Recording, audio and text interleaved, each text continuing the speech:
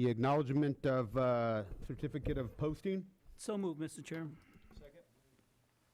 All in favor? Aye. 5-0. Barbara, can you please talk to us about the first item on the agenda about closed session? That will be continued to after the regular agenda item with the rest of the closed session items. I can read it into the record at that time. Okay, this will take us to the presentations and recognitions. We want to approve proclamation declaring April 13th, 2019 as Walk a Mile in Her Shoes in San Benito County and present the proclamation to the Community Solutions and the Manus House. Mr. Jaime De La Cruz. Oh, hi. How are you? Actually, I got something better than you.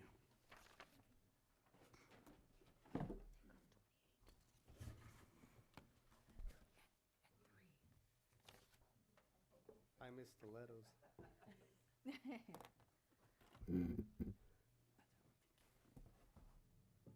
Actually, before I continue, every year I ask the mayor to join me and walk a mile in her shoes, and it's very important and exciting because it means a lot in our community. And this year I'm inviting Peter Hernandez, of which I already volunteer you for that day, so I hope you have your dates available It's for that. open.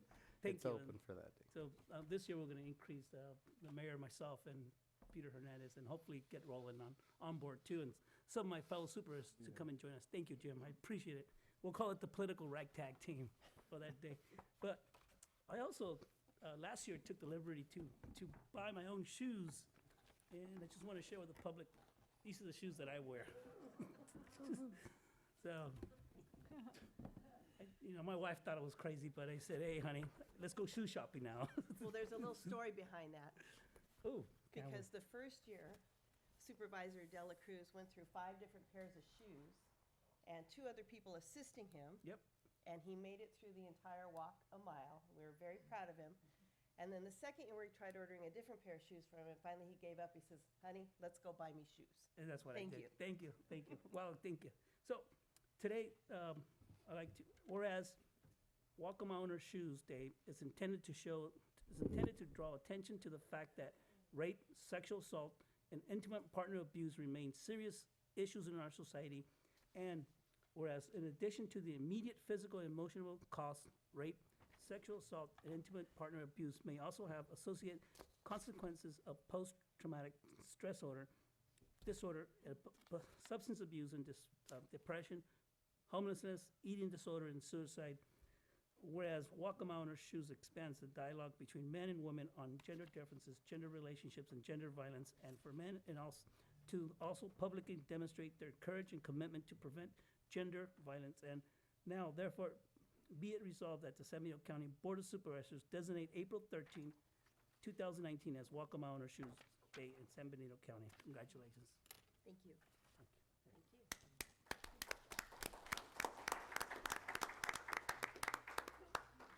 And for those of you that don't have your own shoes, this is what you get the pleasure of walking in. Actually, we have some others too. But I did want to share with the supervisors today some new information that's really a bit startling in San Benito County. Our community members walk each year to show the solidarity with survivors of sexual violence and raise awareness around sexual assault and domestic violence in San Benito County. There was a recent poll conducted by Community Solutions in the fall of 2018, and the results were, in San Benito County, nearly 2 out of 3, or 67% of community members have witnessed domestic violence, and nearly 1 in 2, or 46%, know someone that's been impacted by sexual assault. This is like 3 times the national average. That's just our county here. This is not what we want San Benito County to reflect. We as a community need to do better. We need to assure we raise voices of those impacted and ensure we find solutions to end sexual violence in our community. That is why Emmaus House and Community Solutions call on our community members to walk, join a team, sponsor the event, or fund someone else to walk to raise awareness. Everyone is welcome to the event, men, women, children, and families. So let's all get pumped up for Walk a Mile, and I hope to see all of you on the 13th. Thank you. Thank you. Thank you. Thank you. Thank you, ma'am. The Second one, we're looking at to approve a proclamation proclaiming April 7th through the 13th as a National Crime Victims' Rights Week, presented by Supervisor Jim Gillio.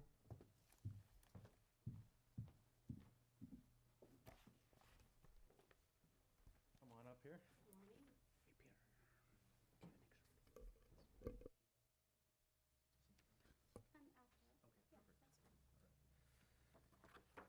So this proclamation holds a special place in my heart. I was a police officer in public safety for quite a while, and I dealt with victims of crime from very minor to very serious. And I can tell you that even if you just have your car broken into, which may be considered a minor crime to some people, it's a very serious violation to other folks, and they feel very violated. And there's a need for help with victims of minor crime, all the way up to obviously the most major heinous sex and violent crimes. And this proclamation is through the Office of Victims of Crime. Is that correct? The DOJ, the Office of Victims of Crime, and it's a national campaign from April 7th to the 13th. And obviously culminating on the 13th with Walk a Mile in Her Shoes. And I'm sure there's no mistake that that's not a coincidence. That's exactly meant to be at the end of the week there on the Saturday. And I'm going to go ahead and read the proclamation. And if you didn't know this, our Office of Crime Victim Support is through the DA's office, and we actually have a very robust program that I'm sure we'll talk about here in a minute. So whereas this commemorative week celebrates the energy, perseverance, and commitment that launched the victims' rights movement, inspired its progress, and continues to advance the cause of justice for crime victims for the last 37 years. And whereas crime can leave a lasting impact on any person regardless of age, national origin, race, creed, religion, gender, sexual orientation, immigration, or economic status, and whereas the unwavering support of their communities and victim service providers behind them, survivors will be empowered to face their grief, loss, fear, anger, and hope without fear of judgment, and will feel understood, heard, and respected. Serving victims and rebuilding their trust restores hope to victims and survivors, as well as supports thriving communities. Engaging a broader array of healthcare providers, community leaders, faith organizations, educators, and businesses can provide new links between victims and services that improve their safety, healing, and access to justice.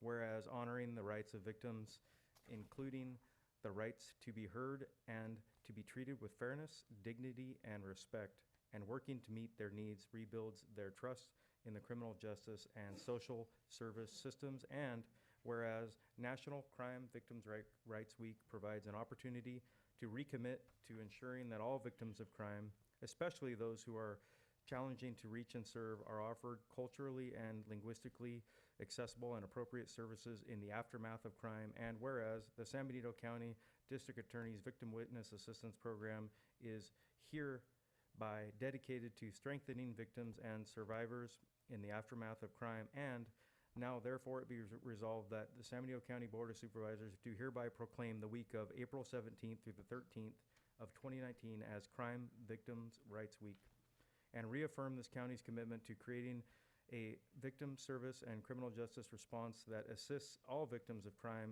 during Crime Victims' Rights Week and throughout the year. That's the most important part, I believe, throughout the whole year. And to express our sincere gratitude and appreciation for those community members, victim service providers, and criminal justice professionals who are committed to improving our response to all victims of crime so that they may find relevant assistance, support, justice, and peace. And I'll come on up and say a few words. Thank you very much. You read the whole thing. That's awesome. Thank you. It's important. Let me hand you this here officially, so if anybody wants to get any shots here in the audience, anybody? Thank you. I don't know if you have anybody with you. There you go. So good morning. Thank you, members of the board. For those of you who don't know me, my name is Patricia Salcido, and I'm the program manager for for Victim Services. And so on behalf of the Office of the District Attorney and our program in particular, I would like to say thank you for taking the time to acknowledge National Crime Victims' Rights Week, which begins Sunday, this coming Sunday, and runs throughout the week. that although we do strive for a strong and healthy community, it's important to recognize that crime can happen anywhere to anyone. And it is our duty and our obligation to assist victim survivors of crime, especially egregious crime types, in ways that will help mitigate the trauma and the impact of such experiences. And so to that end, I would like to take a moment and acknowledge staff who do very important work. They provide advocacy, criminal justice education, compensation and restitution, ensure medical and dental care in the aftermath of a crime, and a slew of other things. The list can go on. I'd like to acknowledge Amanda Hector. Can you please stand? And Monica Torres. Thank you. They're amazing. So, anyway, so thank you again for the acknowledgement and the proclamation. Thank you.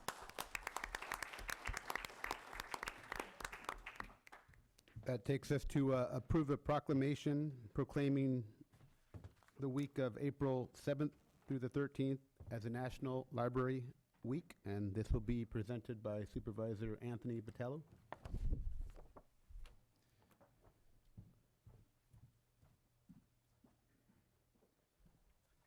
Thank you, Mr. Chairman. I'd like to invite our librarian, Nora Conte, to the podium, please, and to receive this proclamation of the National Library Week for April 7th through the 13th. And we, on behalf of the San Diego County and the Board of Supervisors, we want to present this proclamation to you, our county librarian. And all of us that have visited libraries, whether it's in your schools or the county library or other places where you've lived, you recognize the fact that libraries are a very important part of our community. It serves young and old and people of all economic standing, and it's a special place for our enjoyment and a source of resources that make our lives a whole lot better. I know when I was a kid, I used to really enjoy going to the library each morning in the school that I attended to just read the newspaper, especially on a night following like last night when the Giants beat the Dodgers, and read the box scores in the newspaper.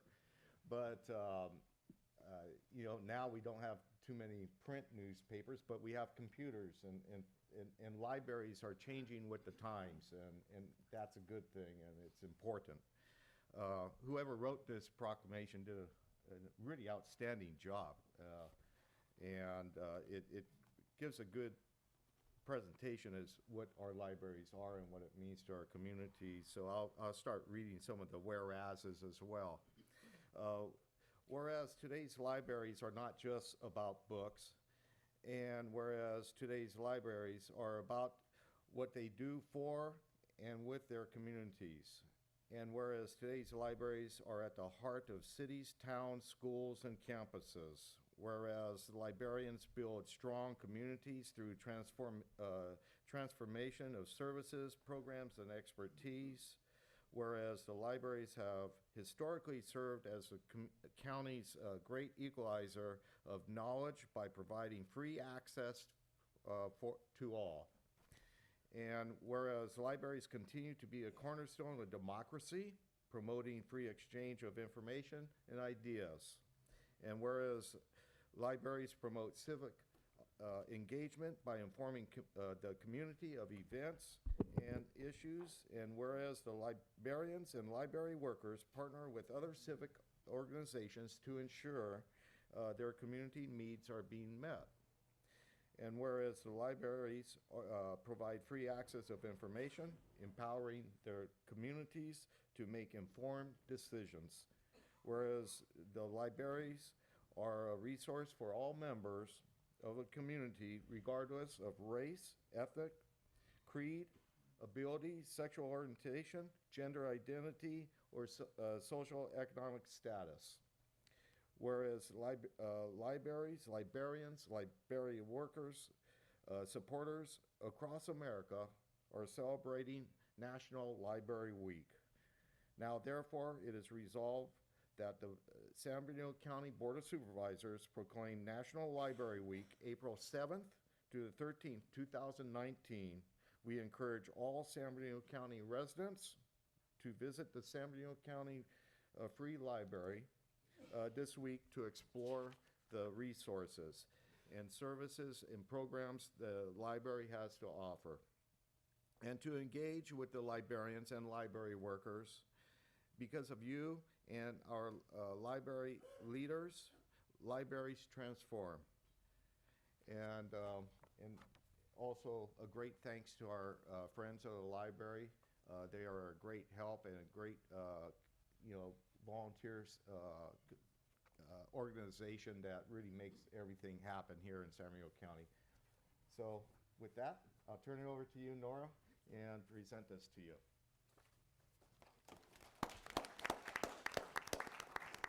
Well, I know we have lots of business today, so I want to make this brief. First of all, please remember always that the library is a great equalizer. It has no prerequisite to enter its doors, just for you to step in. Library staff is always available to help you, whether it's with a reference question, a passport, or getting information on how to use your new technology. I want to acknowledge Erin Baxter. Would you please stand, Erin? She is second in command at the library, and she has done an outstanding job in carrying and assisting me in carrying the library forward. Thank you so much, Erin, for all the work that you do. And also a very special acknowledgement to the staff of San Benito County Library. As you know, we are now open 7 days a week.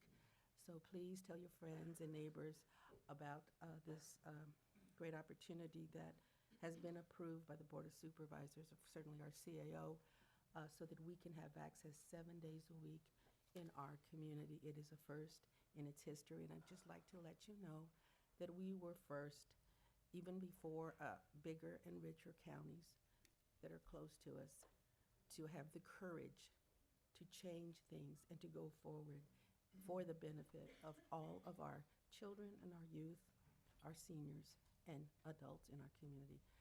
Thank you for the wonderful job that you do as well. Thank you.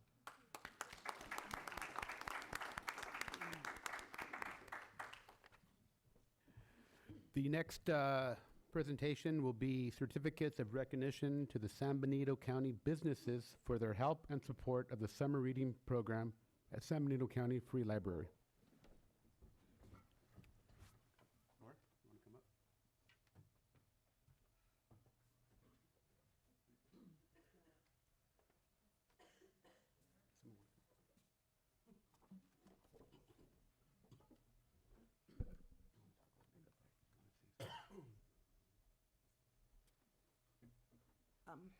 When I first came to the library, we had 40 children attending our summer reading program. And I remember talking to some of the board members and saying, well, this is a wonderful opportunity. We need to get more kids. And they said, yeah, let's get more kids. So we went out and did this. And Summer Reading Club is one of the highest attended programs of our library. Last year, we had over 500 signups, and we had about 400 completions. So our children in San Benito County, they love to read. They love to come to their library. They have minds of discovery where they want to know and they want to do well and not go on the slide, summer slide, where they'll have to go back and review reading so that they will not be able to be as ready for school. So summer reading is about enjoyment. It's about discovery and finding more things out. So together with the Friends of the Library and a very energetic group of teen volunteers, we are able to present this program every year. And also, because of our businesses, we are able to encourage our children and support them to continue to read and be strong and ready for school when it comes back. Preparing him, Sean. See?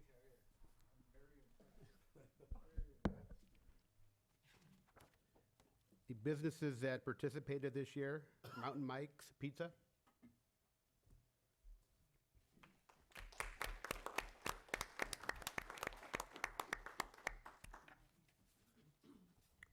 Lighthouse 55 Bakery,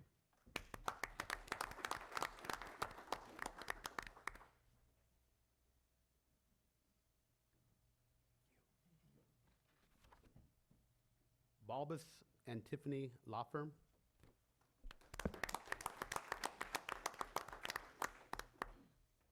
San Benito County Express,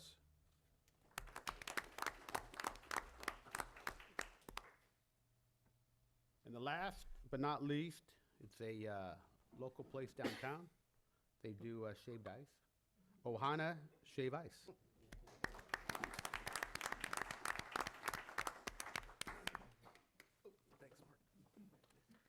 Thank you to all the businesses that participate in this program.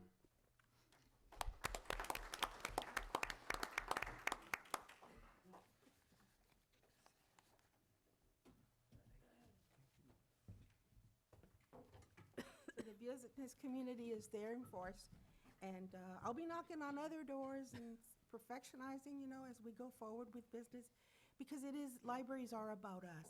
It's not about Nora Conti, it's not about staff, not just about the board, or not just about one individual. Libraries reflect us as a community and as we go forward together. So thank you, business members, for stepping up to the plate. I know that Mountain Mike's has been with us for quite a while, and I appreciate them and the bakery and the law firm. So you can see that we're all working together. I really want to thank Mary for allowing our children to ride free the bus so that they can get to the summer reading program. Thank you, business partners. That brings us to public comment. Basically, public comment is if you wish to speak on a matter which does not appear on the agenda, you may do so during this period. Please complete a speaker card and provide it to the clerk of the board prior to the meeting. Except as otherwise provided by law, no action shall be taken on any item not appearing on the agenda. When addressing the board, please state your name for the record. Please address the board as a whole through the chair. If you wish to speak on an item contained in the agenda, please complete a speaker card identifying the item or items and provide it to the clerk of the board prior to the consideration for each item. Any speaker cards, ma'am?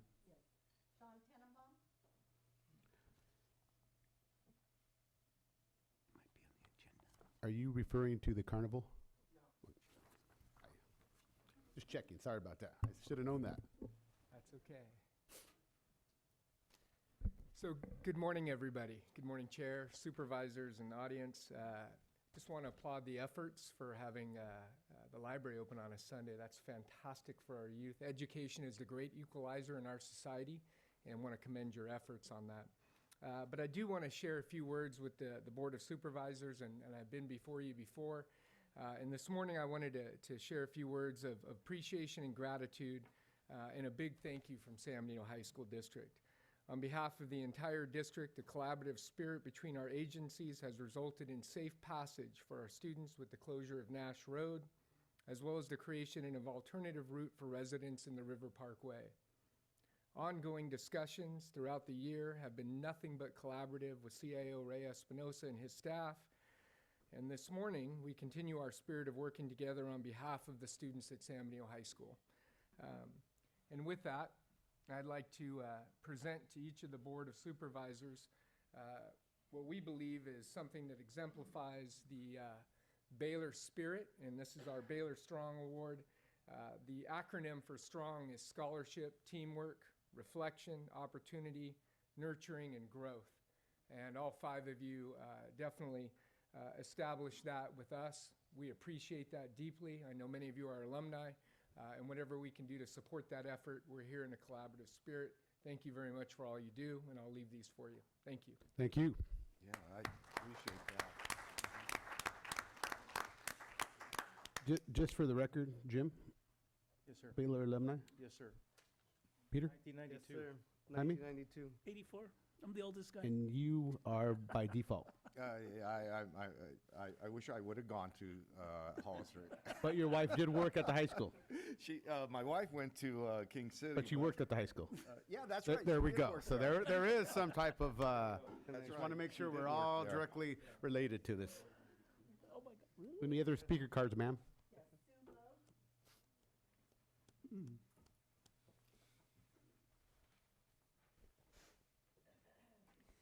Hi, good morning, Susan Logue, resident of Hollister. Today I'm talking to you as the president of the Friends. The Board of Supervisors has always been really supportive of the library and providing monies for the many, many programs, but I wanted you to know that the Friends do their part too. So about 2 Sundays ago, we had our annual fundraiser. It was called Tea and Treasures. And as an example of the business donors, we had over 40 businesses donating to that silent auction. Some of the businesses who donated were Running Rooster, Heavenly Bakery, Payne's Restaurant, Hardeen's, Ace Hardware, Eden Rift Winery, DeRose Winery, Pet Friends, just to name a few of the 40-plus donors we have. As a result of the people attending and the Friends' work, we were able to raise $4,000. So that $4,000 goes directly to the library and whatever the library programs need according to the community. So Ms. Conte is always following what the community wants, and the Friends support her choices in that way. I'd also like to say that because we're open on Sundays, the library is busier than usual, and it's always been busy, but now it's even busier on the weekends than we've had in the past. So that's really good news. There's also information about a $25,000 grant that came forward from the library, and I believe the Friends worked on that too, for family literacy. And we're doing bilingual story time on Thursdays at 4 o'clock. We've got homework club Tuesdays and Wednesdays, 3:30 to 5. We have now Canopy streaming, so you can get your movies at home via your library card. So if you're home, you go into your computer, go to the website for the library, put in your library card number, and you can stream movies live. I think it's 7 per person per family. So if you've got 7 kids, you're going to have 49 movies. As to the cloud, they're going to have started already, so they've got 90,000 titles in the cloud. So again, you're home, you want to read something, don't go buy the book. The library is already providing the service. So you just put the card in at home through the library website, and then you'll get your books downloaded to your tablet or wherever you want them. They also have Archives Unbound, which is a really exciting kind of historical architectural kind of site. People are really enjoying that. There's also the New York Times. Anyone want to read the New York Times? It's free via the library. Also, they've got Brain Fuse, which is good for the kids and homework and that sort of thing. I can't see how much time I have. Oh, there it is. Snacks. Now, I believe Nora got a grant to help with summer reading program because it was so effective. And then additionally what she's done is she's providing food. So even like I help with the homework club on Wednesdays, children are eating for free in the library. So I just want to really commend Nora for that. Thank you. Coalition is meeting on Saturday, 10 a.m. at the library. Thank you. Thank you. Maria Spandry?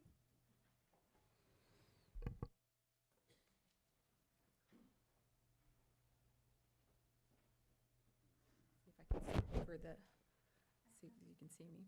My name is Maria Spandry. I'm on the Parks Commission. I'm speaking to you about the historical park. So we're trying to see if what the status was on the potable water. We wanted to, for scouting, we wanted to have a jamboree. So it's collectively having every troop in town come together and have friendly competitions to see who's the best at knot tying and everything.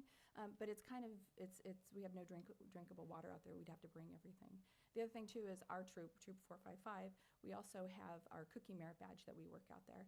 And we'd have to take our patrol boxes home, rewash everything because it's not, the water's not, I mean, we don't want to have contamination. So we were just wondering what the status was because I think our jamboree is supposed to be, our camporee is supposed to be in August. So we were just wondering what the status was on potable water. And it is kind of a gateway. I mean, it's an amazing park and we want more people to use it, but there's no drinking water. So we were just wondering. Thank you. Thank you. Ray, you got that? Thank you.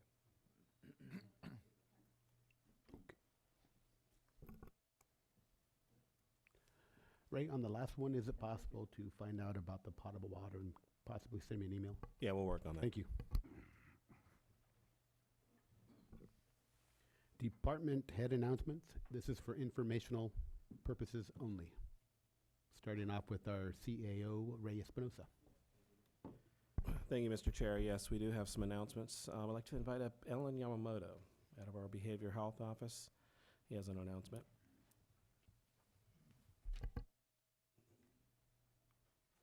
Good morning. CAO Espinoza asked me to speak on the issue of the status of Drug Medi-Cal Organized Delivery System, otherwise referred to by the industry as ODS. So there's been a lot of question about what the status is for us, and something you need to understand also is it is a discretionary program, and counties choose to opt in or not. And so the bottom line is we are opting in, and we're on schedule to opt in for the next window that's available by the state, and that is July 1. So I will be coming forward with a contract. I do have the contract. It's a complex contract with a 170-plus page scope of work, and we will be working through that, and we will be coming forward to the board for approval on that. I think the other things you need to understand is there was a great deal of evaluation about whether or not to opt in, and I did a lot of research on the pluses, the minuses, and there are only a handful of counties that are small counties that have opted in, and it's because the biggest challenge is the administrative burden and also the fiscal match on the drug Medi-Cal, which has to come locally. And for us, it'll come through our 2011 realignment. It's important to understand that to date, only 2 small counties have opted in, and opted in to do this independent of a managed care corporation, which in essence takes the administrative burden. And those 2 counties are Nevada County and Imperial County, and we will be the 3rd county. So it's a daunting task, it's challenging. We have structural weaknesses within our substance abuse division that we'll have to work on. We can't wait until everything is perfect to opt in. I had a very frank discussion with the State Department of Healthcare Services, and I believe I got some very sincere and honest answers from them. They understand it's new. They understand counties that have opted in are having great difficulty implementing all the modes of service, and they also seem to be willing to work with us. Nevada County's experience is relatively new, and the person managing that project is relatively new, and they had very optimistic things to say about it. And that was very beneficial to me because it helped me see some other parts that sometimes I can be blinded to because I've been in this business a long time, and I start questioning the issues of match and the issues of the difficulty of delivery of services. And the bottom line that I heard in all that is more beneficiaries have been receiving services. So I think between the discussion with a small county, Nevada County, the assurances of State Department of Healthcare Services, I think that basically helped me to make up my mind that we'll work through these issues, and God willing, and support from people in the right places, I believe in the end people will get more services.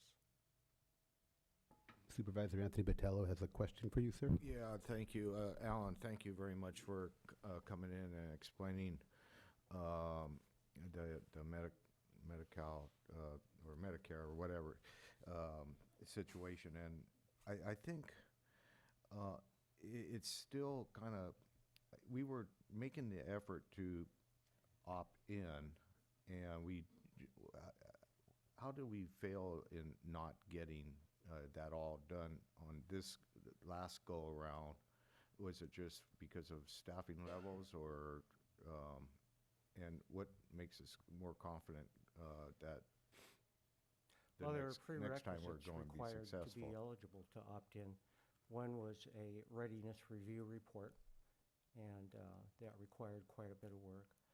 The other part was a network adequacy report that required quite a bit of work. And there were requirements, of course, that had to be met with all of those reports, and lining all of that up takes time. And I wouldn't say that we were laggards in this because, as I've shared with you, there are only 2 other small counties that have opted in to date. And so I think it is a daunting task, and we're going to move forward with it, and I think we're doing well by opting in July. There may not be another window to opt in either, and I think the state was very frank about that. They're considering letting more counties opt in that have had difficulty, and that's quite a few counties that have had difficulty. So possibly another window might be January where they could have the opportunity to opt in. But the state was very frank with me about that and said that isn't for certain yet. This could be the only opportunity. So we won't have everything perfect. The state understands that, and we're going to take the opportunity while it's here. Yeah, I want to follow up. I guess the only thing I would like to ask is if we could communicate to the nonprofits that are very interested in this issue, where the county is and some of the problems that we're encountering and our timing, just so they have some sort of reference points that they understand how they're get compensated back as well. Sometimes it takes time, I know, but providing some of these services is from other organizations, that the help that they provide locally is important for us. And I'm just hoping that we could keep that dialogue open and continue to partner. Well, whether it be small county or large county, one of the basic outcomes of opting into ODS is that the contractors probably will be the most voluminous billers of the Medi-Cal system. They will be delivering the most services because of the creation of new modes of service that they are the deliverers of predominantly for most counties. So they will very much be in the loop, and they will be contractors for us. Thank you.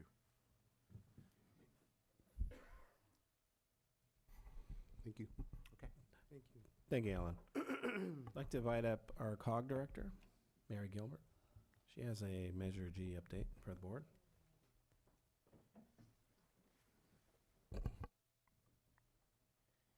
Good morning, Mr. Chair and Supervisors. Yes, I did just want to give you an update on our Measure G efforts that we're working on at COG. And this is our 1% sales tax for transportation projects.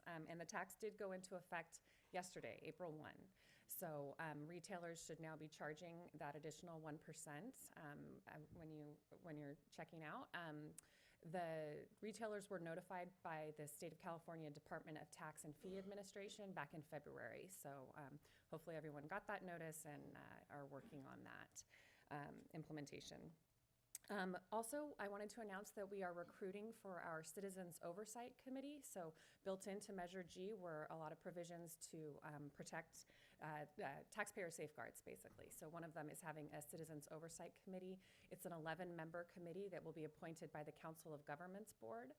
So the application and information is available on the COG website, which is sanbenitocog.org. If you go there, it's just right there on the front page. There's an application and information about how to apply. Applications are due April 30th. And then finally, just an update on our implementation. At COG, we're looking at our doing some additional cash flow analysis and revising some of the estimates about how much money we anticipate will be coming in the first years of the tax. And we'll be putting together a strategic implementation plan that's also going to identify how the money will flow directly to the local agencies. So as you know, you'll be getting a portion of funds on an annual basis, an allocation to the county for road improvement projects. So that's all I had today. I don't know if you have any questions for me. Mr. Chair, I just wanted to thank the COG team and Mary and your staff for the professional package you put out for the Oversight Committee. Great package, great application, and I thought it was very clear, so I'm hoping we get a lot of applications. I'm hoping our friends in the media, looking at you over there, Mr. Noe, can get this out there, and we can make sure that we get a good pool of applicants, and maybe all of our peers here on the dais could share this on their social media accounts and try to get as much people interested as we can. And I'm happy to send the information electronically so that you all have it if you would like to post it on social media too. Yes, please. Mr. Chair, real quick. Thank you, Mary. Do appreciate for the update. I would encourage, I mean, I'm not on COG this year, but I would highly encourage that the makeup of that committee really represents the entire San Benito County. You really want to have city folks on there too. I was going to wait for this for later, but I'll just, pre-introduce this one. I'm looking at the results of the Measure G, and it seems like my district was the one that supported it the heaviest. And I want to congratulate every member of the community who volunteered on the committee and every other person who voted for it. Everybody deserves credit. I just want to make sure that in my district, at least, there's somebody in my district that represents in that, knowing that it's the highest voter approval next to Supervisor Hernandez's district.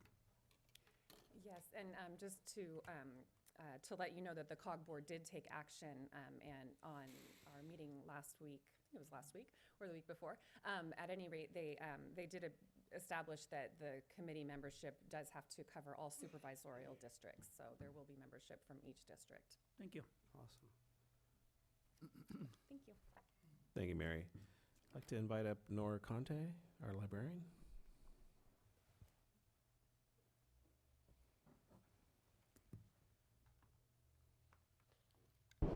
Board members, members of the public, and those citizens that are watching at home, I'd like to invite you all to remember about our celebration of the first 100 years of service, library service in San Benito County. We will be celebrating April 12th, starting at 6 o'clock. So please come and be with us and enjoy the stories and the songs and the festivities that we will have that particular evening. The other thing that I wanted to mention is that in 2009, 2010, when our CAO was head of technology, I asked him what he thought about open source.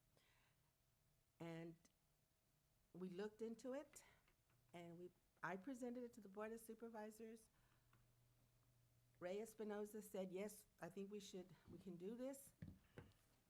Our board received the proposal from me, the librarian, and we went from paying $11,000 for our support of our information management system for the library to half of what we were paying. And I appreciate the board members I think Mr. Botello was here, Jaime De La Cruz was here. We said that if you allowed us to do this, we would be able to save in 10 years $60,000. And I am here before you to tell you that that has happened. And I really appreciate our CAO's support at that particular time and for believing us and taking the chance. Where a lot of libraries were not taking the chance, we took the risk and we benefited by it because it helped services to the community, and we were able to save money. And that is the mode of operandus at our library, that wherever we're able to be cautious and save, but still go forward, we do. Thank you, Mr. Espinoza. Thank you, Board of Supervisors. Thank you. Thanks, Nora. I'd like to invite up our new Chief Probation Officer, Joe Frontella.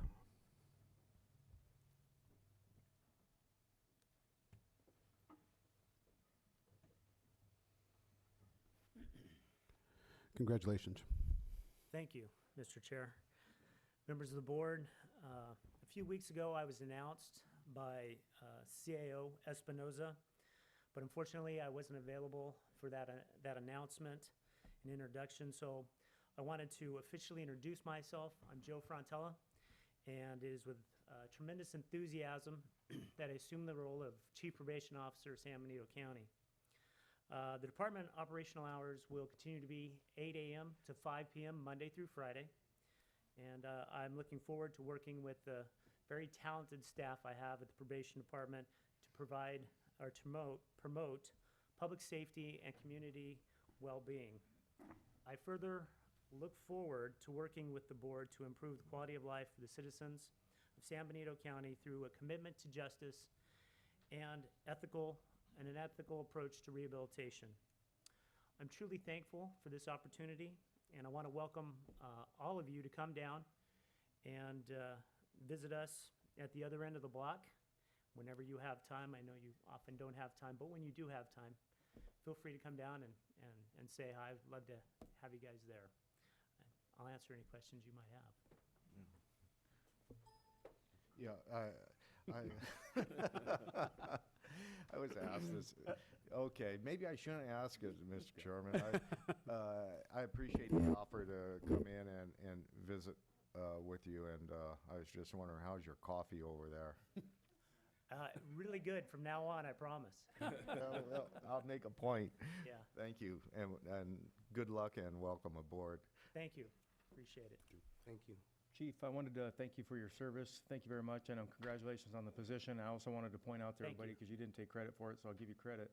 We were up in Sacramento doing some lobbying, and I saw you there lobbying. We crossed each other walking out of a senator's did. office. Yeah. And then I was also speaking to the governor, and he said you were the next in line to come in, so that was really good job for being up there and representing us. I appreciate that. Thank you very much. Appreciate it. Thank you. I truly enjoy representing San Mateo County. Thank you. Thank you. Thank you.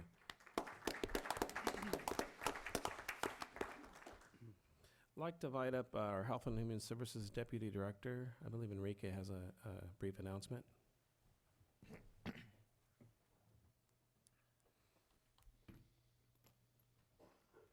Good morning, members of the board and the public. I have a couple of announcements. One is at the last board meeting, you approved a contract for video production of Health and Human Services Agency.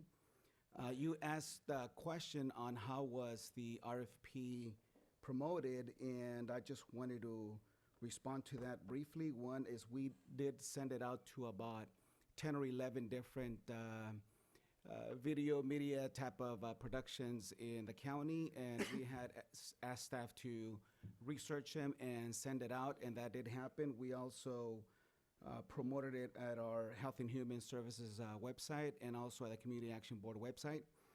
I was asked if we promoted on social media and Benito link, and I responded with yes. And that actually information was not accurate. When I got back to the office, I did consult with staff, and they confirmed that they didn't send it. And traditionally, every time we have announcements, we use multimedia, Benito link, pretty consistent. I was surprised that it didn't happen, so I take full responsibility for that. And as a result, we're decided to reissue the RFP just to make it more transparent and more accessible to San Benito County companies that may be interested in responding to that. So I wanted to bring that to your attention. And Ricky, full responsibility. I just want to commend you. You're a fine example of what we should have in this community. I know nothing was intentional. I know you thought everybody followed protocol, but it takes a strong person to stand in front of us and talk about this. So I do commend you, and I just wanted to make sure that we're on record saying that that is a big step, and I appreciate everything you do. Well, thank you. It's about making it right, so appreciate it. Thank you. Thank you. Thank you. Thank you. Yeah, I definitely want, I know I was one of the ones asking questions, and I do really appreciate your honesty and your integrity, Enrique. It means a lot. Everybody makes mistakes, or there's situations where things are out of your control, maybe through the process. I know that there's different chains of command, and so you acknowledged it and you realized it and you brought it back to make it better, and I really do appreciate it. Thank you. Mr. Chair, I got a quick Yes, sir. question. Thank you, Enrique, I really do appreciate it. I was wondering, it's at the department's staff level, the concept. I was just wondering if you want to refocus the 3 minutes, maybe go in a different direction, a minute and a half, because I did talk to a lot of media people, and they did express that sometimes, when someone looks at something on Facebook, you got them for 30 seconds, and I don't know what's the intention of the 3 minutes you want to push forward on, but maybe it's reconsider it instead of 3 minutes, something else. I just don't know. Just You mean a little longer or? a little shorter. Oh, okay. Little But it made a video, you mean, like maybe make it a 2-minute video? Probably even a minute, really. I just I don't know what you're trying to fill in 3 minutes. I don't know, so I can't ask you those questions. With all due respect to Supervisor Dela Cruz, I'm not a professional videographer, and I don't know what the intentions are. So I'm delegating that thought process, that art to you. So whatever you think is right, please go with what you've been researching. We'll bring it back to HHSA admin team and we'll discuss this. Thank you.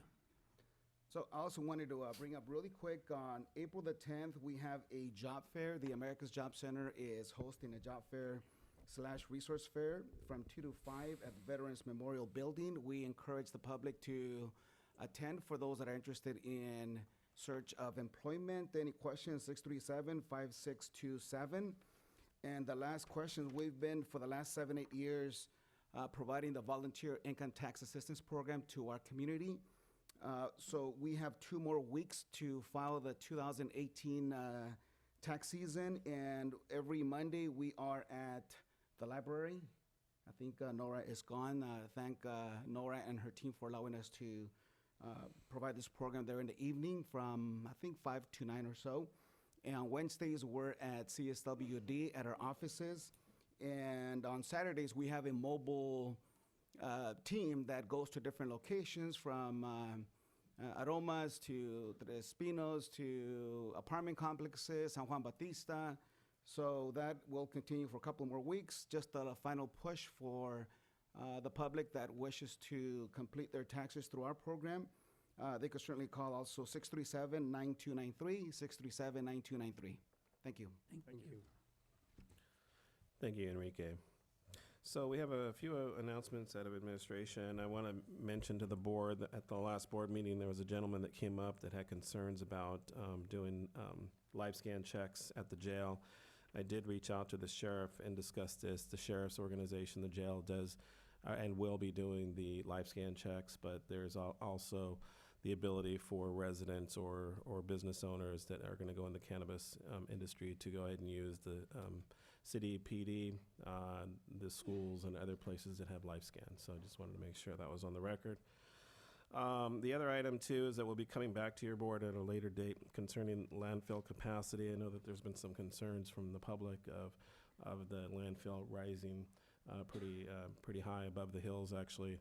There is some ranges that they have to adhere to, so we'll be coming back to your board with moving forward, getting some work done to evaluate that. Just want to make sure the board was aware of that. One last item, I'd like to go ahead and request to remove items 16, 33, and 28 off of our agenda. We will not be needing to take these items to you for approval, so we'll be removing those, Mr. Chair. That was 16, 33, 28. 33 or 23? I believe that's going to come from, 33 from closed session? that's correct. Okay. Yeah. That's from home, right? Supervisor. 16, okay. So those are being removed, Yes, sir. and that's 33. So that, we don't need. That, I believe Supervisor Jaime de la Cruz is going to talk to number 3, correct? Yeah. Okay. We'll get it, yeah. Yeah, so that's all the announcements, Mr. Chair. Mr. Chair, could you repeat about the cannabis element? You said life scan, I kind of missed the concept of it. Yeah, no problem, Supervisor Hernandez. So at our last board meeting, there was a resident or someone that was going to actually start a business and wanted to get ahead of the game and went to the jail to get a life scan to move that process forward. At that date, we were actually going through the process and having your board approve the process. So at that point, the sheriff's organization didn't have anything set in stone to move forward with that. So they basically said to wait, or they were not going to handle that. I did talk to the sheriff. They are going to be handling the life scan checks. So if anybody wants to open up a business or start the process and put in, apply and move forward and pay the $10,000 and change to move that process forward, they can go to the jail to get the life scan. They'll have to make an appointment and schedule time to actually get that done. Or they can also go to the Hollister Police Department. They have the ability to do live scans as well as schools. So I just wanted to make sure that the board was aware of that, because that item did come up at a prior board meeting. Thank you. We'll have updates from the supervisors. We'll start with Anthony Botello. Okay, thank you very much. I had a couple of important meetings. I think I'll save the COG report to my colleague Supervisor Gilio, and I think Mary did a good job a little earlier. But a meeting I attended this last Friday was a Mobility Partnership Committee, which I represent San Bernardino County on, and we definitely are getting some real good work in at this point in time. We had a very interesting report on the high-speed rail. Apparently, it's on the high-speed rail track, you know. So whatever the governor stated at the State of the Union, it's still being worked on, and they are on a timeline, and they're kind of finalizing their alignments coming into on this side of the Pacheco Pass, and so a lot more information is to be coming forward throughout this year. We also, the highlight of Friday's meeting was the presentation of a work plan for the 152 realignment, and that's where there's to be some real big decisions made as far as the ultimate alignment coming through our county and into the 101. It's to have a tremendous impact on Highway 25 and the interchange at 101 and 25, as that's become a very important trade corridor. And so our meeting next in June, we're talking about the Phase 1 update, start working on traffic studies, and a recommended Phase 1 of the project, as well as the alignment concepts of 152, which will be studied, and also near-term funding opportunities. So this thing's kind of going on a fast track as well, and I'm really optimistic that it's help us with the widening of Highway 25. We have some great partners in Santa Clara County. I know Supervisor Gilio has been spending a lot of time in Sacramento, making sure our state legislators and policymakers are abreast as far as what we need to do in this region. So with that, we'll keep the public informed and this board as well. Thank you. Thank you. Supervisor Dela Cruz? Yes, thank you, Mr. Chair. I kind of had a light schedule this time. I attended, we had the Vets Commission meeting last night, and there were some issues of concerns. The first one of issues of concern is that we need to put back or discuss the restrooms at the Vets Park. Mr. Chair, I hope we can put it in a future agenda meeting so we can talk about that. I know that, what's his name, Adam was there. Done. Thank you. And the reason why is because the restroom is just terrible. That's the first one. Thank you, Mr. Chair. Second one, the Vets Commission, which will be on today's agenda, later on today's agenda, approved to allow the San Benito High School to host the annual carnival on May 10th through the 12th at the Vets Park. I hope that, once it comes to that time to vote, we can support it. It'll be a work in progress because this is the first year how it's going to happen. And then moving forward, if it does succeed and they do have it at the Vets Commission, this will be a golden opportunity to maybe back off of what the biker rally used to do, and that is used to bring in nonprofits and allow them to man the carnival, and then they can share the revenues among all the nonprofit organizations in the community. So just an idea to bounce it down the road if it continues in that direction. The other one also met with the Friends of the Library last Friday. Listened to them, and thank you, Supervisor Hernandez, for joining me on that meeting. There were a lot of discussions, a lot of ideas. Thank you, Susan, for the invitation. We learned a lot, and a lot of healthy, good discussions that we had, and that concludes my report, Mr. Chairman. Thank you. Supervisor Gilio? Actually, one more thing. I apologize. You're done. Go right ahead. Can we remove Right. item number 3 off the board, because we're not going to be able to vote on that one. Okay, we are removing item 3 also on the consent agenda. Now you can go. Thank you, Mr. Chair. I got to tell you, it's been an amazing 2 weeks. We had a great weekend with some sunshine, so it was great. I had a very busy 2 weeks, so let's talk to you about the highlights. Couple local events. San Juan Batista Arts and Crafts Festival was very well attended Saturday, Sunday. I went over there Saturday. Eden Rift up in the Cienega Valley. If you guys aren't familiar with it, we have an amazing wine region right here in San Benito County. You don't have to go up to Napa Valley. You can just do it here. We had Eden Rift had their season kickoff, and right there you have DeRose, Duckhorn. So we have a ton of wineries here. That event was actually sold out and very well attended. So they're bringing in economic development into our community. People that I met people from all over the Bay Area as well as Hollister. So it was pretty awesome. Pet Friends, they had their fur ball up at Ridgemark, sold out. Great event, raised a bunch of money for our Pet Friends shelter and our animals. So I really appreciate them doing that. Now on to work.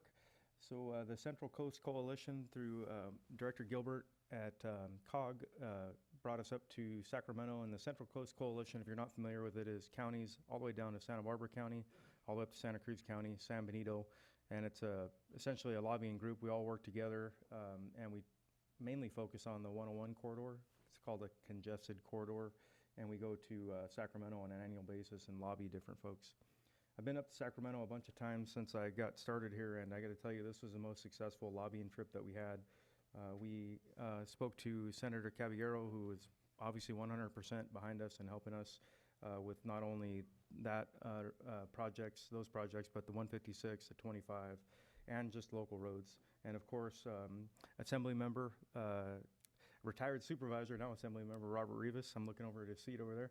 He was more than generous with his time, met with us, and provided us some funding opportunities to chase down and look at. So we're working on that with staff.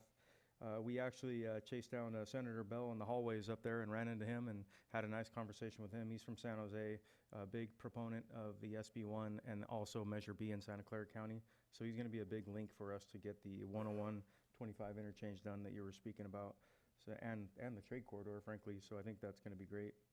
And then we had a meeting with Governor Newsom's team, and to my surprise, Governor Newsom came in and spent probably a half hour with us.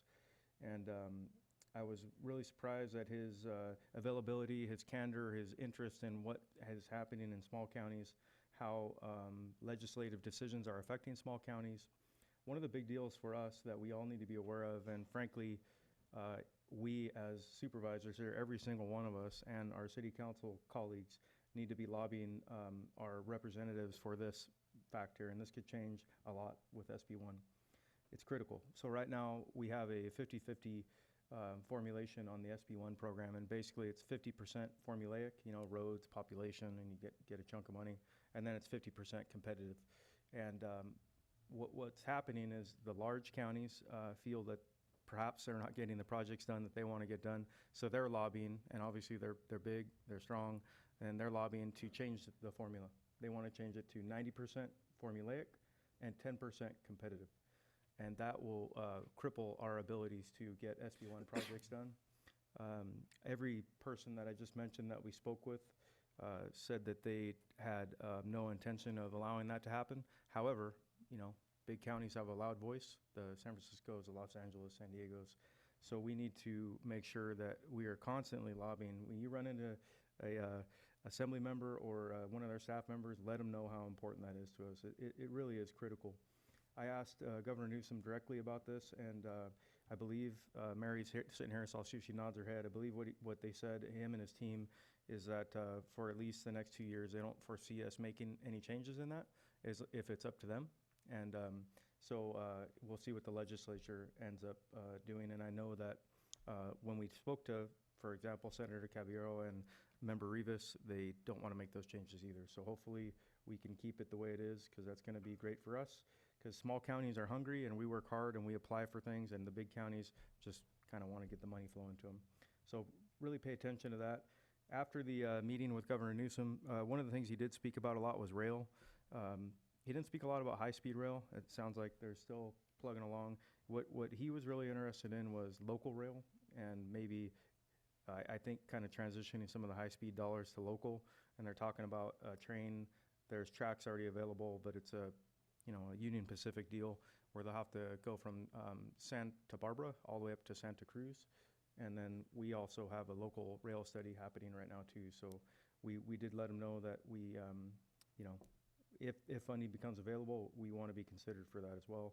And then at the very end, he said, does anybody have anything else non-transportation related? Of course, I couldn't keep my mouth shut. I said, Governor, AB 109 so AB 109, if you're not familiar with it, is realignment. State prison populations got full, shifted supervision down to the county level. And I very respectfully said that, this is crippling our county. It's very expensive. We're building a jail. We didn't have the funding for the full funding for the jail, so we're paying for it. And then we have to pay to staff the jail with this enhanced prison population. And I see Chief Frontella back there nodding his head, probably because he was up there saying the same thing. And, he did listen. He asked probing questions. He followed up. So at least, our voice is being heard up there. So I think that it's a really good thing. And, we'll keep on it, keep making trips up there and keep talking to folks. The other important meeting we had was with the CTC Deputy Director and California Transportation Commission. They're kind of the ones that hold the purse strings for Caltrans. And they know where we're at. They know our challenges. They know about, he actually knows Mary very well. That was great, our Director Gilbert. And he spoke about our Highway 25 project and is aware of it and what's happening. So it's good to be heard and let people know where San Benito County is. COG, I think we covered it with what I just spoke about, what Director Gilbert spoke about, and what the mobility partnership. There's a lot going on there. It's going to be critical. I appreciate you representing us there. And Mr. Chair, sorry for the long report, and that'll do it. Thank you for the time. You done? No more? Jim, no more? No, sir. Okay. Unless you want me to. Supervisor Hernandez? Thanks, Mr. Chair. I'll try to be a little bit more brief than Supervisor Gilio. It was really good substantive stuff, so I appreciate what he said. And actually, I love the fact that he was engaging the governor, and I think that's super duper important, understanding where their head is and how it impacts our local county. So, I had my own array of meetings, definitely, some of it closed session type stuff, but some of the stuff that I could definitely mention is I visited the jail. I know we're dealing with the expansion and then, talks about obviously what it's going to take to add staffing to support the jail. Really good conversations that actually helped really give me a strong feedback of the impacts of AB 109, the needs that we have. I also had a meeting with we had an audit committee meeting. We have a CAFA report that's supposed to be done. We're dealing with the implications of basically lack of reporting on behalf of First Five, and I know that's something that we have to look into. So I know we are. So then I also had a meeting with the library, and it was really informative. Definitely, the ladies have a wealth of knowledge and experience, and I totally appreciate their passion for why they want to strengthen the library or add space. So we're definitely really interested in keeping them engaged in the conversations. On that note, we had an intergovernmental meeting. We had our County Office of Ed Superintendent, Crystal Lamonto. We had Sean Tenenbaum there and all the respective council and supervisors that were there. We had a pretty lively conversation. It was really about vision. The biggest focus was figuring out how we can work together, because really that's what it takes in a small community. I know that's kind of been a little bit of the Achilles heel with our county, or is in general, is just us learning to work together so that we can have better outcomes, right? Where it's really everybody benefits. And part of that conversation was obviously the housing and the planning. So on that side, the superintendent took off her hat, and she basically like acted as a principal at the moment and said, hey, I just want to, along with Sean, engaged us on just really having a stronger network of relationships with them. And they actually even mentioned about a community growth master plan or something to the effect that gives them really strong feedback before projects are approved, so that they can understand the implications of these projects. Obviously, if they're single family homes, there's going to be kids that come in, and we're going to have to be prepared for whether it's increasing the current school levels or building new schools. It's really hard to try to play catch up. And I know the Santana Ranch project was a good example of how it's been a really big burden on the schools. And being on the school board, I could totally connect with that, especially basically paying for $5 million for a plot of land that really, at one point in time, it was just dirt. And $5 million, you wouldn't be paying for a piece of dirt before the actual housing development got approved. So it opened up my eyes to really see the nature of the focus of the rest of the committee, and their focus is really working together. That was probably the biggest emphasis. And then the other thing is we're going to be visiting, it looks like we're going to be planning on visiting the CSUMB campus. Part of the conversation is to try to understand how they became successful with their TEL Center.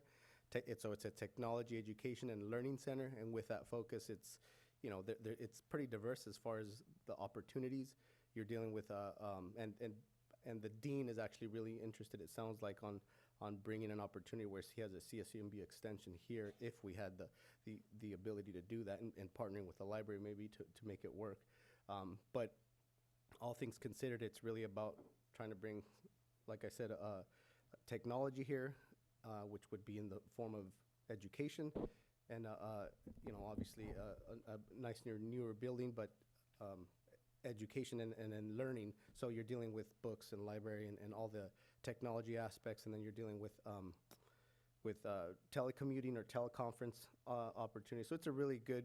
I visited 4 or 5 years ago with the mayor and the city manager, and I think the county, Crystal Lamano went, and we had a really good, lively discussion, and we're really informed on what a successful TEL Center looks like. So that's really exciting. And then last couple of things, I had a sit down with the kinship group. I know they're really interested in talking to us, and we have a meeting coming up on that and figuring out how to better support them. And then the hemp conversation, which I'll save. That was a meeting that we've had a couple meetings, and I'll give you my input once we get to that line item. Thank you very much, Mr. Chair. Thank you. Well, I gave up my time to Supervisor Gillian Hernandez, so I have nothing to say. No. With I just have a couple requests. So get your pencil going, Edgar and Ray. I want to see if staff can do a study, and when we say study, it's not a year-long study. This is something that needs to be done quickly, effectively, and efficiently. On if we could, if it would be wise and cost-effective to outsource the repairing of our potholes in San Benito County by a third party. I am not in no means saying the roads department cannot do this. The roads department has done an excellent job with the limited staffing they have. We have approximately 1,390 miles of land out there. That makes us the 35th largest county of the 58 counties. So we need to provide them help. As leaders, as people sitting up here, we need to recognize that, and we need to augment them, help them. And I think we, as staff, need to really do our due diligence in seeing if we can make this a reality. So when would be the quickest time we can come back with with some type of a plan? And if I recall right, I believe Supervisor Botello has said this had been done in previous administrations. Is that correct? Yeah, 2 years ago when we had that wet year, we did contract with a second party to help our road crew. I was hoping that would have got done this year again. Is that possible, CAO Espinosa? Well, it's very kind of coincidental or ironic that you're mentioning this, and that I appreciate your input with this. We actually did meet with a company last week that specializes in assisting us with potholes, as well as even the Measure G, and moving forward with that with our county. So we've actually already started this process to address that. And as soon as I get some more feedback from them, I'll make sure to come back to your board with some input. So we're already on board with that and kind of trying to fast track that because of the issues that we have. I appreciate that. The second request is a little bit, might be something that we need to really put on our thinking caps and try to figure out what we need to do. I've been talking with several foremen from the civil grand jury. And I wanted to bring this to our attention. And I'd like to put this on the agenda for a later date, whether it's hopefully May 7th, because it gives us time to do some more research. I'd like to have a discussion on what's going right and what's not going right with the grand jury. I want to look at some of the things that we've done in the past and see if we still want to continue down that road. One of the biggest things, and I think Mr. Botello and Dela Cruz can probably go into this, is there is, I believe, 19 jurors, and in order for them to receive any type of compensation, they all have to be together. That was something that was passed years ago. But I'd like to talk about this, and being that it's something new, just bring it to the forefront, have a candid conversation, and then figure out how we can have a stronger grand jury. Would you like to say anything, Anthony, or would you just wait till? I was asked by the media to comment on that, and basically what I said is that I certainly like to review that ordinance, and God, I hope I didn't vote on it, but think mistakes could be made. Yeah, it doesn't matter if you voted on it or not. I mean, but it needs to be looked yes. at, and it needs to be looked at right away. Yes. And fixed, and so we can have a dynamic group doing their, law-required task. So I agree 100% with you, Mr. Chairman. When would you be able to put that on the agenda, We sir? can probably put that on the next agenda if The not. 16th? Yeah, April if not a 16th? special board meeting, because we're discussing budget anyway, so that would be appropriate to talk about that at that point, to discuss, their budget in particular. Perfect. And, the potential of raising their budget. So I think that's something we could talk about in either one of those meetings. Yeah. Thank you very much. And then on the agenda, also make sure we are talking about the bathrooms at Vets Park. I know you have that. Other than that, let's go into our open session. Consent. Oh, I'm sorry. Thank you. Mr. Chairman, unless there's any other items to be pulled, probably from the public or from the board, I'll move to approve the consent agenda as modified. Okay, we're pulling, what are we? 3 and 16. 3 and 16. And 28 and 33. But that's on the regular agenda, though, I think. 3 and 16, is there any other ones that need to be pulled from the public? I believe so.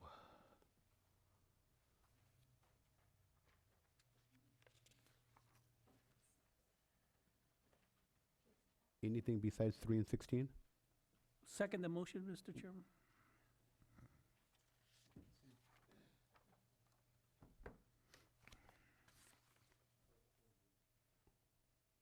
Mr. Nava, do you want to speak on number 8? I'll amend my motion to include number 8 then. Okay. Can you fill out a card and give it to her, please? Thank you, I appreciate it. So we'll pull 3, 8, and 16. Is there a motion? Yeah, I move to. Is there a second? All in favor? Aye. Aye. 5-0, with the exception that we're pulling 3, 8, and 16. We'll start with number 3. No, actually. No, it's we're moving. Oh. We're That's scratching. We're moving those. Thank Yeah, you, just 8. thank you. I'm out of it today. Number 8, approve the agreement for vendors' usage of the Veterans Memorial Park for San Benito High School District to host the carnival on May 10th, 11th, and 12th of 2019.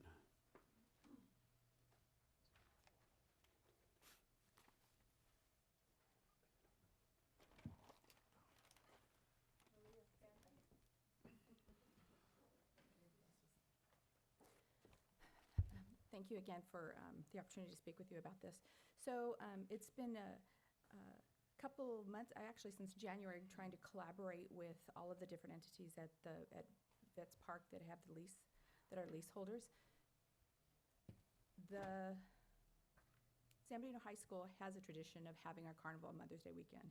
And every year, it's well-attended. It is our main fundraiser for ASB, for the student body. And this is where they go to leadership camp. So they earn about $15,000. And I think San Benito High School has the most at Cass, which is in Santa Barbara, and the most students participating. When it's an amazing sight to see all these red shirts. They spoke last night at our meeting, and they were so eloquent and they just spoke they were amazing. This is what Cass teaches them. They touch subjects about their identity, how to be more effective leaders here in Hollister, not just through the leadership with themselves, but with the rest of the community. There are 3,300 kids at that high school. And if these kids can go back and start networking with the ones that are in need with sexual abuse, bullying, and that's what they learn. They learn these things, how to point someone out and make them feel like they have a purpose. It's an amazing, it's just an amazing camp. Both my kids have gone through it, and CSUMB was my daughter's choice, and that's where she's at. And she's a leader there. My son is in leadership at the high school in the class office. He's amazing, this person that would never speak because of CASC. To be able to give all these children this opportunity and is something that we need to do. It's amazing to see all of the groups at Vets Park come together and support our high school. Collaboratively, they have been at the table, working together, and just being very supportive of it. And I want to thank everybody else, everybody that's come over and helped us at the high school to try and get all of the information that we needed from the carnival vendor. But I just would hope that you'd pass this, because right now it's a one-time thing, and if it grows, it would be amazing for us to be able to do it again. The foot traffic is heavier there. It would be, but if we lost this date, we would lose this date forever. This vendor is very active in California, and we would lose this date because it's a very popular date. That means we'd have to redo if we would be able to get a contract with them. So I just appeal to you to pass this for us. Thank you. Any more speaker cards? Bring it back to the board. What's the wish of the board? Make a motion that we approve the item as stated. Second it. All in favor? Aye. 5-0. Passes. Now, we'll go into public hearing. Resource Management Agency. Hold a public hearing. Adopt an ordinance establishing water allotments within CSA area number 31, Stonegate, for the 2019-2020 water year, and taking other related actions. Thank you, Mr. Chair. I'd like to invite up Scott, please. Thanks. He's going to be handling this item. Good morning, Chairman Medina and members of the board. I'm Scott Lyons. I'm the Administrative Services Manager in the county's Resource Management Agency. So the item before you is an item that comes to you every April, and it is requesting your approval for water allotments for each of the parcels at Community Service Area 31. It's important because this is the way we partnership with San Benito County Water District to ensure that they can allocate their water resources amongst all of their customers. So this is a fairly pro forma item that we bring to you every year. Mr. Chair? Yes, sir. Thank you for that. I did some research on this, and it sounds like the San Benito County Water District actually allocates the water, and we're passing a resolution to kind of enforce their allocation. So if an individual homeowner goes over the allocation, there's some teeth for somebody to say, hey, stop, because Stonegate gets a master allocation, so to speak, for the entire community, and then each individual lot gets a certain amount, but if they go over, the water district doesn't really have a way to stop them from going over and then using up the whole allocation for the community. Is that semi-accurate? That is completely accurate. Okay, thank you very much.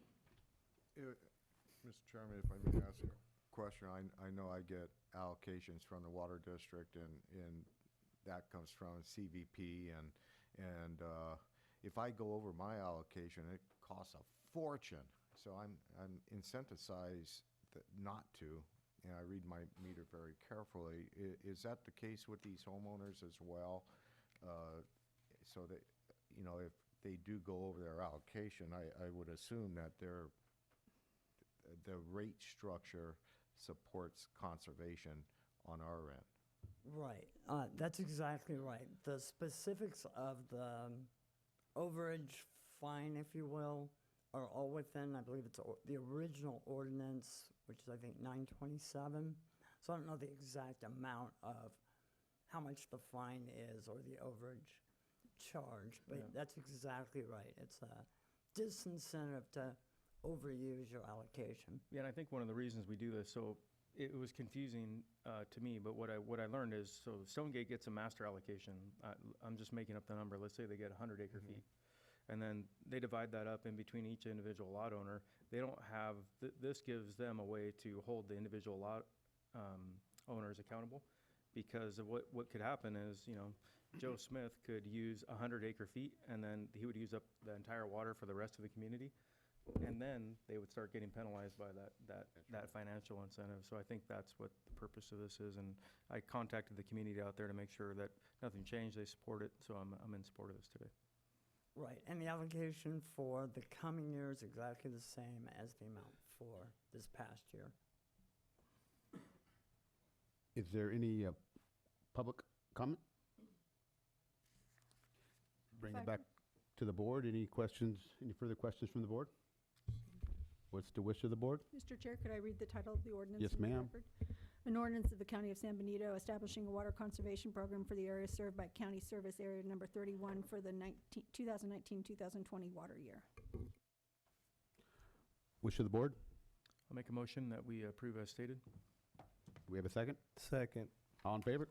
Aye. 5-0.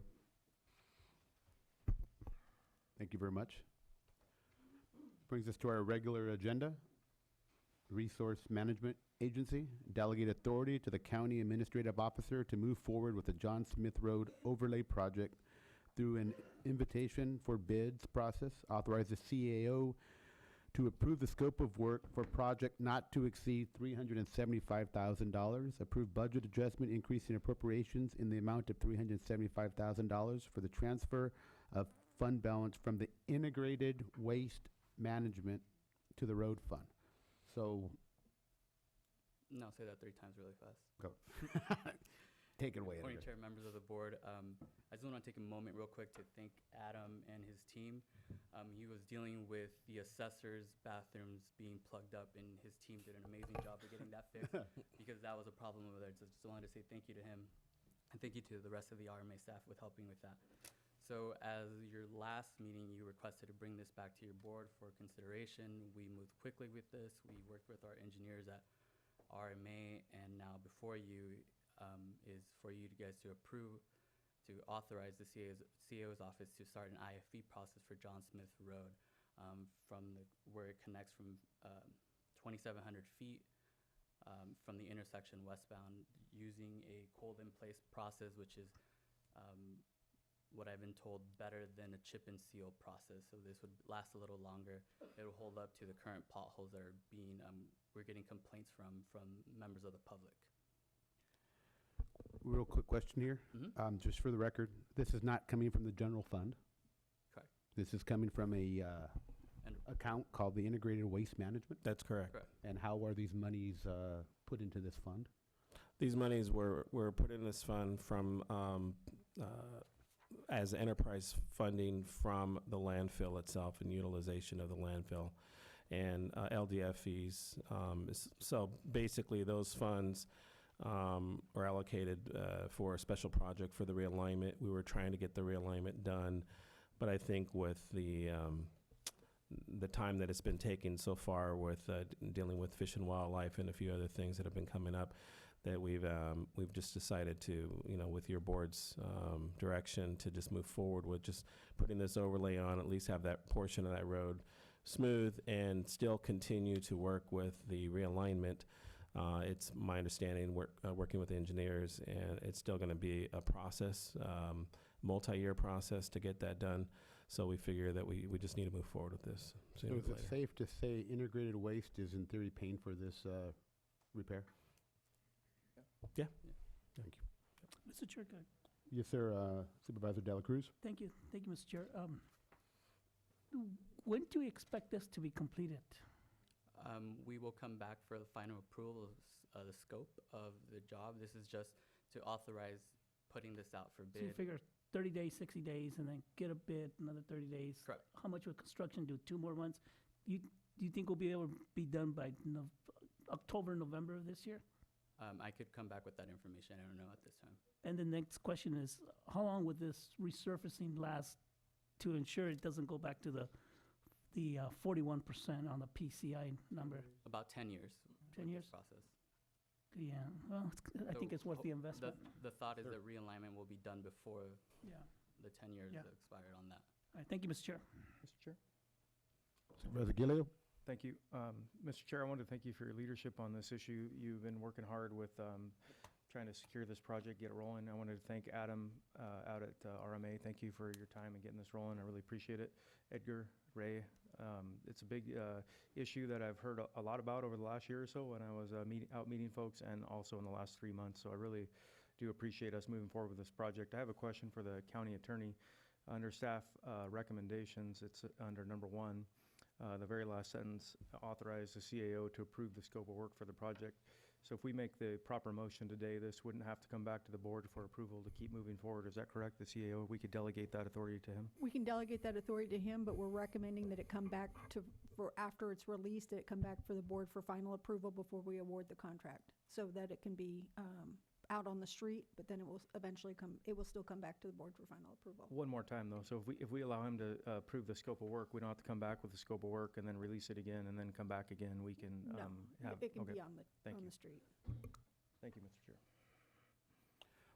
Any public comment? Bring it back to the, we have someone out there.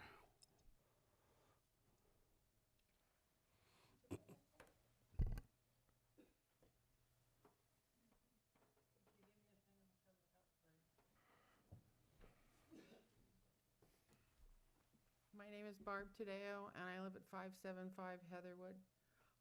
My concern is the timeline. You were just mentioning October. Can it be done before summer? Because the potholes have gotten even worse to the point that friends of mine, these are senior citizens that try to drive out there, are no longer being able to drive out there. They're fearful that they can't control their car because the potholes are even getting worse. If it's a temporary fix on the potholes while the bids are going forward, that would be wonderful.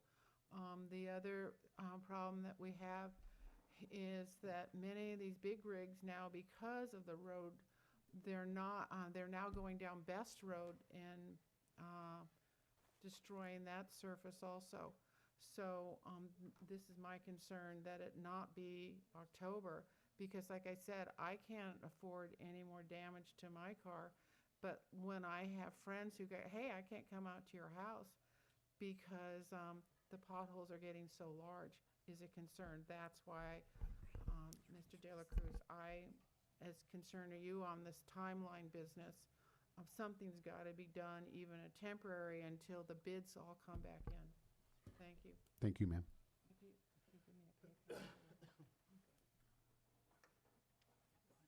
Is there any other public comment? We have a staff, I think, that wants to talk a little bit about the timeline, maybe, Mr. Chair. We have an update on the timeline. Board Chair, Board of Supervisors. I'm Greg Bucknell, Contract Civil Engineer for the county. Yes, we've initiated the plans and specifications. We should be done within the week and maybe start advertising. This is April, probably May, come back to the board first meeting in June to award, if that's your intent. And then we should be able to get under construction June, July, and be done by the end of the summer. I would say by September. I have Sure. maybe Yes, sir. thank you. Just what needs to be done, what I know about, a little bit about asphalt is that you gotta have a certain weather condition, temperature. I just want this project go forward as soon as reasonably possible. But with the temperatures, that this job is stay as good as it could possibly stay permanently without us coming back to do it twice. And that's the only thing that I would ask, our staff to do. Yeah, we're using a cold-in-place recycle. We'll grind up the existing asphalt, and it'll be a one-step process, and then we come back with a 2-inch overlay. And like you said, that should last with your truck traffic, 5 to 10 years due to the impacts on the road. And then it'll probably take up to 2-3 years to finish the environmental to move forward with the John Smith realignment. Thank you. Okay. Any other questions from the board? What's the wish of the board? Make a motion, Mr. Chairman, to read this so it's clear for the delegation of the authority. I make a motion that we delegate the authority to County Administrative Officer to approve the IFB for John Smith Road Overlay Project through an invitation of bids process, subject to final approval by the Board of Supervisors at a future date, and also authorize the CAO to approve the scope of work for the project. Second, Mr. Chairman? Sorry, I need to add on to the budget there, sorry about that. And also approve the budget adjustment, increasing the appropriation in the amount of $375,000 from a transfer of the fund balance of the integrated waste to the road fund. Again, $375,000. Amend my second. All in favor? Aye. Aye. 5-0. Thank you. The next one will come from the County Administrative Office. Receive a presentation on off-highway vehicle license fee allocation, approved budget amendment in the amount of $6,000 for 18-19, and provide recommendations to staff on the 19-20 budget. Thank you, Mr. Chair. I'd like to invite up Stuart Petrie. He's our new budget officer, and he's done a great job on this particular item. Your board has actually heard this item a few years back, and we wanted to come back with some clarity and some direction from your board. So thank you, Stuart, for working on this.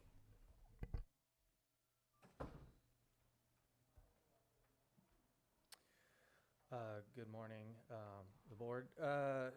So this item came about after a meeting between myself, Supervisor Gilio, and Superintendent Bill Lutton out of the state parks, who is the superintendent for the Hollister Hills Recreation here. I did want to actually thank him. He actually provided us a lot of historical data and information on this. Both Supervisor Gilio and myself were actually not around for most of this, the historical aspects of this, so we did need to do our due diligence to research how these off-highway vehicle license fees have been used in the county. So just to give a little history of Hollister Hills, the land was purchased by the state in 1975.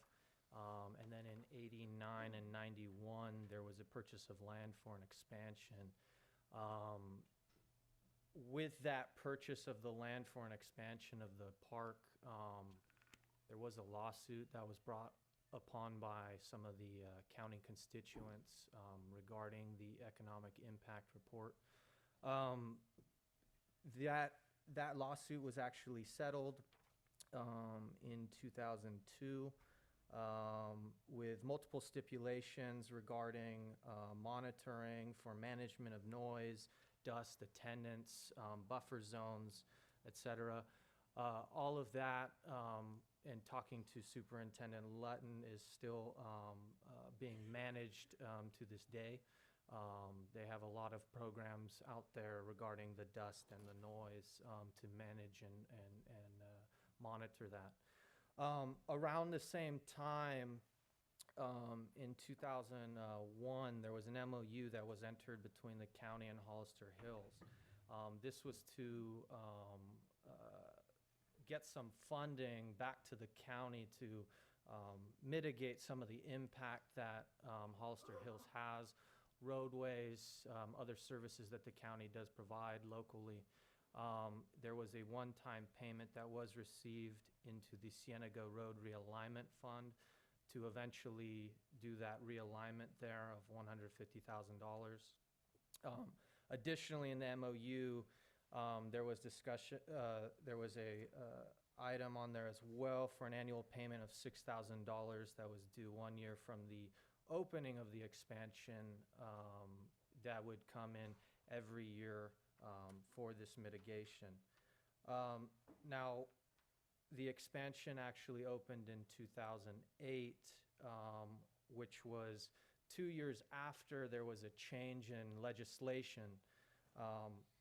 So just to give you a background, prior to 2006 and that change in the legislation, San Benito County only received about $400 to $1,000 on the semi-annually as a payment from these vehicle license fees. Kind of discussing with the superintendent of the park there, the $6,000 MOU was supposed to provide the county with some more funding, because obviously this wasn't going to do much for the county's purposes of mitigating some of those impacts. But since 2006, we have received a lot more funding with the change in the legislation. Currently, the last couple years, we have been receiving between $40,000 and $60,000 on each allocation semi-annually, approximately $100,000 per year of funding. Basically, the 2001 MOU ended once the new allocation was brought in by the legislation, and that's Vehicle Code Section 38240, because now we were receiving more funding than that annual payment of $6,000.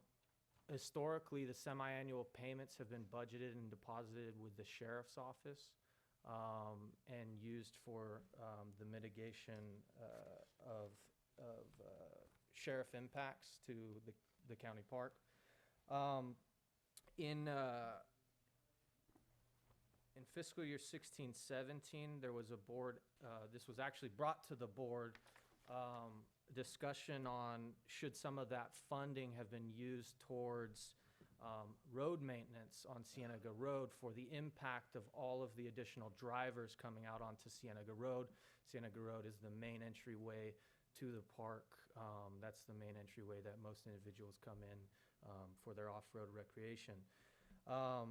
To the board at the time, directed staff to deposit $48,000 into a new fund called the Cienega Road Maintenance Fund.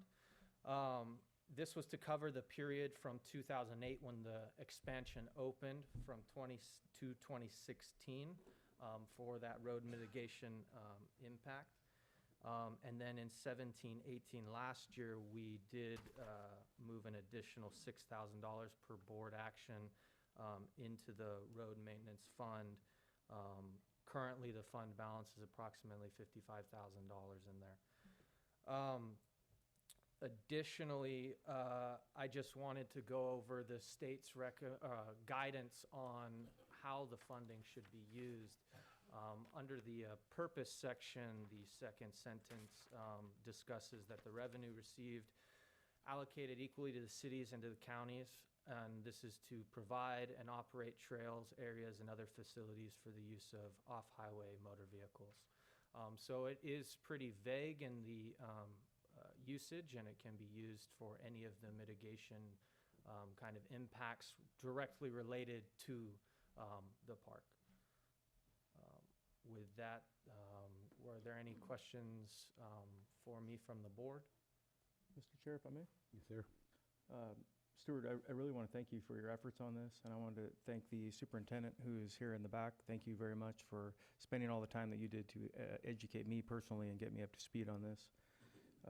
I think because the complex nature of this subject, that there was, I think, perhaps some misunderstanding, because if you look at it, it looks like that there should be $6,000, so to speak, in this impact fee that we should be saving for Cienega Road, but really that's not the case. So can you back up a couple slides there real quick? I want to hammer this point home just a little bit more, because it took me a minute to get it. Keep going back there. Keep going back. Right there, please. So if you look at that, so what the MOU said with the lawsuit, there was an MOU that came out of that, and we did the $150,000. We did, we did the bypass. That was great. And then if you look, it says the expansion opens in 2008. So from 2008 on, we were supposed to get that $6,000 from the state, but because of a great, I think it was Deputy Director of State Parks, they reformatted the allocation of the way counties receive funds. So how it was in the past, it was how many OHVs or motorcycles or ATVs you had registered in your county, and there was a formula that said how much money you get.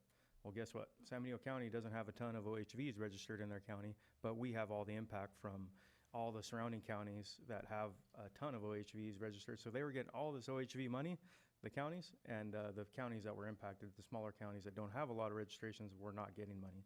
So this deputy director, and I don't recall her name, I apologize because I'd like to give her credit. She recognized that problem, and they came up with a new legislation that the state supported. And now we are allocated, the bottom line is the complex formula again, but we're allocated about a low of about 100,000. Actually, I think the first year was 80,000, was probably catch up. And then from there on, between $100,000 and $120,000 a year for mitigation. And the reason I asked to have this item brought to the board was to clarify that, number one, and then to hopefully get the support of the board to allocate those funds, the roughly $100,000 that comes in on an annual basis, so we can get Cienega Road up to par. And then once it gets up to par, I would say we could look at, my thought would be, we look at, okay, how much does it actually cost to just maintain the road and keep it in a good situation? I'll give you an example. We're going to talk about this on SB1, but the worst, well, I shouldn't say that because it's not the worst. The road is very bad from Hospital Road, going all the way back up to the wineries. But one of the worst and most traveled by residents, because of the amount of residents there, is Hospital Road up past Hidden Valley Road there before you start climbing the hill. And then obviously you guys all know the hill is really bad if you've been up there lately. That probably is going to take a significant amount more money because of the nature of working on hills. But just that mile stretch between Hospital Road and Hidden Valley, it's about $1 million to repair that. And we'll talk about that more in SB1 because it sounds like a lot of money, and it is a lot of money. But I think that when you see the sources of funds, including if we're able to use this 100,000 here, the 55 that we already have in the account, I think there's a real path forward to get that stretch of road done. And again, we'll talk more about that during SB1 because you'll see there's some funding that was already allocated last year and then this year for Cienega Road. So that's kind of where I hope we can end up here today after we have a conversation and hear the community's inputs, is to allocate those funds to Cienega Road and come up with a resolution on that, and then obviously continue funding the Sheriff's Department at the same level. I don't want to cut any money from the Sheriff's Department. It's really just transferring money from a different place to a different location after speaking with CA Espinosa and Stewart. The funds are there, it's just allocating them correctly. Yes, sir, Ms. Supervisor Dela Cruz. Thank you. Jim, Supervisor Gilliam, kind of got confused at the end. The money that's coming from the state right now, it's going into our general fund, correct? Is that correct? Going to the general fund? Is it sitting in the general fund, or is it going to the Sheriff's Department? It's technically going to the Sheriff's Department, but it's going into a big pot in the Sheriff's Department. It's considered part of their budget. So let's assume $100, make it real simple Yeah, academics. 100,000, yeah. $100 goes to the Sheriff's Department. And now you're asking that we pull that $100, go to the Hollister Hills fund account. Correct. And so how will the sheriff backfill that $100? Out of the general fund savings that we have in there now with salary savings, we haven't ever in these years that I've studied it, and Stuart can correct me if I'm wrong, actually spent the entire amount of money because of vacancies and salary savings. We just But don't that's a spend it. budgeting issue that the board discusses during the budget process. Yeah, you're correct, but I think what's going on here is the issue and the problem is that this was wrong, this was incorrect. I think the board may have got some information that wasn't exactly accurate in the past, and that's why you guys allocated that $6,000 a year. And I think there was confusion, and that's why I wanted to bring it forward to kind of correct the record. When you guys allocated that $6,000, it wasn't actually, through a budget process. It was because there was a perception of an error and a need to get that money going to the right Yeah. spot. So it's directing to the impact. So that's why we brought it. I asked for it to be brought now. I remember the discussion when Supervisor Batella was here. I remember the sheriff says, well, that money's being used, we have patrol out there, therefore some of that money should be used to patrol out there. And I foresaw this because Supervisor Monaco was as passionate as you were for that one too back then. And I discussed it with them, and I said the same question to him when I'm asking you, and he basically said, yeah. Is that we have now inherited two budgets, now we need to fund two budgets now. And so going back, I understand exactly why it was done. So this was done, and look at the date, 2008, 2009, 2010. Yeah. I mean, at that time frame, I believe that you need to shrink in and support your core, which is public safety, health and human services, all the things that keep our community alive. And now we're in a little bit different situation where we can allocate those funds to get caught up on the road. We just need to. Yeah. We got to get caught up. And you're absolutely right that, because I actually visited the Hofstra Hills the other week, and it was packed. Yeah. And we're missing an opportunity to gain economics and to attract Yeah, and something. then all the wineries up there. I mean, it's Yeah. I was talking to a gentleman who went for a drive with his classic car up to the wineries and he hit a pothole, and this is not an exaggeration. It ripped off the bottom of his oil pan on his $100,000 Corvette.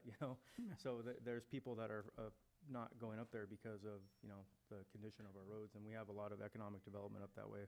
That's why I'm particularly passionate about this area. Yeah, and there's another issue that we haven't discussed, and it's not our board level, but it's something that I'm prelude to it, and that is that the Hazel Hawkins Hospital Board Directors are talking about doing something, because when someone gets hurt out there, Hazel Hawkins is the one that's gonna take care of that bill, and most likely, a lot of these individuals don't have the insurance to cover it.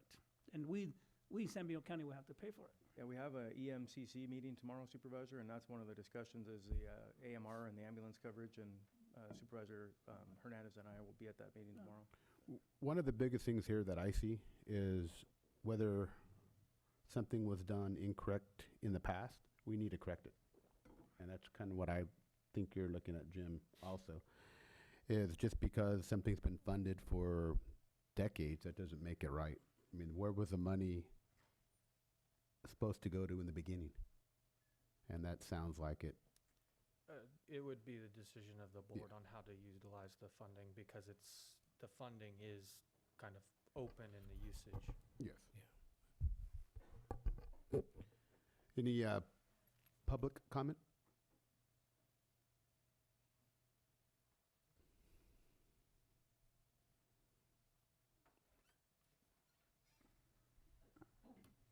Good morning, Kathy Alameda.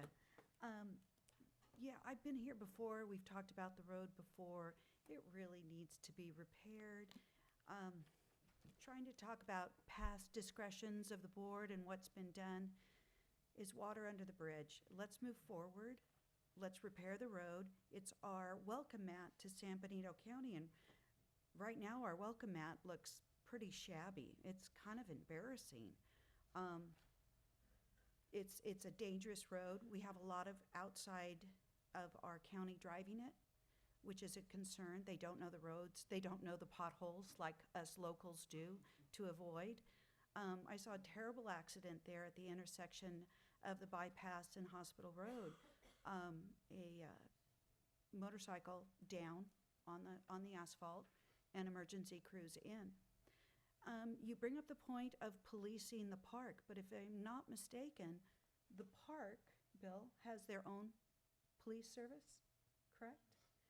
So I'm confused as to why we're so concerned about, I mean, I'm not against the sheriff's department, but if we're funding it to secure the Hollister Hills, they already have their own police source. So why are we double layering that sense of security out there. I just want to work through this. I want to make sure the road is safe for locals, safe for our visitors that are coming from outside our area to enjoy the wine country, to enjoy Hollister Hills, but there has to be a solution to the problem. But I realize you guys have a mess on your hands. Our roads are a disaster. So, thank you. Thank you, ma'am. Any other speaker cards? All right. Oh, thank you. Bring it back to the board. Any discussion from the board? Supervisor Bertella? Yes, I want to thank Supervisor Gilio for working with our staff and as well as the superintendent for Hollister Hills. Good information, and you know, and I think it's a fact that 2009 and 10 and through that era of the recession, we're coming back to the core, and it's $6,000 is not a lot of money either, no matter how you cut it. But I'm happy to see that it's quite a bit more money. Hollister Hills and the people that come and visit our county they do spend money here. I've seen them in San Juan. I've seen them in Hollister, stopping for gas and snacks and things, and utilizing our restaurants going home. So it's important. I fully support Supervisor Gilio as to redirect this funding to Cienega Road and bringing that up to a level of a decent road. Also in support of our wine industry and residents out there. We're have to cobble together a multitude of pots of money to fix these roads. I think the chair stated that we have 300 and some odd miles of road, and they're all in bad shape. And and if we Cienega Road, it was one of our Measure G roads, focus roads. Now, if we could use some of this, state money, fix that road, that means there's more money for the other roads. I think we got to even explore using more of the franchise money that we just did for John Smith Road in other areas that we know is impacted, with waste coming in from out of the county. But we have to pull as much resources from different pots of money and fix these roads. And hopefully that's what we're working on at RMA right now. I don't think we would be jeopardizing any public safety by redirecting these funds. And hopefully, to our representatives at the EMC meeting, and a suggestion to our Hollister Hills superintendent, I'm concerned as Supervisor De La Cruz about the impacts on our hospital, on accidents and people going in and utilizing our local hospital. Perhaps, unless you could show proof of insurance, you don't get the privilege of riding in Hollister Hills. You have to have insurance. Yeah, thank you. Well, can you check insurance That's my cards when they idea go of the in there? day. But really, they should, if I get pulled over driving my car, I better have my proof of insurance. And you should have proof of insurance if you're utilizing the tracks up at Hollister Hills. You're welcome to come, but doggone it, you can't break our hospital because there's a real problem out over there. Real problem, and where it gets stuck, and a little bit here and a little bit there, all of a sudden we get ourselves out of the issues that we're in. So thank you, Mr. Chairman. Thank you. Supervisor De La Cruz? Thank you, Mr. Chair, and I too want to commend Supervisor Gilio for taking the lead effort on this one. As you know, I also, because Supervisor Baton and I have a history on this, we can give our perspective to it, and I think from the get-go, and if you misunderstood me, or if anybody from this board misunderstood me, there's no way that I will support not fixing that portion of Union Road down to Halsher Hills. I think that's important. You're correct. That, you know, we want to make sure we fix those roads and all that. The only question that I have is that we have, you know, kind of commingling, Supervisor Patello, commingling, you know, SB1 money, G money, you know, we're now defining the roads that we want to fix first. And I keep hearing, you know, every meeting we're talking, this road needs to be fixed first. Now Seneca needs to be fixed because that's, you know, the tourist industry, and we're all for tourist industry. And I hear from Supervisor Hernandez every single day about the importance of tourist industry. I'm all for that too. I just want to make sure that, you know, I want to thank Mary. You know, Measure G, again, I'm going to say it right up front, Measure G passed by the entire community. In my district, it was about, what was the number? I just saw it. It was about 73.7%. That's the highest of all the supervisor districts. And we want to make sure that, you know, we all supervisors, you know, get our districts addressed too, and start focusing where we want to use the money. Do we want to use the money where most of the cars are being traveled, or do we just want to use fixed roads where maybe, you know, 5, 10 people drive on those roads? You know, it's a fair question to ask. It's not something for us, for people to start, you know, throwing darts at me. It's a question that we all need to ask and wrestle with it and manage it. And so it kind of leads to this discussion, what we're talking about right now. But from Union Road to the Halsey Hills, you're right, Jim Gillo. We need to address those issues. You're absolutely right. And we too need to address the dollars and refocus the dollars. And we're going to backfill the sheriff department because we all support public safety. Yeah. Thank you, Mr. Chair. Mr. Chair, I'm prepared to make a motion if there's no further comments from the supervisors. Go ahead. Mr. Chair, I make a motion that we keep the sheriff's funding status quo and we reallocate 100, well, actually, I'm gonna leave that open. We reallocate the exact amount of dollars that is contributed by the state on a biannual basis, which is roughly $100,000 to the Cienega Road funds for year 18-19 and beyond. That's my motion. A second. Second. All in favor? Aye. Aye. Aye. Hamid? 5-0. I don't often do this, but Thank you all. do you want to take a break? Yeah, I do. What? Did you say break? Are you gonna let us have lunch today too? Nope, no lunch. Thank you. You're lucky you got a break this year. State of California, you work 6 hours. Did you get direction? Not the one I requested, so now I have to come up with, make sure the sheriff's budget doesn't go over.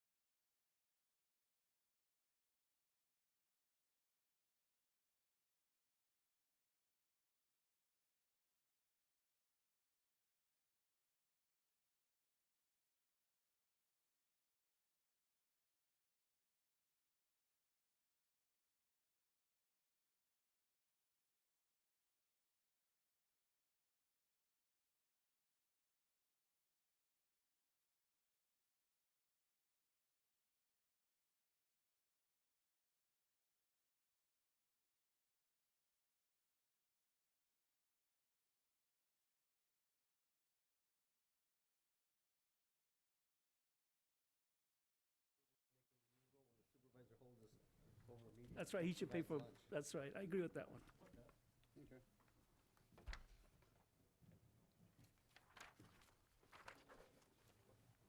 $25. We are going to go out of the order a little bit. We're going to skip to 25 so I can have our staff back to work. This is to approve a proclamation and accept the presentation designating the week of April 1st to April 7th as Public Health Week in San Benito County. On behalf of San Benito County, we'll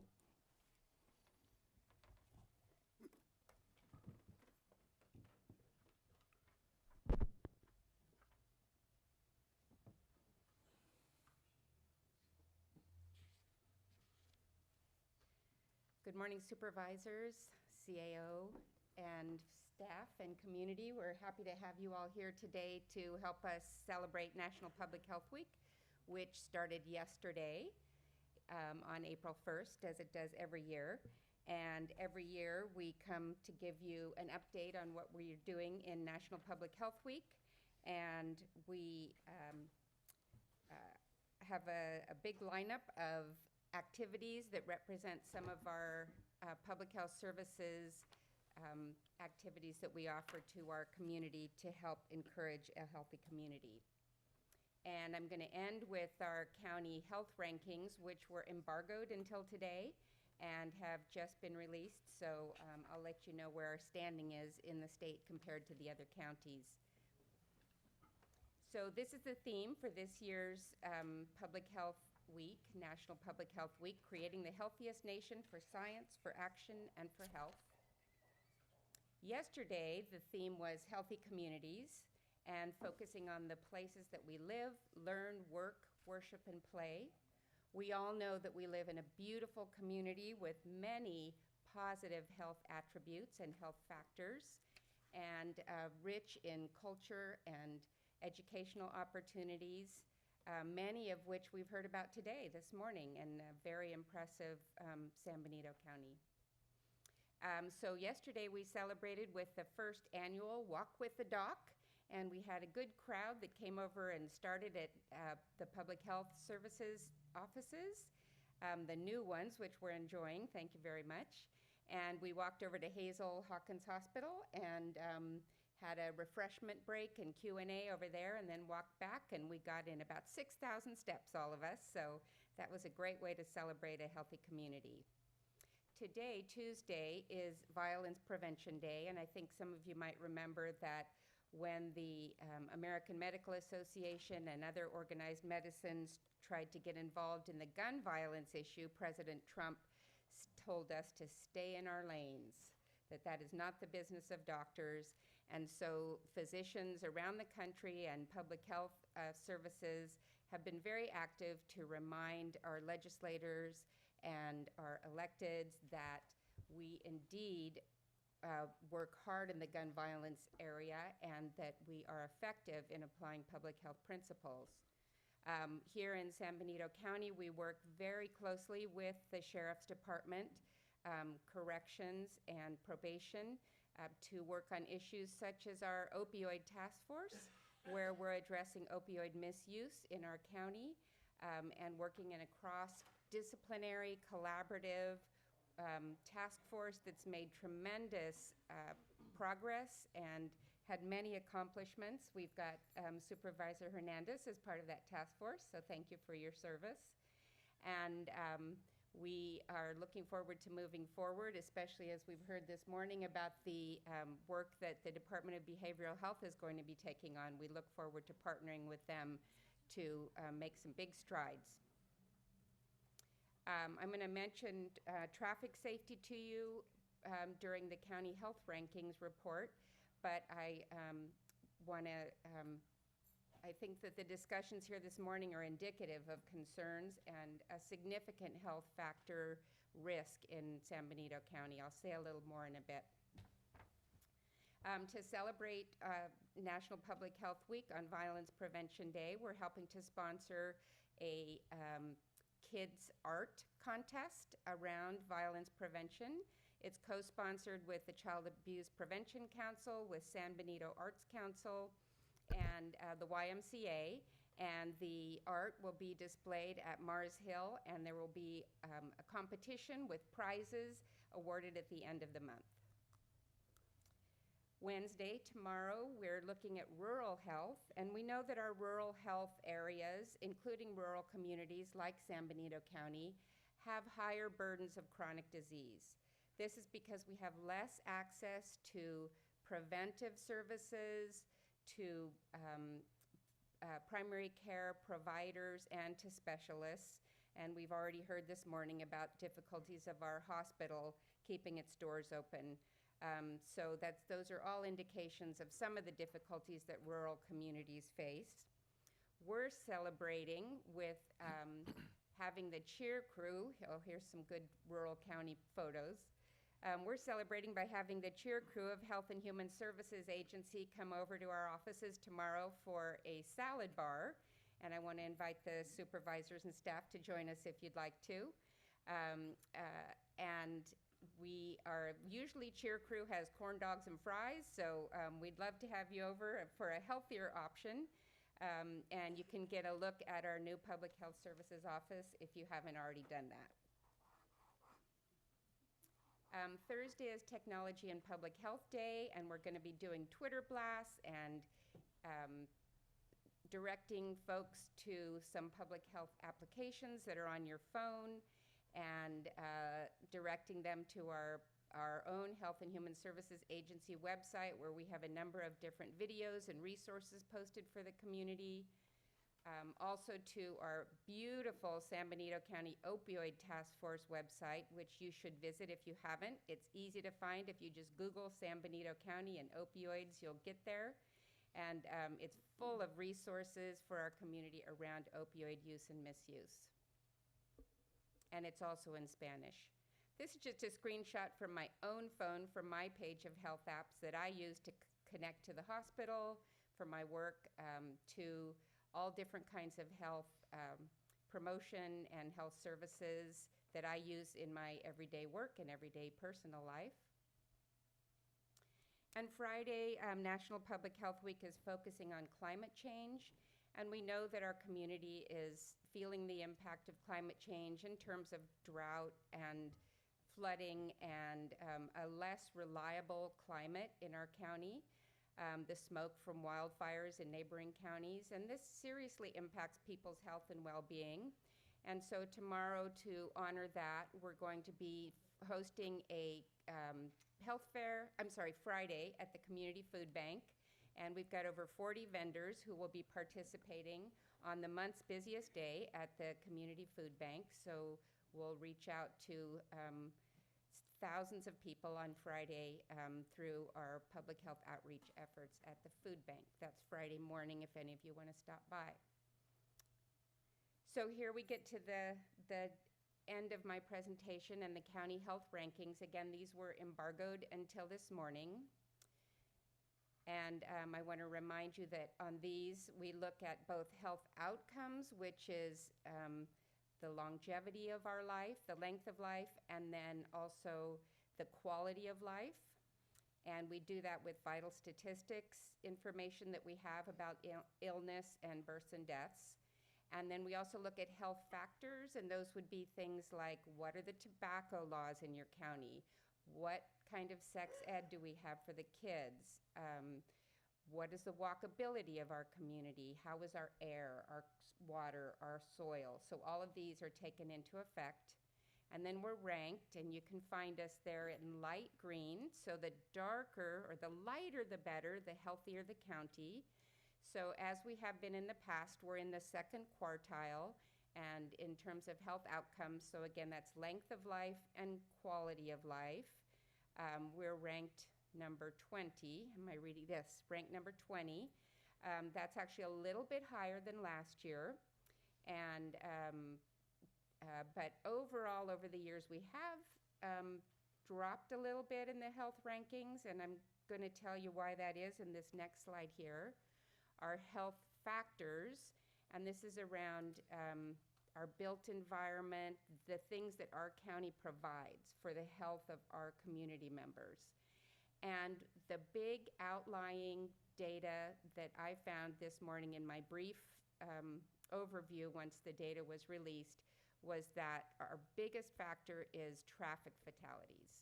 So motor vehicle accident fatalities, we have a rate over twofold the state rate. And that really brings down our health ranking compared to others. And I don't think any of us would find that surprising. I mean, it is surprising that it's twofold. But, you know, we have these tiny ag roads that our very busy commuters are sharing with farm equipment, no safety shoulders, lot of driving under the influence still, and failure to restrain our children properly in the cars and to use seat belts. I get to review all of these death certificates, and I see the factors that play into the motor vehicle accident fatalities, and some of those are preventable. Doctor, can I ask a quick question on that? Yes. What was our actual rate, not the rate, but the number of traffic fatalities in San Benito County last year? I didn't bring the data with me since it was just released at 9 a.m., Okay. but I can definitely get that to you. It's usually 3 to 5 or somewhere around there. Does that sound about right? Or? It's higher than that. Okay. Yeah. Thank you. Yeah, I'd like to see that later if you don't mind. Thank you. So I'm happy to come back with more. Oh, and then a second factor that really plays into our ranking is that we have a considerably higher diabetes rate than neighboring counties. And that has to do with a more overweight and obese population, common in rural communities, but that's something that you should think about as you think about your parks, your access to parks, to hiking trails, to adequate nutrition, to healthy foods. So all of that can weigh into your decision-making, because diabetes really does dramatically impact length of life and quality of life, because it impacts your heart, your eyes, your kidneys, really every organ in the body. So yeah, I'm happy to take questions. That's the end of my presentation, and I'm happy to come back and give you more details or meet with any of you individually. Mr. Chair? Ray, help me out here, but Doc, I think, don't we get a report of the top medical issues that the county experiences, and one of the medications on the top of the list is for diabetic? Is that correct? Yeah, are you referring to us switching employees for county employees? Yes, that's correct. Now we have an experience that we can go back and review for county employees only, not for the entire county. No, right, but the county employees, is medicine for diabetic, is that on top of the list? Do you recall? Honestly, I don't recall the exact, but I know that that is obviously a concern, and it is up there in that. Yeah, I remember that. Okay. Yeah, okay, thank you. Thanks. Thank you. Thank you, Doctor. I think we're supposed to receive a proclamation. Do you have a proclamation for us? Mark. What? Huh? There's a proclamation on your desk. Uh-oh. For National Public Health Week. That's his, oh, okay. Sorry, I have a little bit of busy. Well, we were kind of out of order in the proclamation Here it is. sequence.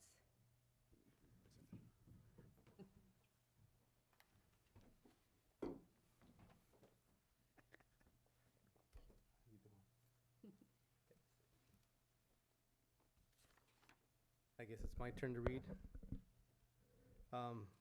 It's very long. You don't have to read the whole thing. Yeah, I was gonna say. Maybe the first paragraph and the very end. Back to work. So I'll read the first couple. Whereas the week of April 1st through the 7th, 2019 is National Public Health Week, and the theme is creating the healthiest nation for science, for action, for health. And whereas since 1995, the American Public Health Association, through its sponsorship of National Public Health Week, has educated the public, policymakers, and public health professionals about issues important to improving the public health. Now, therefore, be it resolved that during National Public Health Week 2019 and throughout the year, we join together in partnership, engaging our community and policymakers in a conversation about creating a healthy San Benito County through science, through action. There's a typo on it, just FYI. And for the health of the community. Without health in all policies, our community languishes. We must protect and enhance the community in which we live, learn, work, worship, and play, as its impact our health and capacity to fend off disease and injury. Signed by your chair. Thank you very much. Thank you very much. Thank you. And thank you all for your support of public health services. We really appreciate it. Thank you. Thank you.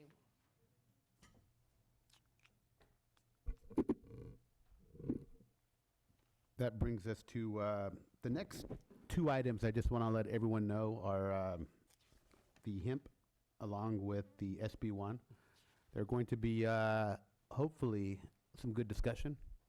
And if you put your cards in already, your speaker cards, please make sure that you put them in and make sure that you give us a lot of feedback. We want the feedback, especially with these two, because they are important to the county moving forward. So with that being said, we'll start off with our hemp Great. discussion. Good morning, Supervisors, Chair.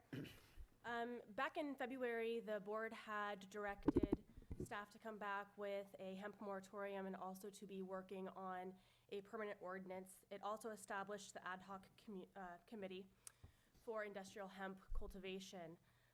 Since that time, the ad hoc committee has met a few different times, and at this point, we've come back with the moratorium, which will just temporarily keep the status quo and not allow cultivation of industrial hemp for both commercial growers as well as the research. I wanted to give an update because part of this is that we were expecting the regulations from the state to be taking effect either today or tomorrow after review from the Office of Administrative Law. Since that time, on the 28th of March, the Office of Administrative Law gave their feedback to CDFA. CDFA had to take those comments back and they had to repost the regulations for a 15-day period. That 15-day period is set to expire on April 14th, and so I posted what is currently on the CDFA website for your review. So you can see that this is currently what's on CDFA's website, and the comments are due back by the 14th. At that time, CDFA will then review those comments and then again provide the regulations to the Office of Administrative Law for their review. I spoke with CDFA this morning to check in and make sure that this is all accurate, that I understood what was going on, and when we might be able to expect the regulations to actually take effect. At this point, the Office of Administrative Law does not have feedback yet from the CDFA because it's in the 15-day comment period, so we don't have, at this point, an idea when those regulations might take effect. So we're still in a holding pattern with regard to regulations from the state, and again, emphasizing the need for this urgency ordinance so that way the state can figure out what it's doing as well as the county can figure out what it's doing. If there's any questions with regard to the moratorium or what is happening at the state level, I'm happy to try to address those questions. Yes, I would like to first ask Supervisor Botello and Supervisor Hernandez to speak about the ad hoc committee, and we'll let Supervisor Botello first, and then we'll go with Supervisor Hernandez. Okay, thank you, Mr. Chairman, and anyhow, we've had a couple of very lively ad hoc committee meetings, very well attended by different departments, and it's kind of a hard thing to have a full consensus as far as what we should be doing here in the county. My understanding and what Sarah was describing is that the state, California Department of Ag, Food and Ag is behind schedule as far as coming out with the state regulations in governing the requirements for hemp cultivation. And they're in a 15-day review process. So it kind of took the urgency off of us for an action even today. As we know, can see, our Ag Commissioner, she had a prior personal commitment and is not here today to kind of give her perspective as far as, from the agricultural department. But I know that some counties have put some, a moratorium up. Others have not. and, and many of the larger counties that we would consider agricultural counties are allowing it to move forward. Personally, I'm opposed to doing a moratorium. I view this as being another agricultural commodity. It's being grown nationwide. And I think it's kind of, we could view it that, you know, outdoor cannabis, and there could be some conflict, and that's where a lot of our ad hoc discussion was based on. Well, we don't allow outdoor cannabis be grown in San Diego County. I think that anybody who is grow cannabis is going through our, you know, very detailed application process. In order to grow hemp, you're going to have to register with the Ag Commissioner and register that crop as well. The people that go through through this are law-abiding operators. They're not the problem. And the ones that have no intentions of complying with the law, whether they're growing cannabis or growing hemp, are going to do so regardless if there's a moratorium or not. And you know, it's you know, it's a big issue and always will be. But what we have is an opportunity for another crop to be grown in our region that gives us value and different opportunities for people that own land, that farm, and options. And I, myself, being in the agricultural field, feel that this is very important. And I don't think we had a solid consensus with staff recommending any particular action. I know I spent a lot of time with the Ag Commissioner on this issue. I spoke with other folks that are working on this. And I think if there is a issue or a problem, we could deal with it. This is an annual crop, and I don't think there's to be a mad rush to put 10,000 acres in San Diego County because it is grown. It will be grown statewide. It will be grown nationwide, and we could kind of deal with some of the issues later on. That's what I have. I'll turn it over to my colleague, Supervisor Hernandez. So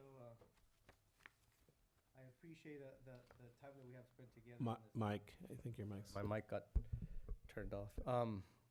I definitely appreciate the time we spent together on this. It's, you know, it sounds really easy to just pose this that it's not a big deal, but not a big deal means there's no consequence or there's no possible issues. And even the Ag Commissioner agreed that there was nuisance issues that had to be resolved. That's just the one thing. We've had 2 meetings, lively discussion. Honestly, there was nothing substantive as far as what even to craft. So if, you know, and I know our CAO has actually mentioned if we don't have something in place, then we're basically losing funding and really just even funding in the sense of cost recovery for managing this, right? So there has to be, Victor Gomez is in the room, and he's mentioned himself that, you know, by default, there's a separation that has to happen between hemp and cannabis, right? They can't be in the same lot. There's issues of cross-pollination or possible issues. You have to address them. You have to figure out what that means to be able to address them. So it's not a simple cut and paste. And personally, Supervisor Patel, I'm not worried about legal or illegal. Hemp, to me, isn't really that big of a deal. But it's those that would use the legal means illegally or through a side avenue. That always has to be a consideration. You know, the illegal is the obvious. Those that try to use legal means to do illegal things aren't that obvious. And there has to be a lot more due diligence. So to support sane just let this move forward, is to basically say, we're not gonna try to capture the consequences of the possible issues that would come up. So I definitely recommend a moratorium. And one last comment, you know, we've had 2 lively meetings where the Ag Commissioner was directly involved. She's not here. That concerns me. And then in that time, I've never been told about an actual hemp grow, which is already in our community. There's 2 of them. And I appreciate, I mean, they're completely legit as far as I'm learning. So there's no issue with that, but just for the sake of even us being educated so that we know how to do our due diligence in understanding the implications of this. We had no information with the Ag Commissioner sitting right in front of me, never mentioned the hemp grow. And that's a concern. Like, why would I not know when I'm part of the ad hoc committee?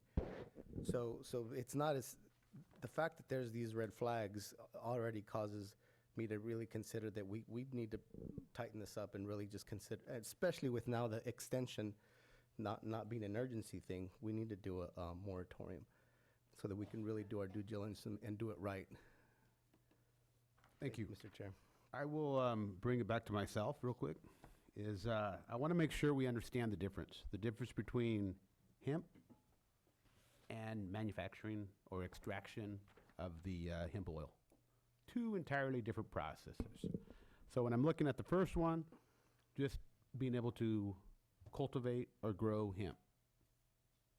Completely legal. The federal government has put that together with the Farm Bill, so it's in the right to farm. Is that correct, Sarah? The feds did go ahead and take that crop off of the Schedule 1, and so yes, they have their own way of dealing with it. They are going to be coming out with their regulations, and every state that wants to have a state plan for industrial hemp regulation needs to submit their plan to the feds, and the state here is working on their plan. So when we speak of an economic boom or taxes or anything like that on these crops, we can't tax them, the actual cultivation part of it or the actual growing. We can try to do our cost recovery with the Ag Commissioner will have to go out there prior to harvesting to do the test to make sure that it's within the criteria. Is that correct? That's correct. That's the one part at this point that's listed in the state laws, is that 30 days before harvest, there's going to be a test to be done to ensure that that crop has a 0.3% THC level or lower in order to be still considered hemp. Otherwise, it's considered cannabis. No. So, Can we put a tax on it? Can we put a 15% tax on it to if they want to grow it?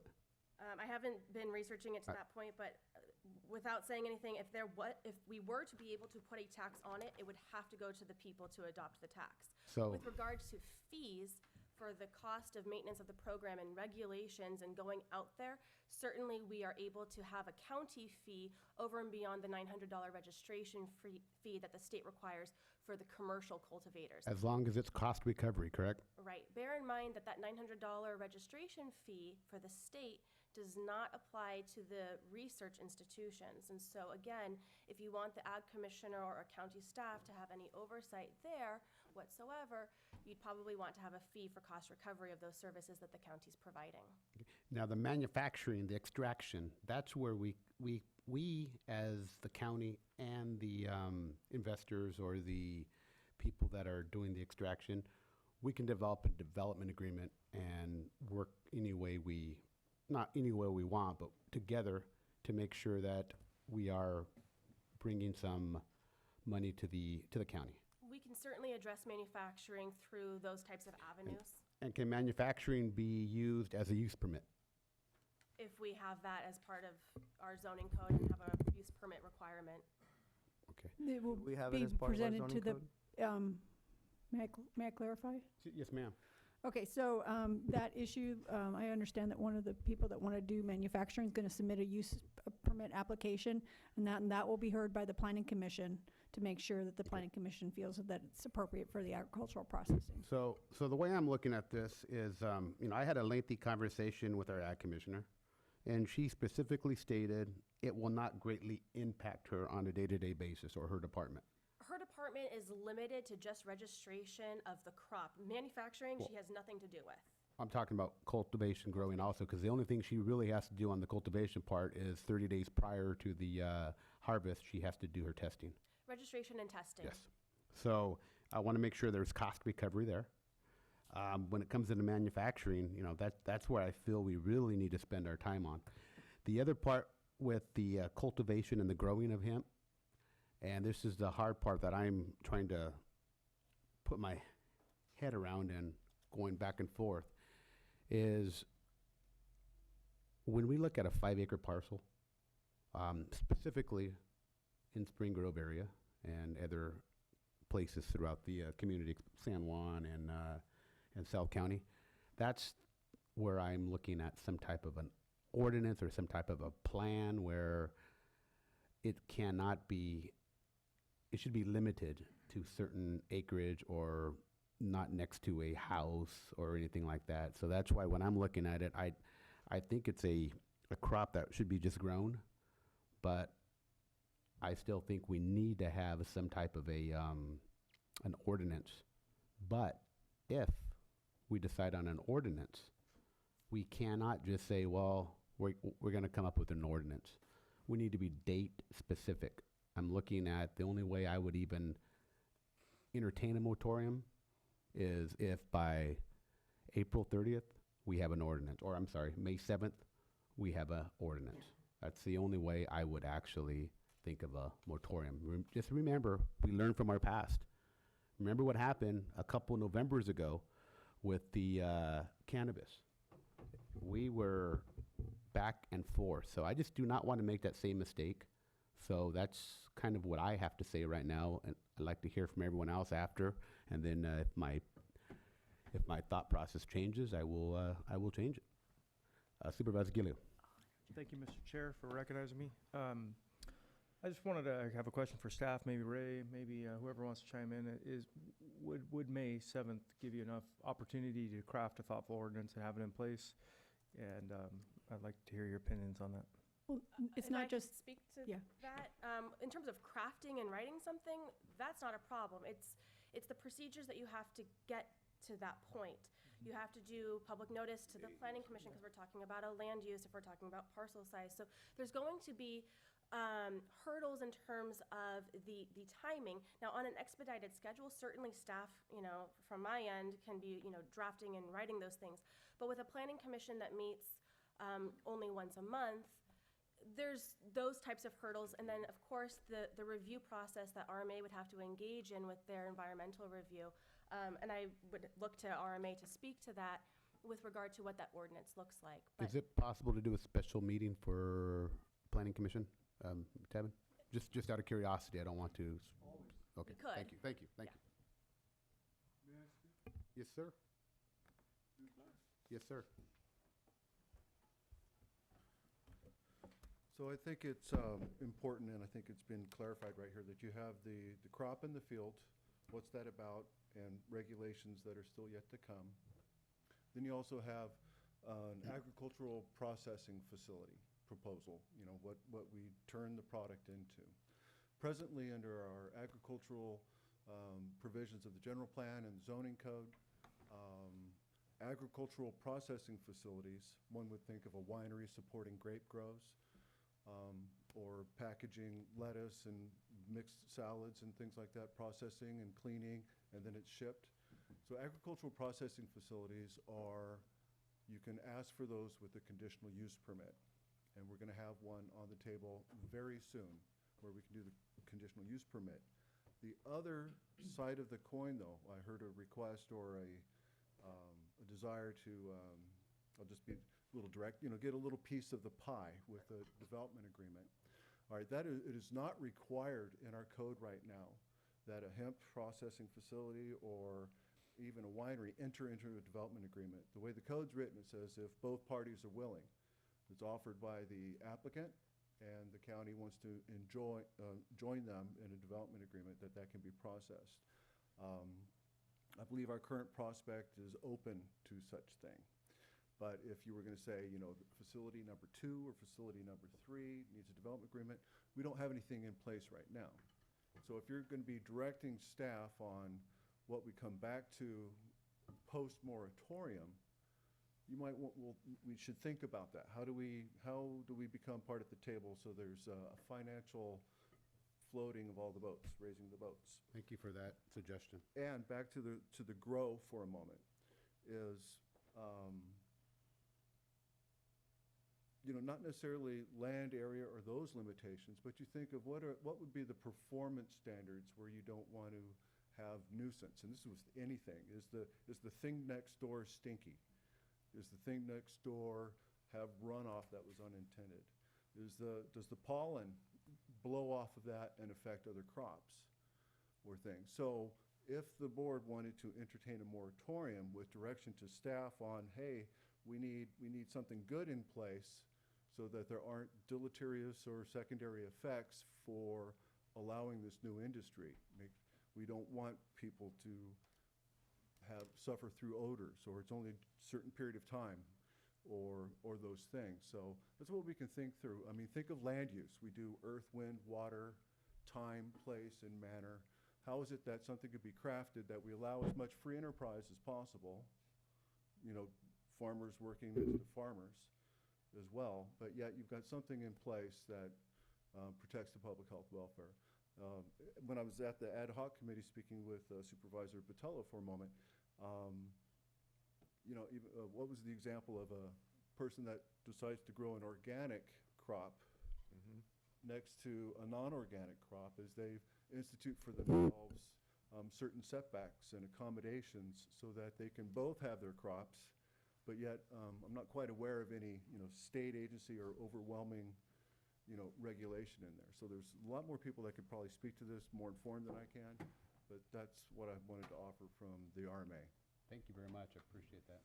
Tavin, Mr. Chair, if I can ask a quick question. So I know when we were talking about the whole land use thing, there was even, it's again, to me, it's more, and I'm not definitely for trying to drag this on, I was just expecting more substance when we were talking. I know we were kind of just getting into dialogue. It wasn't any specifics really what we were going to do with the ordinance. But yeah, so you were mentioning, like, I remember in our meeting, you were mentioning even what that would look like with having, grow happening and then processing on site, like kind of like you mentioned the wineries. The wineries themselves have their grapes right next to where they do that. Maybe it's more cost effective for them. So all those possibilities, maybe I'm too analytical, but to a certain extent, we need to understand the implications of those things. And then when I actually visited that grow, Victor Gomez even mentioned that when it comes down to hemp, it's not necessarily just an issue of putting because I know that one actually has covered, what's it called, the canopies. But on an outdoor grow, it's all about really location because Hollister's pretty unique to the drift that we get, the wind coming in from the coast, and so one location might not be as big of a deal as far as smells as another location, right? So there's a lot of considerations, and my biggest thing, especially being elected, it's the whole goal is to make sure you're doing your due diligence, and that was really my intent, and that's why I wanted to have a little bit more substance with the details that we were dealing with about how to make this successful, right? So we're dealing with this nuisance, but then we're also allowing the right to farm. I don't want to take away a farmer's right to do his thing because I know that as it stands, farming is really tough, and I support the ag industry. I know that it's a precious ground to protect to a certain extent, and I'd rather see a farm there than a lot of urban sprawl. So, all things considered, I appreciate everything the feedback that you gave at our ad hoc meetings. Yeah, I agree. Thank you, Supervisor Hernandez. And I think we're both on the same page. We don't want to dilute the right to farm, and we have that ordinance in place. One of the things that we've wrestled with was trying to accommodate some of those ranchette parcels that we have here and there throughout the county. But at the end of the day, what we have is AP. It's AP 5, and it's a balancing act, and we're concerned with that. But for the most part, I think way this hemp is to be rolled out, it's not be rolled out, in mass. It's be, somewhat very controlled, and agriculture has always regulated itself. Next door to me is an organic farm. And me and my neighbor, we work together on making sure that he's able to maintain his certifications, which is, we're so over-regulated by different agencies that has oversight. And this hemp is a good example. The California Department of Food and Ag is for the most part, is supply the regulations as far as testing process, as well as the timing when those tests are going to be made, and making sure that it's not, anything but hemp. And so, the cannabis industry, I'm sure, is going to kind of keep an eye on if there is an impact on the two crops, that they're going to work together and find its own, solutions. I think if we get involved, government gets more involved than what it needs to be, we're asking for trouble with the county. And we've done this in the past with roosters. We had a ordinance, created an ordinance because it was noisy. Who wants roosters next door to them? Rooster farm. Sure enough, we created an ordinance, and we promptly got sued. And we were confident that we were a win. Guess what? We lost. And so that's what kind of sets in my mind that, we have a commodity. The state is regulated. We have an ag commissioner that complies with the ag code. And I don't think there's to be the issues that that is to be out there. Now, when they want to do the manufacturing, it's just like a packing plant. They do have to go in and get a use permit, and for the building, and make sure it's safe to the public, and that's our opportunity for the development agreement for on the manufacturing side of it, and that's a different set of rules. But so that's where I'm at with this issue. Thanks. Jaime? Thank And you, then Mr. Jim, and then we'll go back if Peter needs anything else after. Thank you, Mr. Chair. Actually, I was not going to say anything because you actually said exactly what I wanted to say, was that we learned a lot from the last go-around on the marijuana. We failed the public in terms of developing some type of policies by putting a moratorium. And I was against the moratorium back there, I knew that it was the beginning of the downfall for that, and sure enough, that's what happened. However, I hate moratoriums, I'll be honest, I'll be upfront, I don't like moratoriums. But in this case, I think it's warranted. I think it's important that we step a little bit back and give some breathing room and look at it, and our chairman said it perfectly. We want to make sure there's a time frame, May 7th. I am comfortable May 7th, I'm okay with that. I just don't want to make sure that the staff comes back to us and says we need another urgency moratorium, because I will not support that. And I appreciate Supervisor Patello's comments. You're on point, I agree. Once manufacturing and once a use permit is in place, the DA is the best way to go. And I definitely don't want 20, 30, 40, 50 manufacturers out there and there's no DA agreements in there, because then what's the sense of doing anything if we can't develop DA's agreements? Because that's the best way we can generate the maximum rate of return for our community. Thank you, Mr. Chair. Supervisor Gilio? Thank you, Mr. Chair. So my thoughts on this are, I would support a temporary moratorium with a date certain to be completed. I would support May 7th as long as staff feels that that's within their time frame. If not, I would suggest maybe moving it out to the first meeting in June, but I would leave that up to staff's recommendation. That's my input on the moratorium. And I think what needs to be established in the moratorium is just nuisance issues. I definitely agree with Supervisor Patello.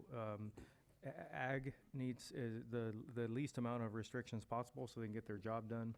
The concern that I have is that this crop is going to take a little bit more work than corn or garlic or You know, garlic has an odor to it, tomatoes. It's going to take more work because there is testing.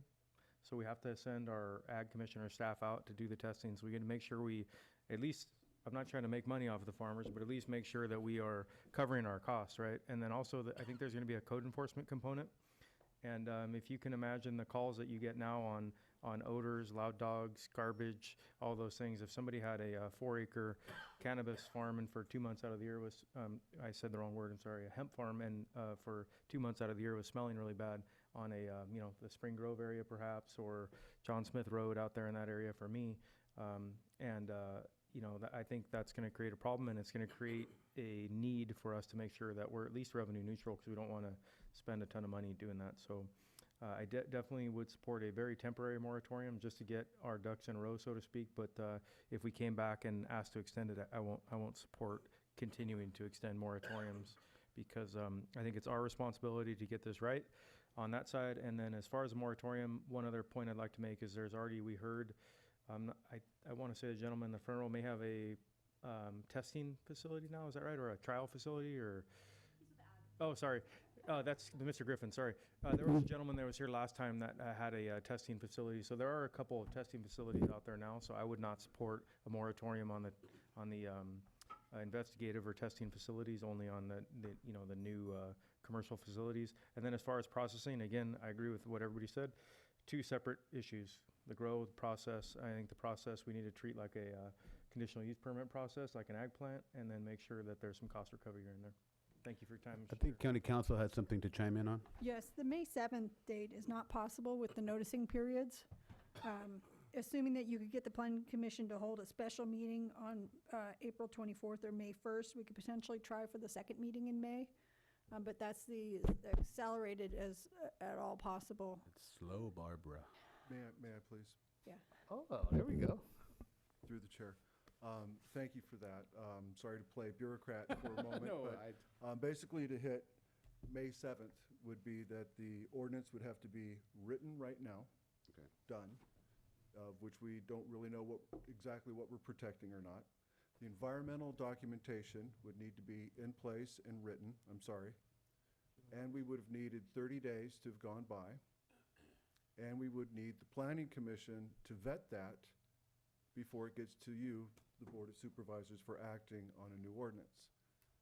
So it's not that we can't come back on May 7th with something, but I do need to temper your expectations, or at least thrash those out as you've directed county to go back and do an maybe all alternative is, hey, the state said this and that, we don't need an ordinance, it's, free market. When do you think you can do it, Tavin? Besides December 31st? Besides December 31st. Oh, you probably want it for Christmas, 4 days earlier. May, still in May, at the end of May? May 21st or June, the first meeting in June? With as much Chamber of Commerce approach as we can, maybe with the meeting of the ad hoc committee and staff, I think you might get the strongest numbers out of us. I don't have a crystal ball like that. But I do want a date. That's my only issue, because I don't want. Well, part of it determines on what level CEQA would be done. Even to get the second meeting date in May, you'd be looking at some sort of exemption or addendum that doesn't require public circulation of a CEQA document. If planning determined that there would be a CEQA document necessary for it, it would be pushed out further. But you see what I'm after, right, Yeah. Barbara? I just do not want this to be kicked year or month after month after Right. month, and then coming up with all these excuses of A, B, C, and D. Right. Go ahead, Anthony. Let me help you guys. Farmers don't wake up in the morning and say, well, today I'm going to plant some lettuce.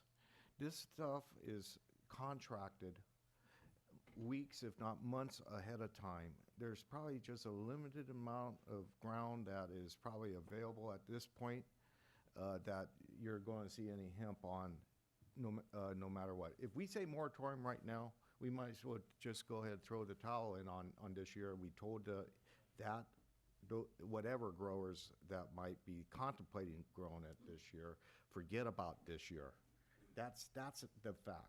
We come back in 2 months, they're not going to have the seed in the barn waiting to plant it, and that's at the end of their growing season. This is an annual crop, and it's just like planting your corn. There's no reason to plant any corn in July because you don't have a long enough growing season to get it in the barn.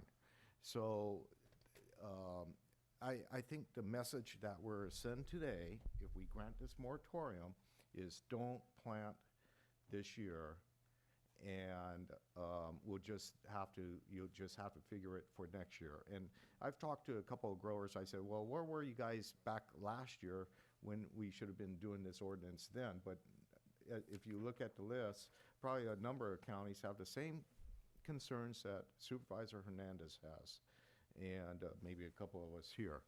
And that's the message we send to the industry. I don't think I'm too far off. Mr. Chair, quick question. Supervisor Botello, is it the hemp same as marijuana, 3 months cycles?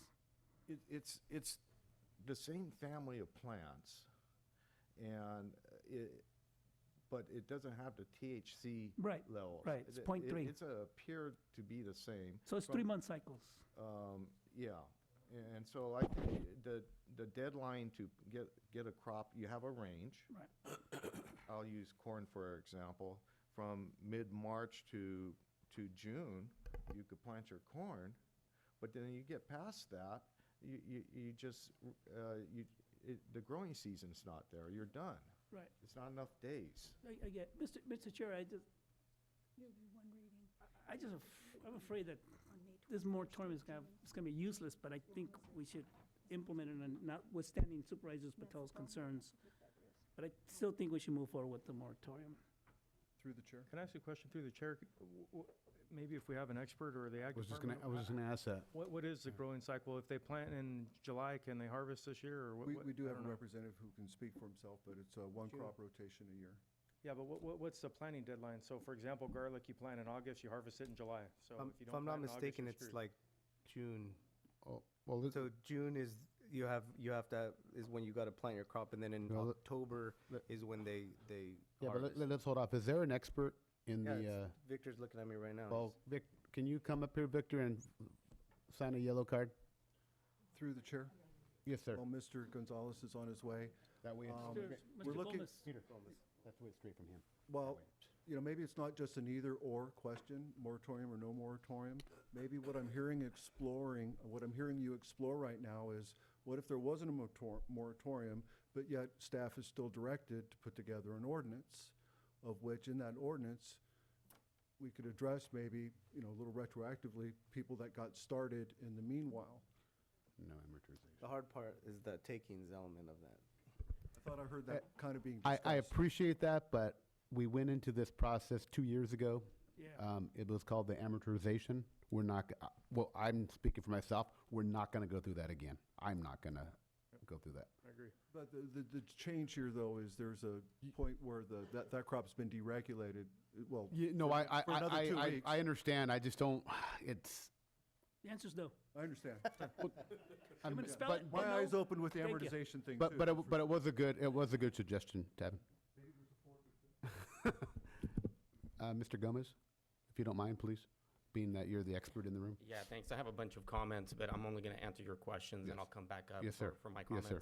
comments. So you'll generally see, we need plants in the ground, I would say, by mid-June, July 1st, to be able to harvest, right? And this isn't cannabis. We're not going to be growing indoors. Some will grow within greenhouses for seed production or whatever it may be. But we do have just so you know, we do have two operating research firms right now. Myself, Central Coast Hemp Company, and we are currently operating 70,000 square feet, and thank you Supervisor Hernandez for making it out to check it out, and Edgar as well. And then I believe Jeff Brothers has another operation as well. We are, I think, the only two permitted hemp research cultivators in the county that have submitted our information to the county. So just wanted to share that. But with all due respect, I want to make sure that when we're speaking of a moratorium, that's not including the research or the schools. According to the way your staff report is written, you are including research. Well, I would have to make sure that we're certain not to include that because it's been already there for months and years and decades. Okay, any other discussion with the board members? So I think to Supervisor Patello's point is if we do adopt a moratorium, we're gonna lose This year. a growing season, so we're gonna be planning for next year. And that may be the case already, because maybe there's so much uncertainty, people don't have a plan to plant in June of this year. Maybe they're preparing for next year. I don't know the answer to that, but, Well, That's actually a, let's hear from the public. I think you're right. Let's hear from the public.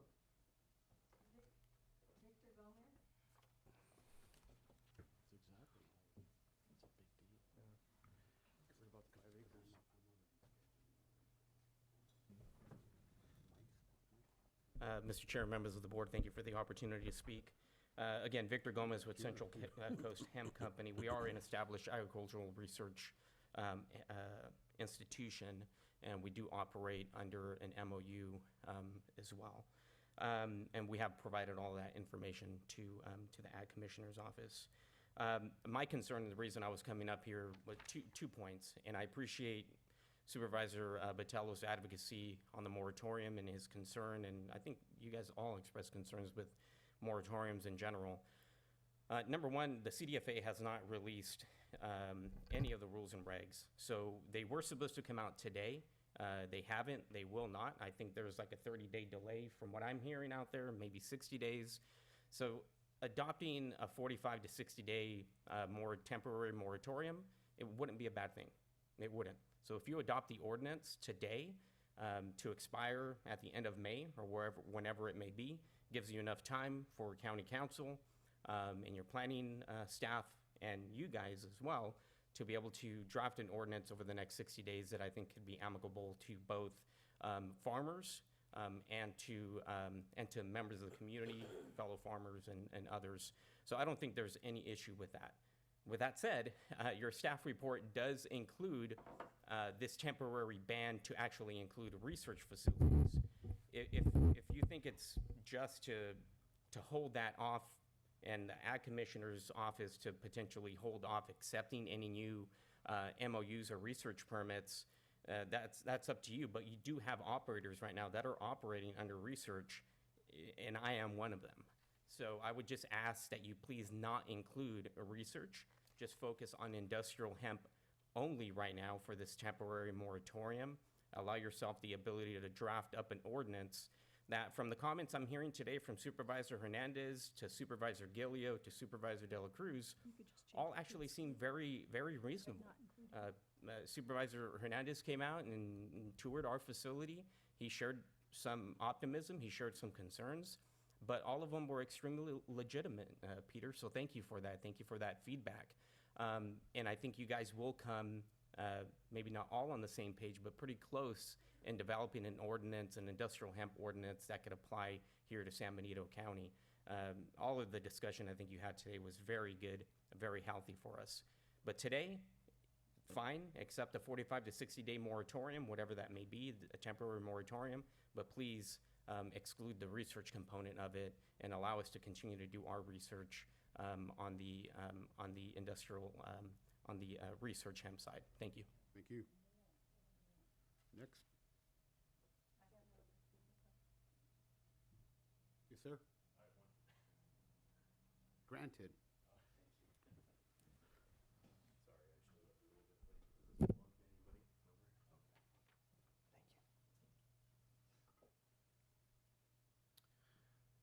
So thank you for the time. My name is Pete Aiello.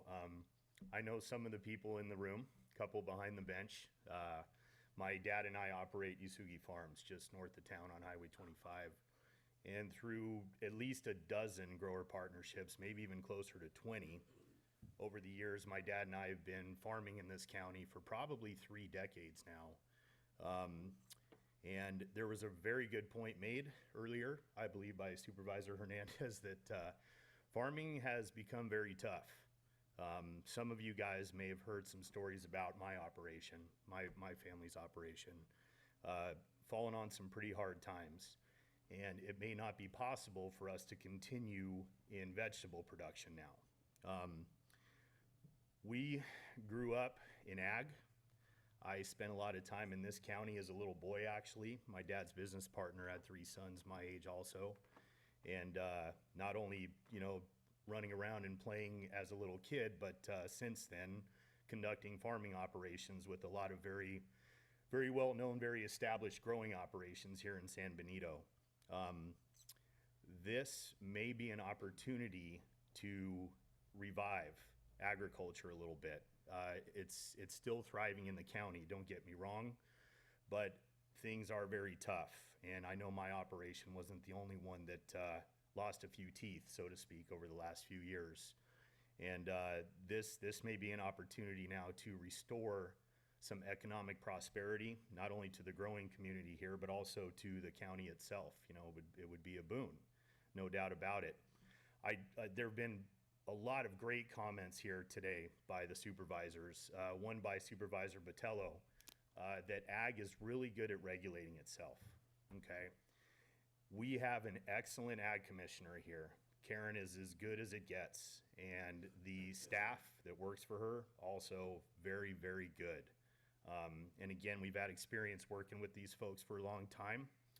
I personally have been farming in 8 different counties throughout California, and I can say, you know, without hesitation that working with the staff in this county is very pleasurable and very good. They're very knowledgeable, and they're very on top of their stuff. So I would urge the supervisors and the staff not to overstate or overthink the issues that we've been discussing today. Odors, for example. That's nothing new in agriculture. We deal with that all the time regardless of what crop we're growing, okay? Proximity to homes, schools, hospitals, also not a new issue. We've been dealing with that as well. Testing, that's also not a new issue. Now, it may be somewhat new as far as hemp is concerned, but I've been, oh, I'm sorry, I'm rambling too long. Anyway, we have a good framework in place for all of these things already, so I would encourage everybody to utilize that framework, utilize your staff, utilize what's already in place, and it would make this issue a lot easier to advance. Thank you for your time. Thank you for your comments. Appreciate it. Pete.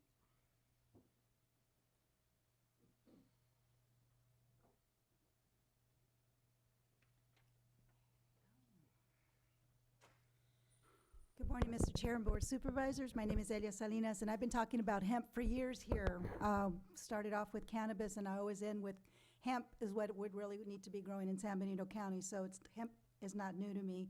What I'm worried about is you discussing doing a moratorium.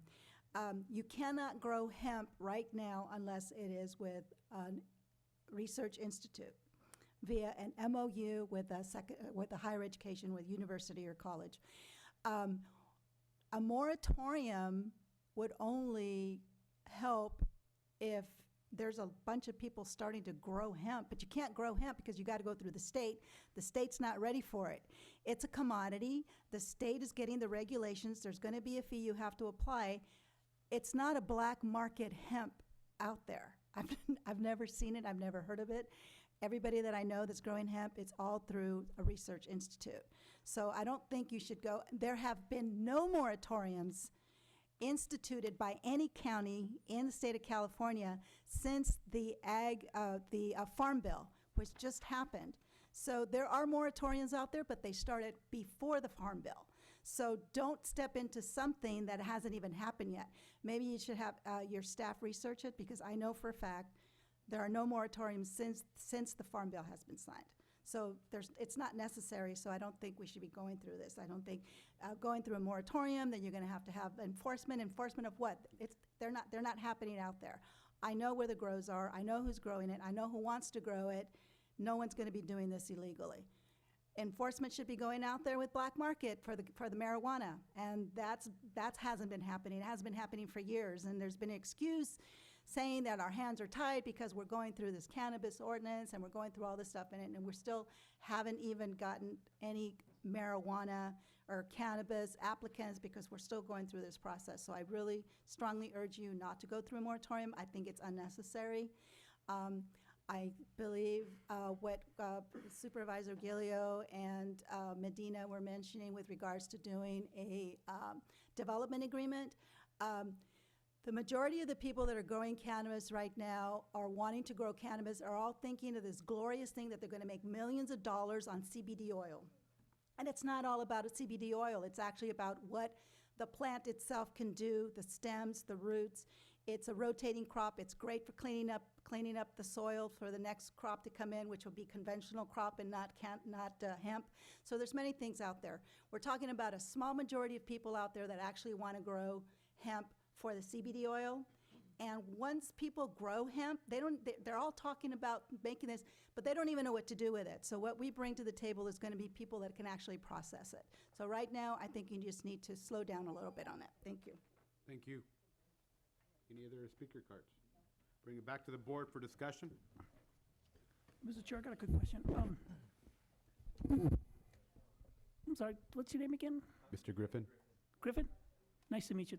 Thank you, Griffin. I got a question. Is there any applications besides the two that Victor mentioned on testing that have been submitted to your office?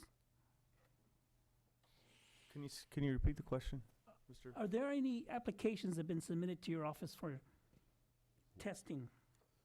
For research, I'm sorry, for research. For research? Yes. For research besides- authorization? Besides the one Victor talks about and the other one? Just the two that Victor mentioned. Just the two, okay. There's been other discussion. People have come in and, proposed things or talked about it, but hasn't been anybody that's submitted a location. So if we do a moratorium and waive those two to make sure that the other ones don't come in until we get something in place, that's something you can handle, right? I would like to have the Ag Commissioner comment on that, but because research is exempt from registration. So we can't put that, So I don't believe we can do Okay. that, but okay. county council and. Well, I hear, we have like three lawyers here, so I think they'll agree with you. Thank you, Mr. Chair.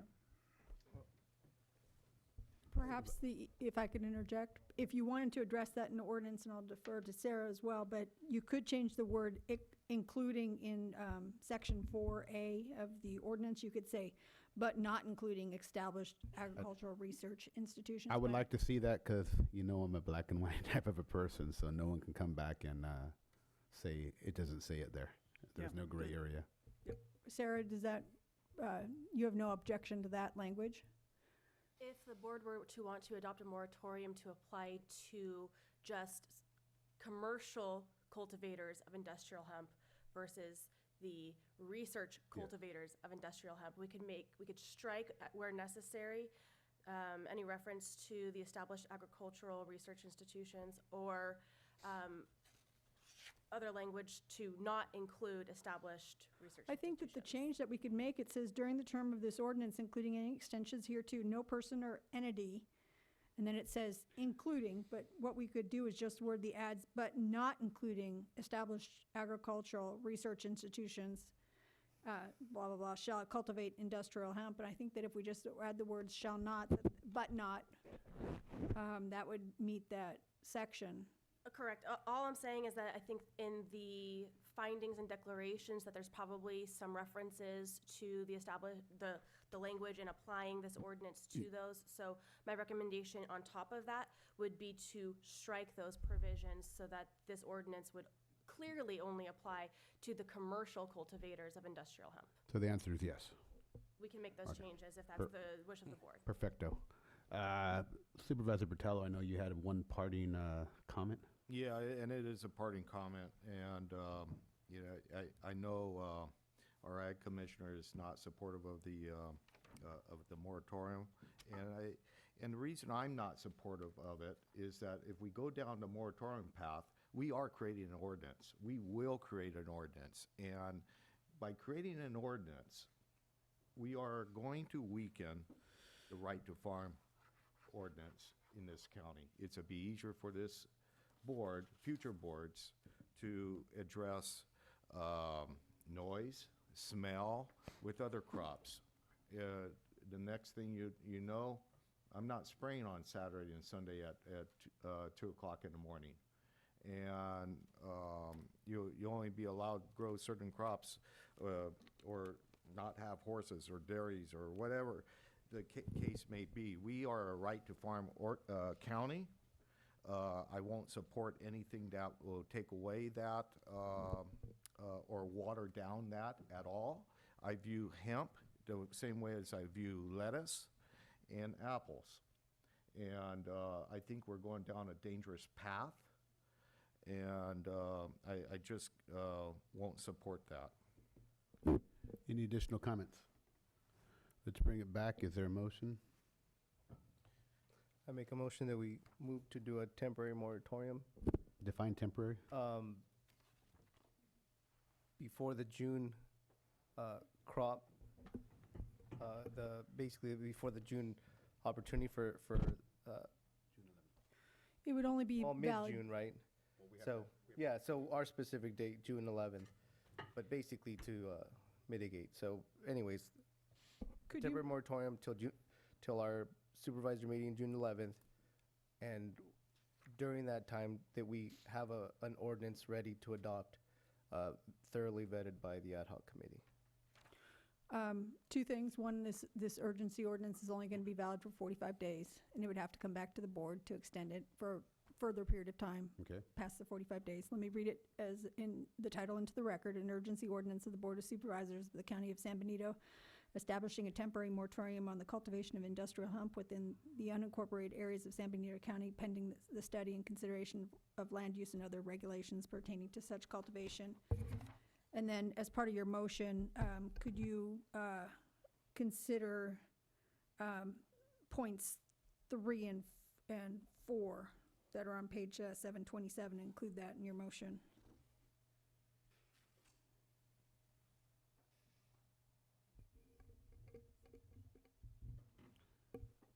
Okay, is there a second? I'll second, but under the question, what do you mean by that, Barbara? He needs to add 2 items. Oh, the 2 current research operators? Pardon? Are you talking about the 2 current research operators or no? No, you should include that as part of the motion as well. But to make the motion as written on section, as written in the staff recommendation, but amending the language to not include The current. Let's get the exact definition. As mentioned, not to include the scientific or educational institutions as amended as mentioned by staff. The research. Yeah. Okay. This is your, say it, Sarah. Do you accept that? Yes. Then I'll accept my amended second. We'll do a roll. I have a question prior to a discussion point, please. The county council mentioned that we should add point 3 and 4 on page 727. Has that also been added to the motion or not?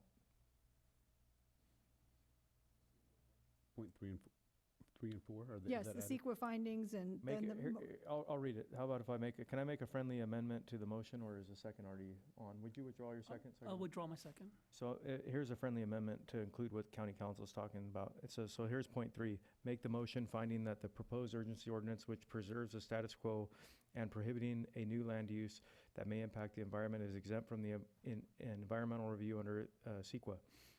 And pursuant to CEQA guidelines, ETSEC listed in the section, I won't read them all, there is no possibility the activity in question may have a significant impact on the environment. In addition to the foregoing general exemptions, the Board of Supervisors further finds the urgency ordinance is categorically exempt under CEQA.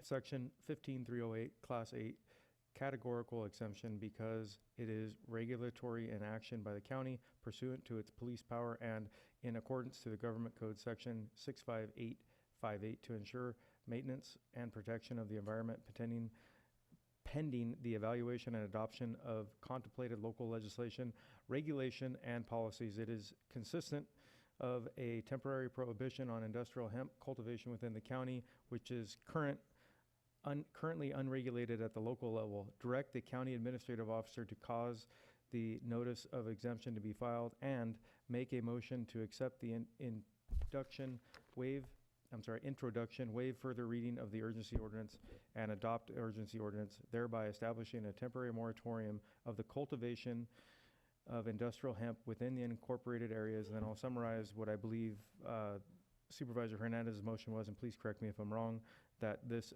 urgency ordinance would expire per the county council within 45 days of adoption. And that's also including the language regarding established agricultural research Thank you. institutions. And future, because we heard that we Yes. shouldn't regulate that. So my friendly amendment would also categorically exempt research institutions, whether they're existing or new research. Yes. Yes. And the second?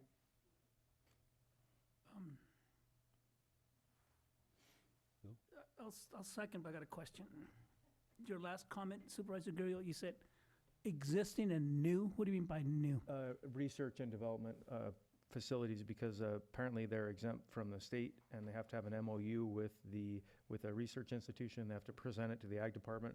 So they're already going through a very robust process, and there's no reason, in my mind, to Okay. All right, I have no regulate them problem. any Okay. further. The language that we would have is, but not including established agricultural research institutions, and then we will, in the findings, delete the findings that are relevant to that. Got it, thank you. I also I had added on there, though, to be clear, I added on established and potential future. Okay. Yes.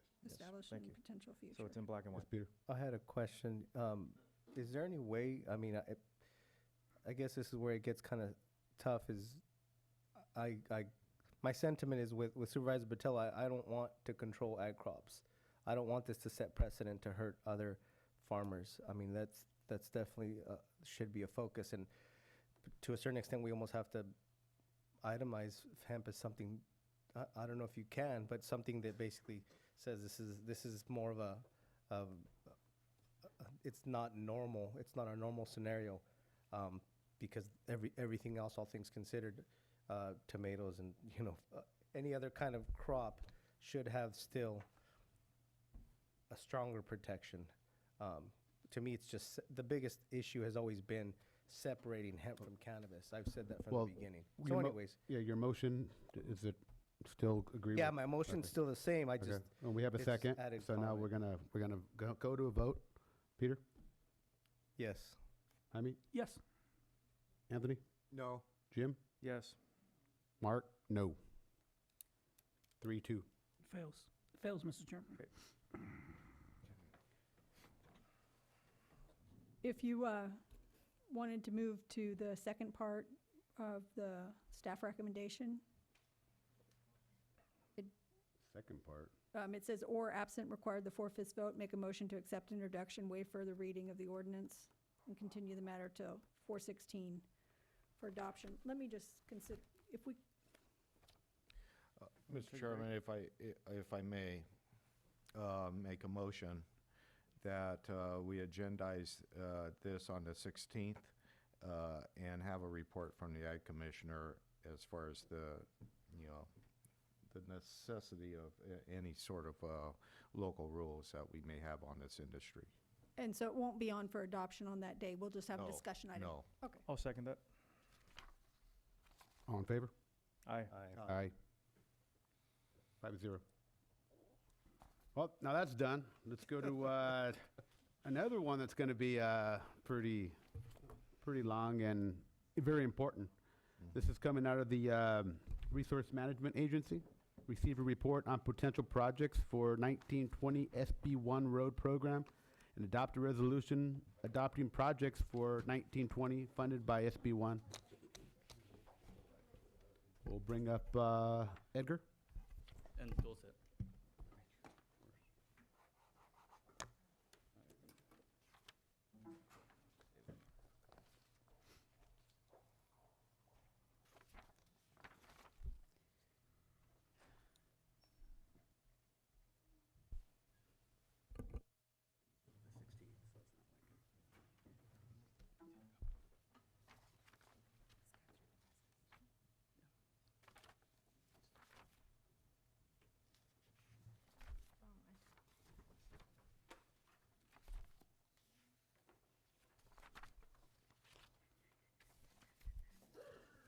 Well, we just wanted to start with thanking RMA staff with putting this together. We relied a lot on them.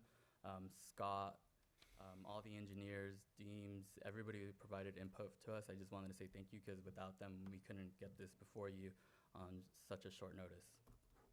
And Michael as well, he reviewed the resolution, and thank you, Michael. So quick overview, what SB1 is.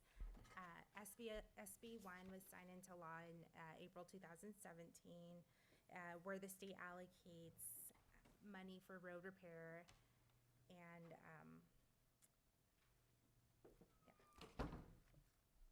So right now, this is the current SB1 formula. As you're all aware, we've been talking about this. So, the go ahead.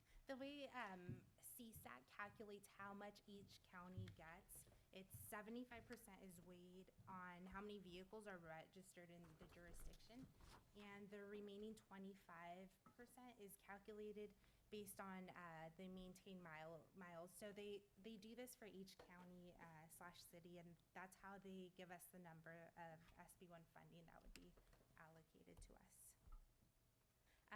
With the accountability and transparency, there are key deadlines that the county must adhere to for the fundings. And the first one is there's a project list that's due to the state, and the date to submit that is May 1st of 2019.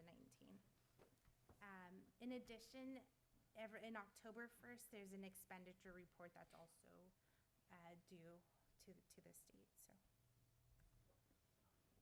We'll go more into this later. Since this was put together, we had made some changes to the list. I know that we posted on the agenda a certain list for your consideration. However, we're going to try to skip this, and we're going to go to Excel to give you a broader list, because some of these items I see scratched off. At the time we put this together, we didn't know they were part of the 18-19 SB1 list that your board has approved, so we will no longer consider them for the 19-20 SB1 list. So we're going to skip this right now. We're going to go back to it in Excel so you guys all see it at the same time. This is a little bit more on the alternative projects. Back to Excel. This is what we had proposed at the time. We have changed this a bit because we added another project since this was put together. So we'll come back to the recommendation, but you want to just. So now we're going to show the list of projects. What was given to your board was the list above here minus the highlighted portion. This is part of the last year's SB1 project list, so we're going to remove this, but I just wanted to show everybody in the board, these are no longer being considered for the 1920 SB1 list. So in essence, what that leaves us is, based on our allocation for the 1920 SB1, under one of the programs, it leaves about $248,000 to play with.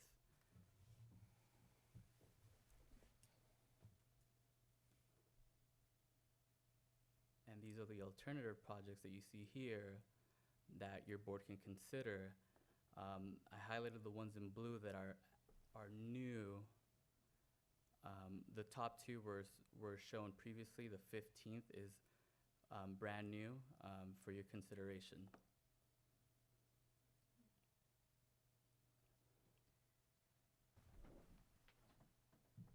I'm trying my best to show everything so you guys can. And I guess it would be helpful to highlight the limit that we're allowed to. So the limit the SB1 gives us is $1,753,272.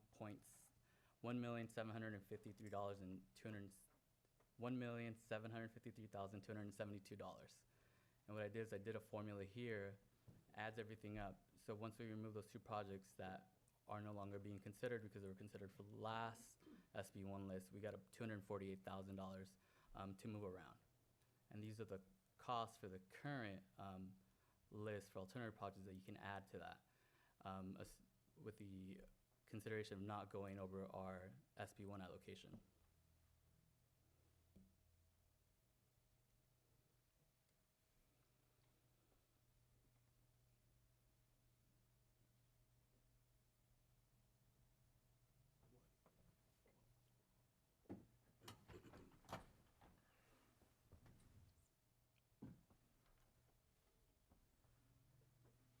Is there any projects that you'd like me to move around or play with, Mr. Chair? board? I'm sorry, go ahead. Oh, Supervisor Patella first. Oh, okay, thanks. I like this list a whole lot better. It's starting to make a little bit more sense. Okay. But there's still a few projects that I would have a concern with. I'm going to start picking on my own district. I know Jaime. Why wouldn't you?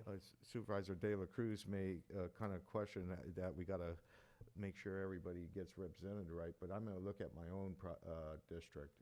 On the alternative project, Anzar Road, and that's to be a chip seal, I guess, is what we're talking about. Which one?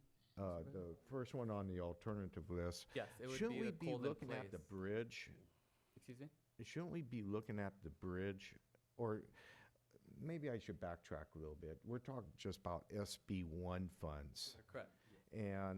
But wouldn't it make more sense to kind of figure out using SB1, Measure G, maybe even the landfill type of funding and take the whole pot of money and try to develop a list of roads that is the priority, and then we have the money that's available to us, and rather than piecemeal, this fund is to take care of these set of roads.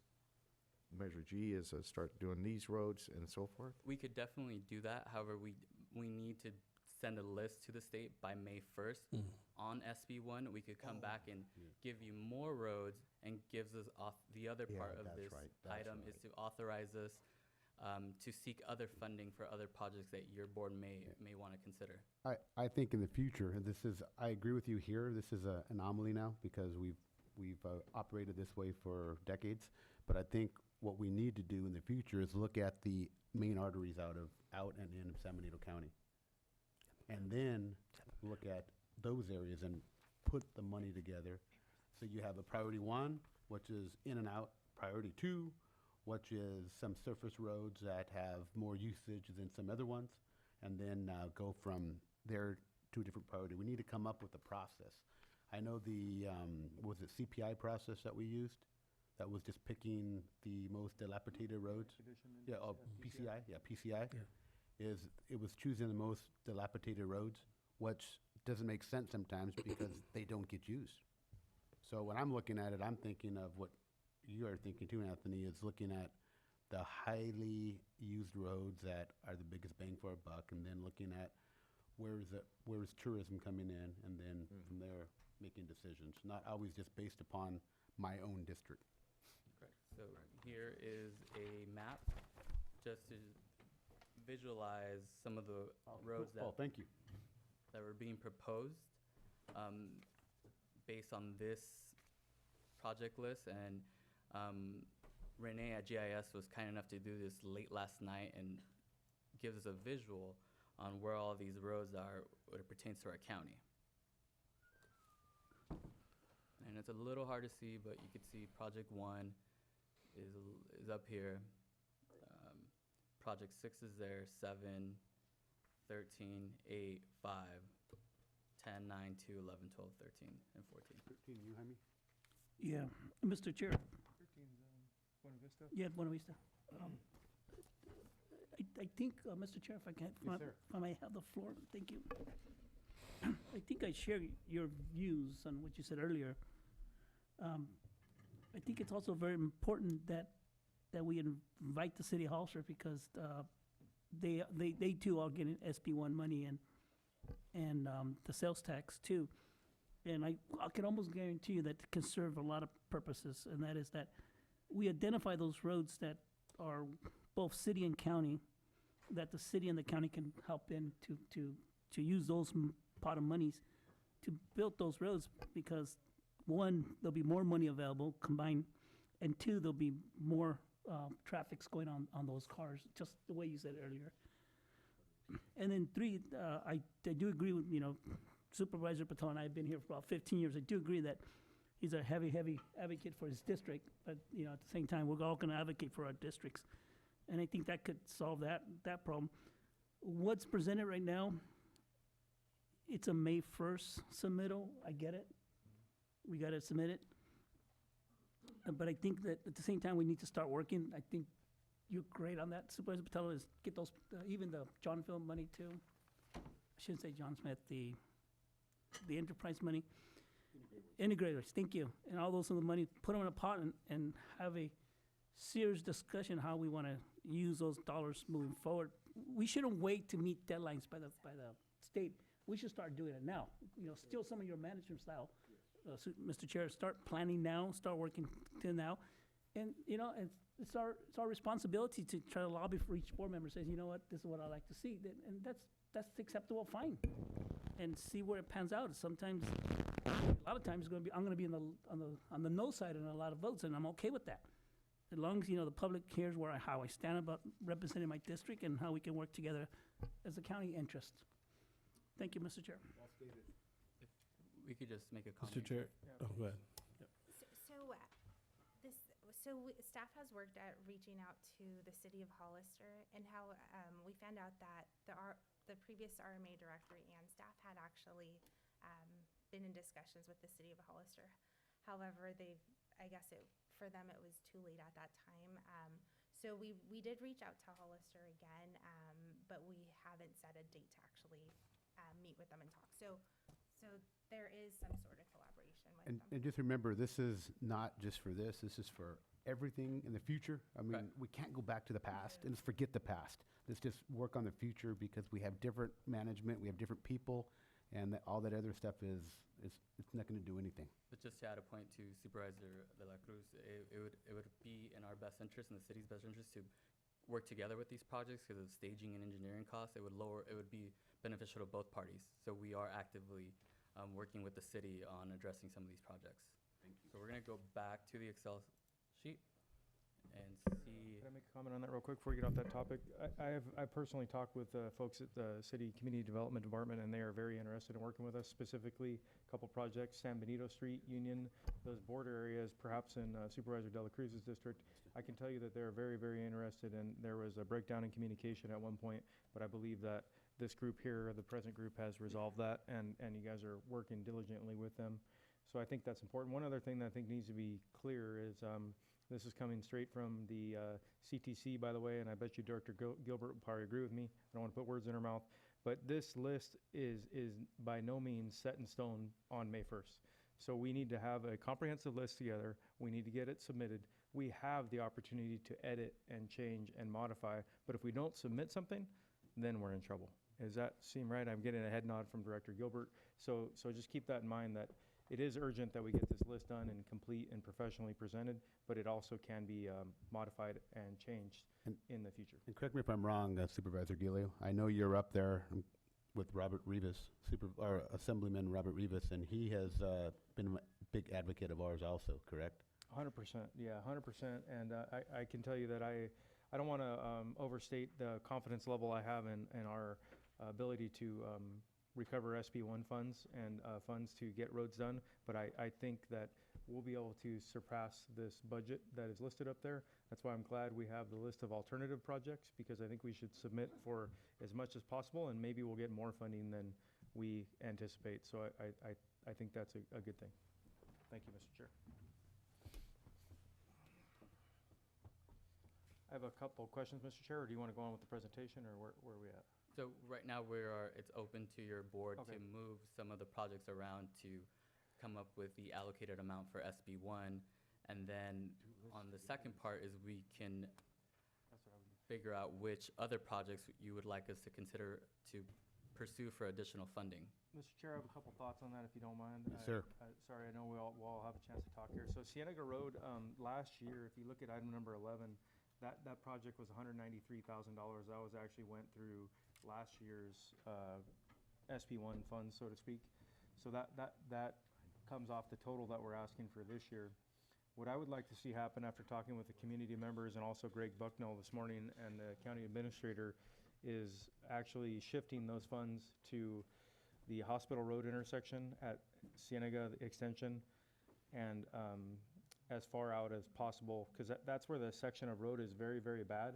And this is where sometimes the pavement condition index report can get you in trouble, because when you actually drive it, you can hardly drive on the Cienega Road from Hospital to up past the hill, up frankly all the way to Hollister Hills, but I know we don't have the money to get there. So I would like, that project has not been bid or approved yet, the 193 from last year. I would like to shift that over to the Cienega Road from Hospital Road going out as far, I guess you'd call it south as you can go, Cienega towards Hidden Valley and Hollister Hills. And we already talked about the other funds that are now available for that project. So I think that's gonna help.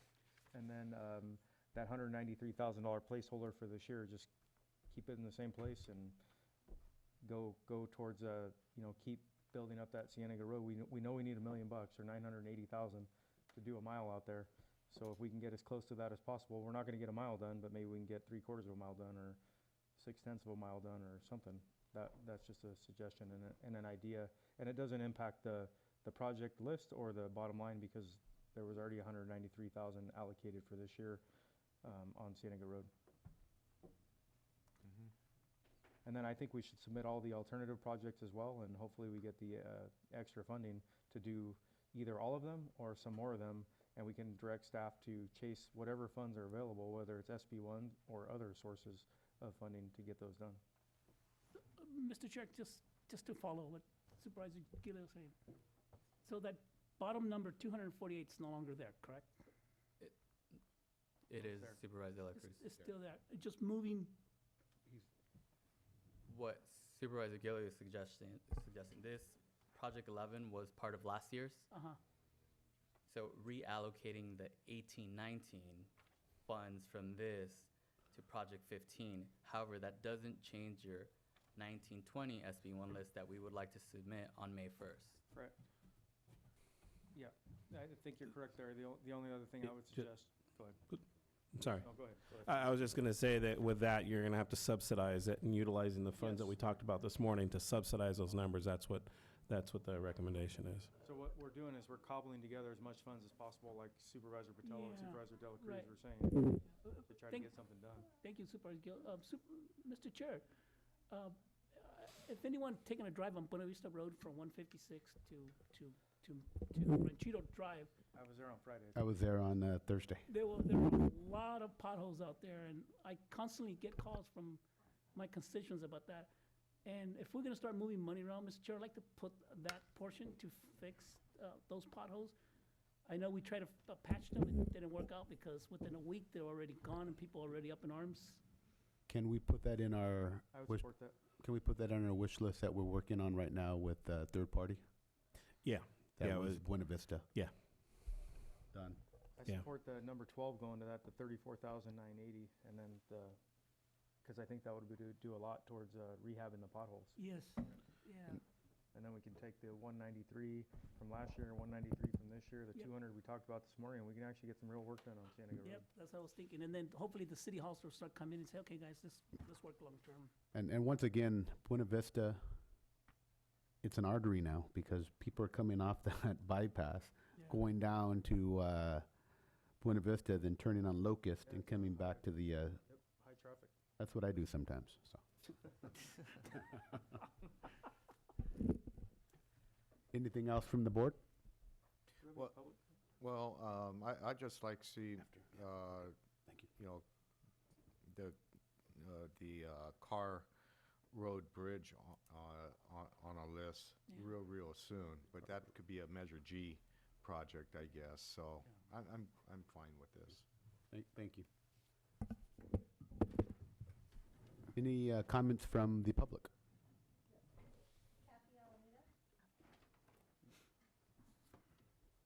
Just for informational purposes, Anthony has we had a conference call scheduled at 1, he and I, so he's going to take the conference call for me. So just wanted to let people know.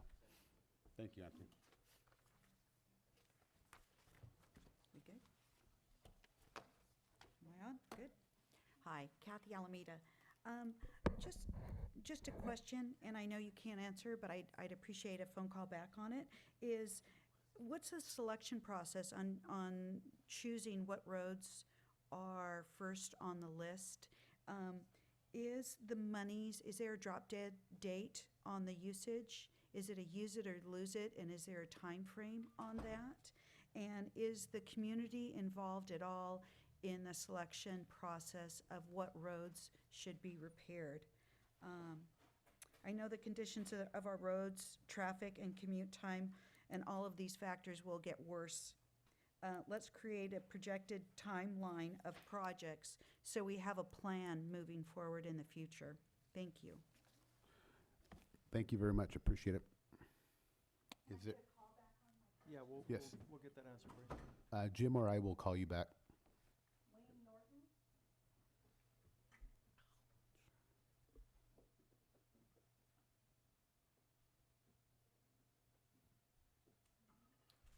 Good afternoon. Thanks for allowing me to speak. When we talk about setting priorities, the public set priorities for roads in November with Measure G. The voters set priorities already on what roads they wanted fixed. That was included in that project. And I gotta say, I'm a little disappointed to see that not many of the projects that the voters said were important to them are on this list. Now, I understand that the way government works, that sometimes allocations have to be made and things have to be shifted. But we made promises. You know, the government made promises. I worked really hard on that, excuse me, Measure G committee, and I made promises based on my confidence in you all, that you would work on the projects that they told you they wanted fixed. And in reference to Supervisor De La Cruz's point about his district supporting Measure G, Aromas, where I live, voted 77% for Measure G. Yep. And we don't use Highway 25. So half the money that we voted for at 77% levels, we don't use. We don't use that highway. And there's almost no projects on this list, not on the priority projects. There's a couple in the alternatives for Aromas. Now, I know we don't want to get into a battle about, you know, protecting districts, but I do think that you made some promises, and I think we need to figure out how to meet those promises. Thank you. Thank you.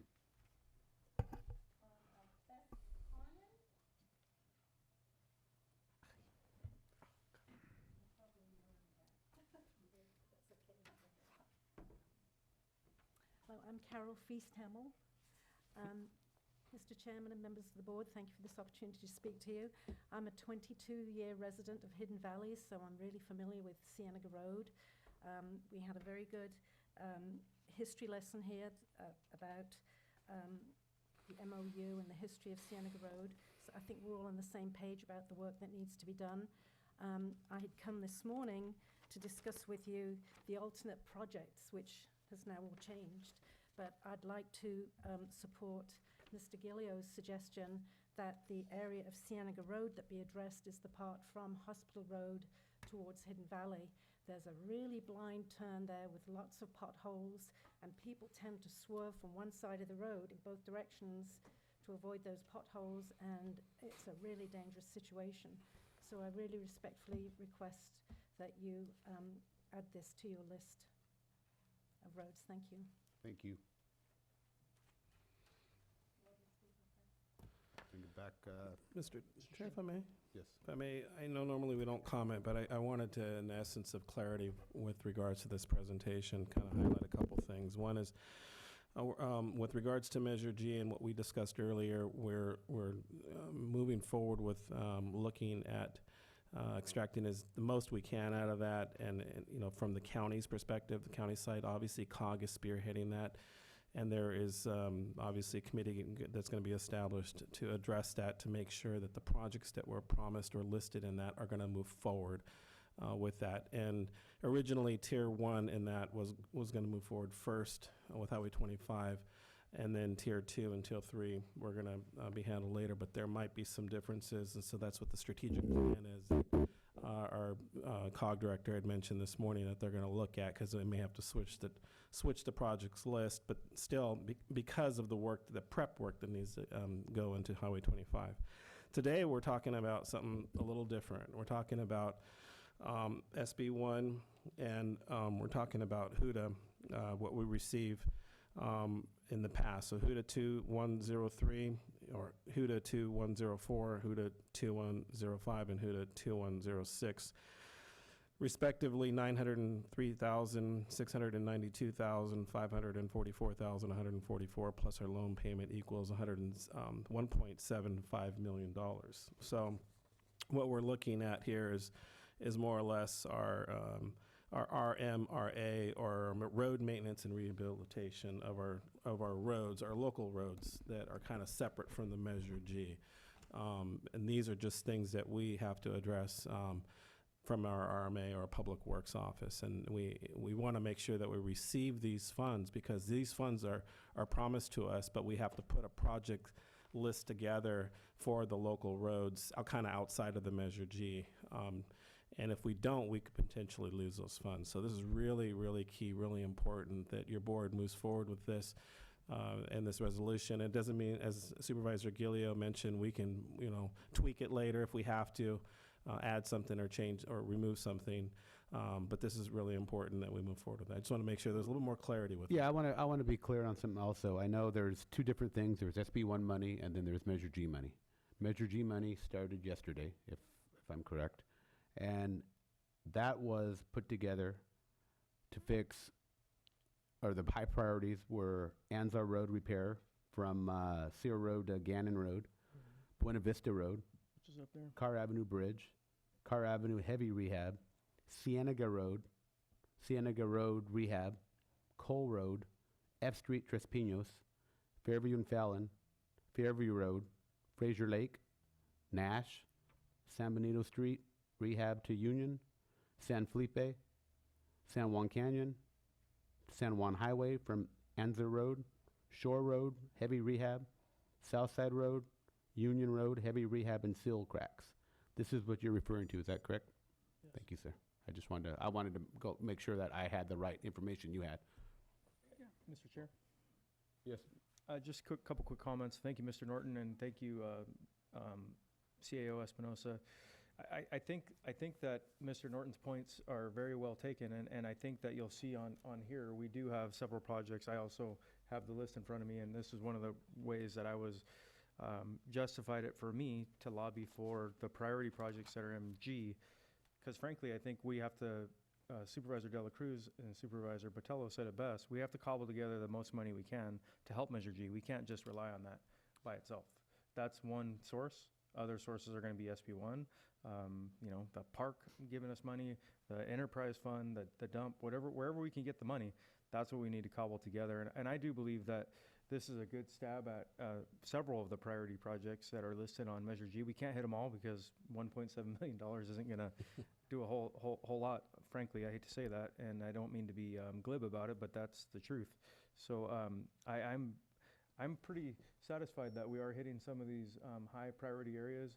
And as we develop the Measure G strategic implementation plan with Director Gilbert, that is going to be critical because, there's a thought right now, are we going to have 6 years of planning for Highway 25 and we're going to have maybe perhaps $4.5 million a year for the county to do some roads?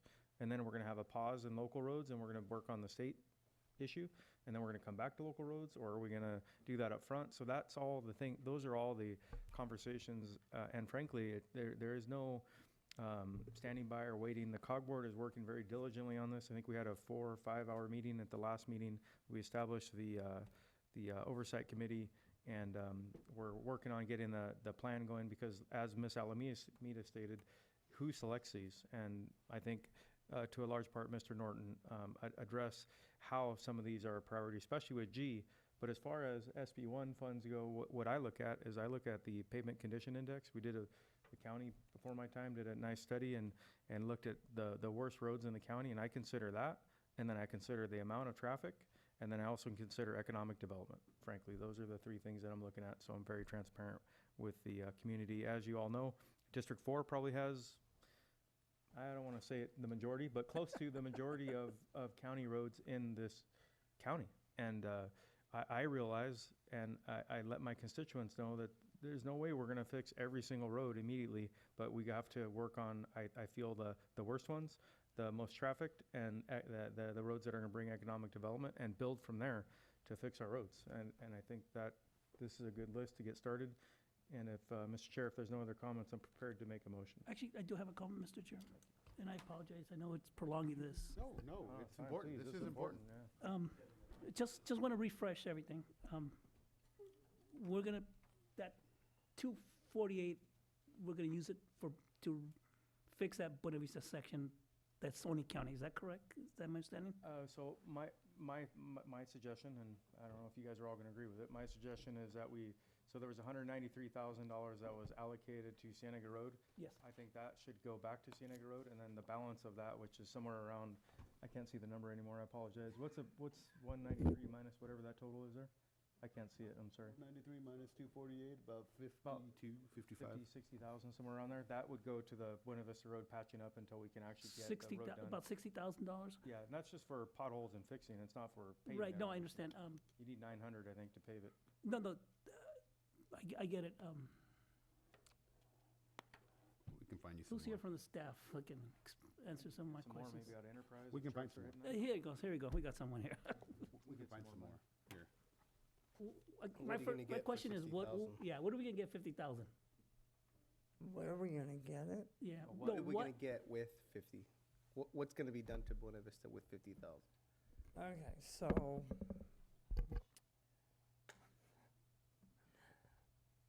Excuse me. So it depends on what we do with the road. For instance, potholing, which we're working on, we'll bring to the board next meeting a scope of work and a list of roads. Buena Vista is on the list. I created the list, or at least the initial list, yesterday morning. Okay? To So it's on there. pothole costs roughly $13,500 per mile. Now, that depends on how many There you go, potholes there are on that particular stretch of road. But that's what we paid 2 years ago. How much time, I mean, I'm gonna ask the same question we asked with John Smith Road. 5 miles. How much time, by putting those $50,000 into that Buena Vista section, would the road stay like that? Couple years? For 6 months? just pothole, yeah, you're looking at probably a couple years. Couple years? Without doing a full overlay. There's lots of different overlays and road rehabilitations. Chip seal, slurry seal, or what we're doing for John Smith, which is the cold-in place. We're actually churning up the existing asphalt, recycling it, Okay. and that's a longer-term Okay. fix. Okay, thank you. So the maker of the motion, can we put that there will be $50,000 guaranteed to Buena Vista Road because I can, yes. Before you make your motion, Supervisor Gilio, I just want to be clear. And just for people out there and people listening, there's two things going on. There's SB 1 funding and Measure G funding. Yeah. Measure G funding will have a 11-person committee. Yes. And those were the ones that Mr. Norton, I spoke about a little while ago. So it is my job to make sure that we hold COG along with the committee accountable to fix those things that were high priorities. Is that pretty clear?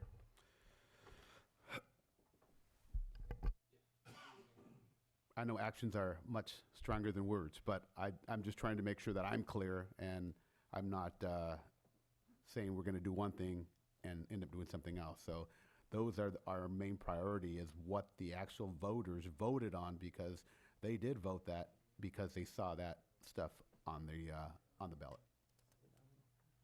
Okay, so that's, Chairman Medina? Yes, If sir. I might, just one Oh, of quick course, of course. clarification. I like to think of this in terms of 3 lists, Okay, actually, perfect. not just 2. So Measure G is one list. SB 1 is list number 2. And then what's CEO Espinoza's confirmation this morning, we're going to put money into potholing. Okay. That's list Okay. number 3. Thank you very much for Okay that with that? clarification. Now, General fund dollars. Yeah. yeah. And then I would even submit that there's potentially a 4th list, which is the enterprise funds, wherever we have the impact from the waste. Yeah. Yeah. Okay. Waste Yeah, so there's facility. 4. Just to add one more, Thank you, yeah, keep adding them. additional funding. No We're gonna go look for additional funding. Absolutely, yeah, absolutely. Thank you. Additional funding But wherever yeah. it can come from. And that is actually on our agenda as item number 3 for when the board does move forward with that, that we're asking for direction for, or allowing us to move forward with that. And also, one other thing I want to make sure is that with regards to SB 1, there's 4 elements of SB 1. I just wanted to make sure it was clear. I think Supervisor Gillio mentioned some of it is the standard CTC addressing that and doing what we're doing at this point. It's the other piece of it, the state-local partnership program and the application process.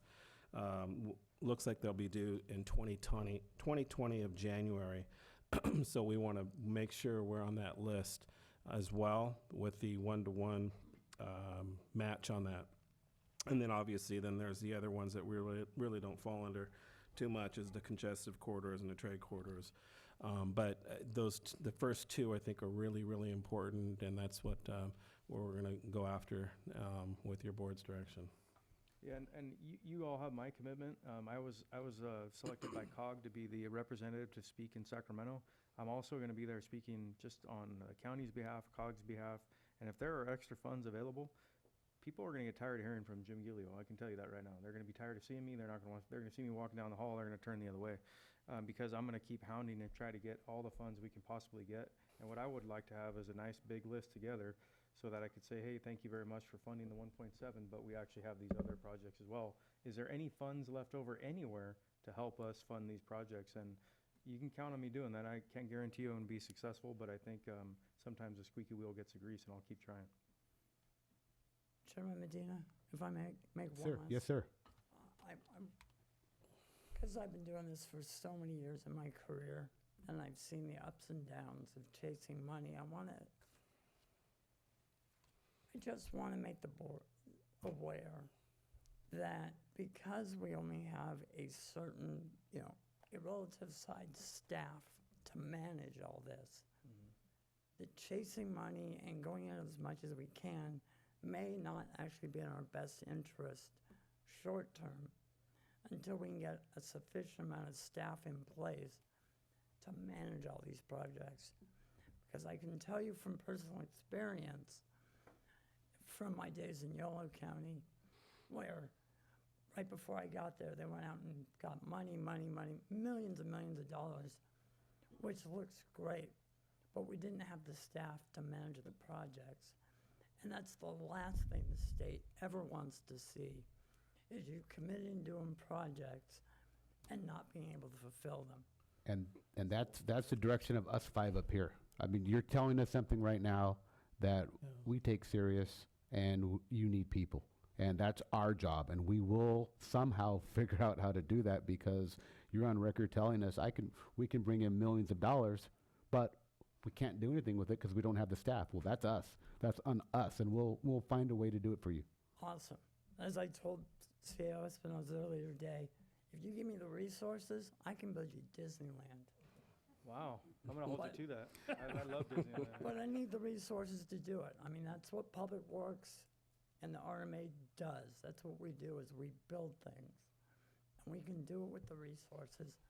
I just don't want us to be in the position of the state coming in and saying, hey, you guys committed to all this, and now you can't fulfill your commitments, so we're never giving you money ever again. And I don't want to see us I in appreciate that. I do. Mr. Chair, if I may as well add one more comment to that. So last week, staff actually met with KNN, our financial advisor, concerning moving forward with Measure G, with SB 1, with all of the different funding possibilities that our county has in front of us, and we're basically requesting some work to be done so that we can maximize the most that we can and get the most roads done. 2, we also met with TRC Valley Cooper, which actually manage public projects, in particular roads, and addressing this exact thing that we're in front of, to actually manage these projects to get them going and moving forward with that. So again, we're going to obviously do our best to bring in more staffing, but we also are looking at other options as well. Great. Well, thank you. Go ahead, Mr. Gillio. Okay, prepared to make a motion, and this is going off of the list. Wait, hold on, sorry. Sorry, Chair. Yes, sir. We need to finalize this list. We have 248,000 left. That's what I'm Based gonna on- do here. He's gonna do that right now. Okay. Sorry. That's what I hope to do here. Let me see if I can make it clear. That's not a problem. So I'm going off of the list that was in the agenda packet, to be clear, which is published to the community. And that the two items that I believe, and this is prior to making the motion, but the two items that I believe need to be dealt with are number 11 and 12. Number 11 was accounted for in last year, and number 12, I'd like to see switched and pushed over to Buena Vista, and also adding, $16,000, so it becomes, well, it's actually $15,000, I guess, so it becomes 50,000. And here's my motion, let's see if I can get this right.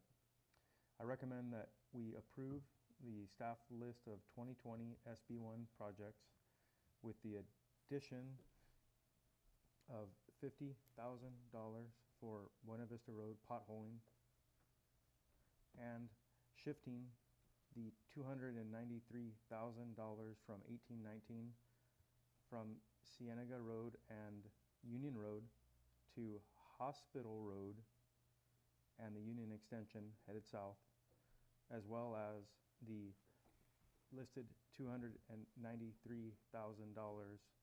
for 1920, and that should equal the total there of 17,336 or 965, or very, very close to. Do we have a second? Well, hold on a minute. I'm trying to get the numbers here. How much you said? Was it 15 or 50,000? 55 0. Zero. No sleight of Second. hands. No sleight of hands. Mile and a here. half. Second? No sleight of hands here. Second? All in favor? Aye. 4-0. Okay. Couple more and we're good to go. And also, just want to make sure, so adopting the resolution and authorizing the CAO as well? Yes, Was that I'll included in there? authorize the CEO to move forward with the scope Okay. of work, yes. All right. Do you need me to make a new motion so it's clear? Or? Well, yeah, I would recommend doing the motion on that, just for clarity purposes. Get back here, Emmy. I'll make a motion that we allow the CAO to adopt the scope of work and act on the behalf of the board based on the projects listed. Second? All in favor? Aye. Aye. 4-0. Yeah. Now we'll move on to an informational report, information only, correct? Yeah. On San Benito County Affordable Housing Ordinance. I'd like to invite Jamela. Go ahead. She's our housing coordinator. She has a PowerPoint presentation to present to us. Is it up here? It's just right here. We moved it. Sorry, caught me off guard. I Yeah. switched it. I We saw can that go back to CSAC it. was Sorry for keeping a little bit far. 5 hours. No worries. Did you guys need a break or anything like that? I wasn't sure. Go. Okay. No worries. Just dance in my seat, it's all right. No worries. So good morning. I just wanted to introduce myself. My name is Jamila Saka, and I am the Housing Programs Coordinator for both the City of Hollister and San Benito County. Let me just put this on the presentation form. So today I just wanted to come in front of the Board of Supervisors and thank you guys for taking your time to, just really as an informational report, to go over our affordable housing ordinance. I strictly just want to go over some of the details about it to build an educational platform. So before we make any future decisions or before we make any future changes, that the Board of Supervisors, the public, and our staff understand the ordinance. So just so individuals can know, we previously did have an affordable housing ordinance. It ended in 2010, and the ordinance title was Chapter 35, Ordinance 766. And currently, we do have a current affordable housing ordinance that was passed in October 2016, and that title is Chapter 21, Ordinance 951. And I apologize, I'm a little under the weather, so if you can't hear me or anything like that, just let me know. Do you need some water? I brought some, so I should be good. Thank you. So I just want to go over a definition of what inclusionary housing is. It's a county planning ordinance that requires a share of new construction units to be affordable for individuals with very low, and moderate income. And that's seen within our ordinance as well. Within our ordinance, and I, again, will not be going into full details, I really just want to lay the groundwork for this ordinance, is an in lieu fee. An in lieu fee definition is a fee paid as an alternative to the provision of inclusionary units as defined in the county ordinance. In lieu fees are paid to the county and are deposited into a separate account with the goal of increasing, improving, or preserving the supply of affordable housing. Again, as stated in our ordinance, the fee amount will be based on the amount necessary to construct or subsidize an affordable unit or affordable units. So that's part of what's written in our ordinance. Additionally, our affordable housing ordinance establishes a housing advisory committee. So I wanted to come and bring further information to the board as well. This committee evaluates the dispersal of in lieu fees and helps to advise the Board of Supervisors with decisions. So this will be an expected membership from 2 members of the Board of Supervisors. So the Housing Advisory Committee is composed of 2 Board of Supervisors, 2 planning commissioners, and 2 members, public members at large who have experience in affordable housing. So in the future, I will be requesting 2 members to be representative of that affordable housing committee. I got a quick question for you. Of course. This ordinance, is that in conjunction with the city of Hollister, or is it a county? by This itself? one is strictly just county. Okay, So unincorporated areas. okay, go ahead, continue. Yeah, thank you. Hopefully you can all see here, this breakdown is related to our on-site requirement. So within the inclusionary housing ordinance, all development is expected to include 15% of their construction towards the affordable housing units. So you will see like a certain breakdown. So 1 to 4, there is no expectation. So if a development came and they're only building 1 home, they don't necessarily are expected to build an affordable unit. And as you go up, you see that when it's developments of 7 to 13 or 7 plus, they are expected to provide 15% of the units as affordable. You will see for sections 5 to 6, and then kind of spread throughout the chart, that it's listed as fractional in lieu fee or in lieu fee. So what that means is if there was a number set for a fractional in lieu fee, or excuse me, let me go back. So let's say that there is a development and there you have to build 1.25 units of affordable units. Well, obviously they can't build a quarter of a house. They can't, only have just the foundation. So what is expected of a development is they are expected to pay a quarter of that in lieu fee, or a quarter of the in lieu fee towards their fees, to offset the fact that they cannot build or are not expected to build 1.2 homes or 0.2 homes. So on the top of the chart, you will see the breakdown of moderate, low, and very low. And then on the left-hand side, you will see the breakdown of development sizes. So it is expected as the number of site or number of units increases, the number of affordable units is expected to increase. And this is for on-site development. So no matter what, the expectation is 15%. The next chart shows off-site requirement. So if a development were to be in discussions with our county, they do have, and we ultimately have, an option for off-site requirement. A development does have to show and indicate that it's a better benefit to our community to not include the units on site, but to include them off-site. Some examples may be closer to services like a hospital or something closer to schools, but it's not the choice of the development, it's the choice of our county to decide if we want them to provide off-site. With that though, if we do allow off-site, they are expected to increase the number of affordable units allowed. So it increases to 20%. So you will see on the chart, again, it's the number of sites, and then the top portion is broken down from moderate, low, to very low units. So for instance, if a site had only 5 units and they're going to be building off-site, they're expected to build one unit.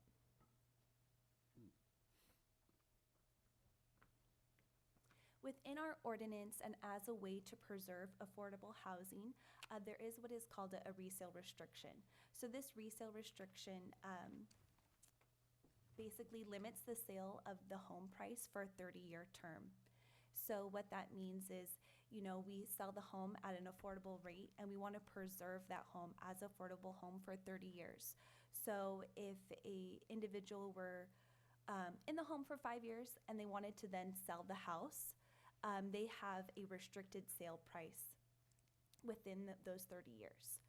If the individual is living in the house past the 30-year recorded term limit, the San Benito County would release the restrictions, and then at that time, that homeowner could sell the home at market rate. But this is part of our ordinance as a way to preserve affordability, so that we're maintaining any homes that are built affordable, that for 30 years, they're expected to stay at an affordable rate. And I know at different times there are questions about area median income or how we use that information for San Benito County. So the California Department of Housing and Community Development, or HCD, annually releases the state income limits for each county. Typically, they release them in April, so we will probably receive them in the next few weeks. Income levels are used across the state for designated housing programs and housing asset programs too. So it's not just our affordable housing ordinance that we use these state income limits. It's a lot of other subsidized programs within the state that are also using these state income limits. And then again, they break it down, the state breaks it down per county. So currently right now, if we were to look at a household of 4 individuals, the area median income is determined at $81,100.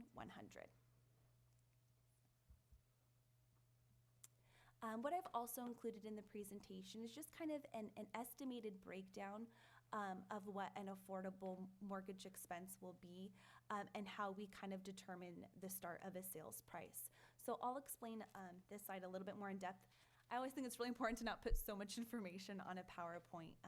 So how we determine the sales price for very low to moderate is based on our health and safety code 50052.5.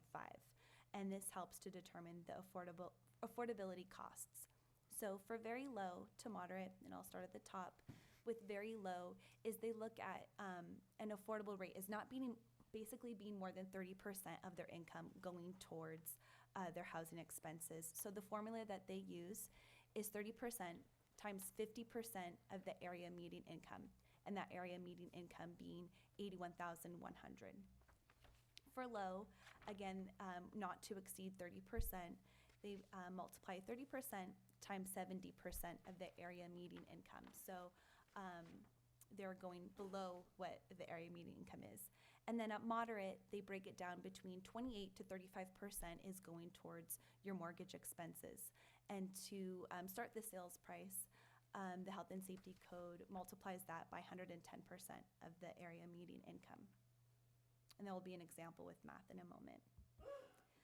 Some other factors that we want to include and watch basically our Board of Supervisors, staff, and the public to understand too is there's more information that goes into a mortgage expense. And for anyone like myself, I just recently bought a home, and so at first you're thinking, this is going to be the price, and you see all these factors that really go into an expense. And when we want to build affordable homes, we want to keep these factors in our mind as well of what that applicant is going to see in that price that they're going to see. Non-mortgage expenses to consider is a down payment for the individual, interest rates at that time, their property taxes, the mortgage insurance, and any of their personal homeowners insurance that they will have to pay for. And so this is a breakdown for very low to moderate estimated monthly mortgage expense. So you will see with the very low, I multiplied 30% times 40,550. And so that is the, I'm just going to backtrack so you can see it yourself. Oh, wrong way, sorry.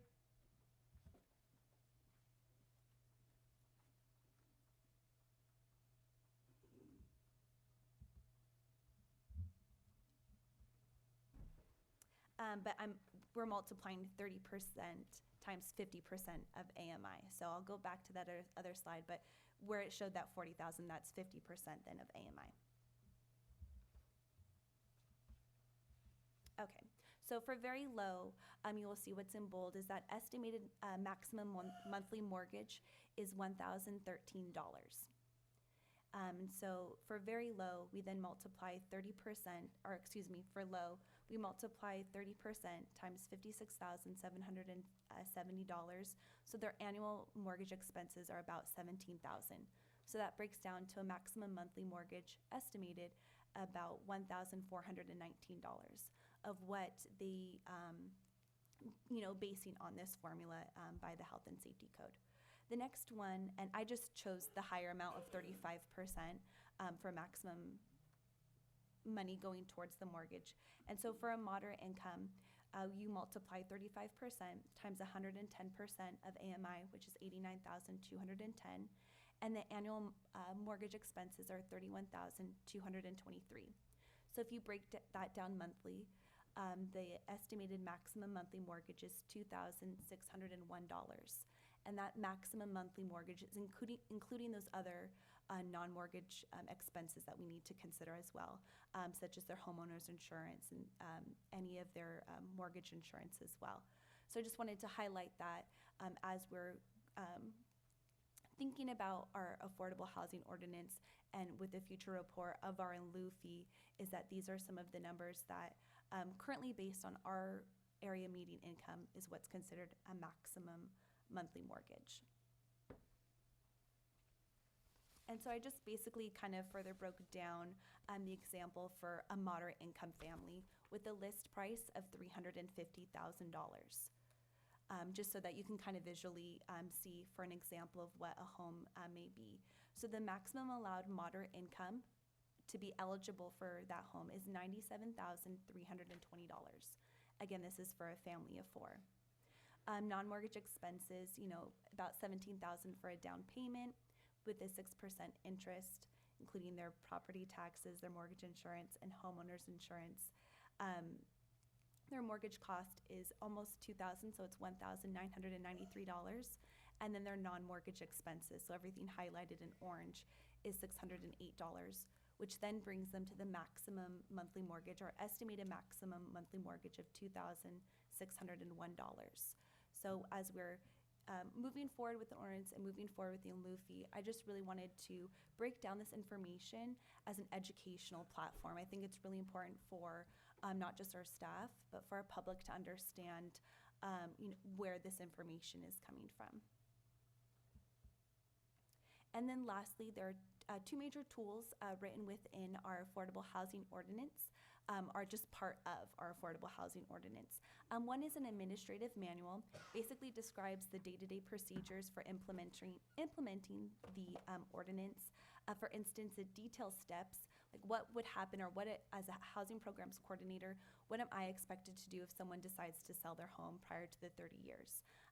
If you see written in the ordinance, it doesn't give those detailed information. So right now we're working on updating that manual so it better matches what is written in the ordinance. And then lastly, one thing that we will be coming to the Board of Supervisors, the Planning Commission, and then 2 members at large in the future is part of this ordinance does include a Housing Advisory Committee. So as an agency, we'll need help to set up that committee, but basically that committee helps with advice, advocacy, and makes recommendations as well to the board in works that are working with myself as the housing coordinator. So lastly, I just like to let people know, especially when they do call my office, that I again work with both the City of Hollister and San Benito County. So not that I don't like receiving phone calls, but I always do feel if you have any questions to email me, just because I do go back and forth between 2 offices.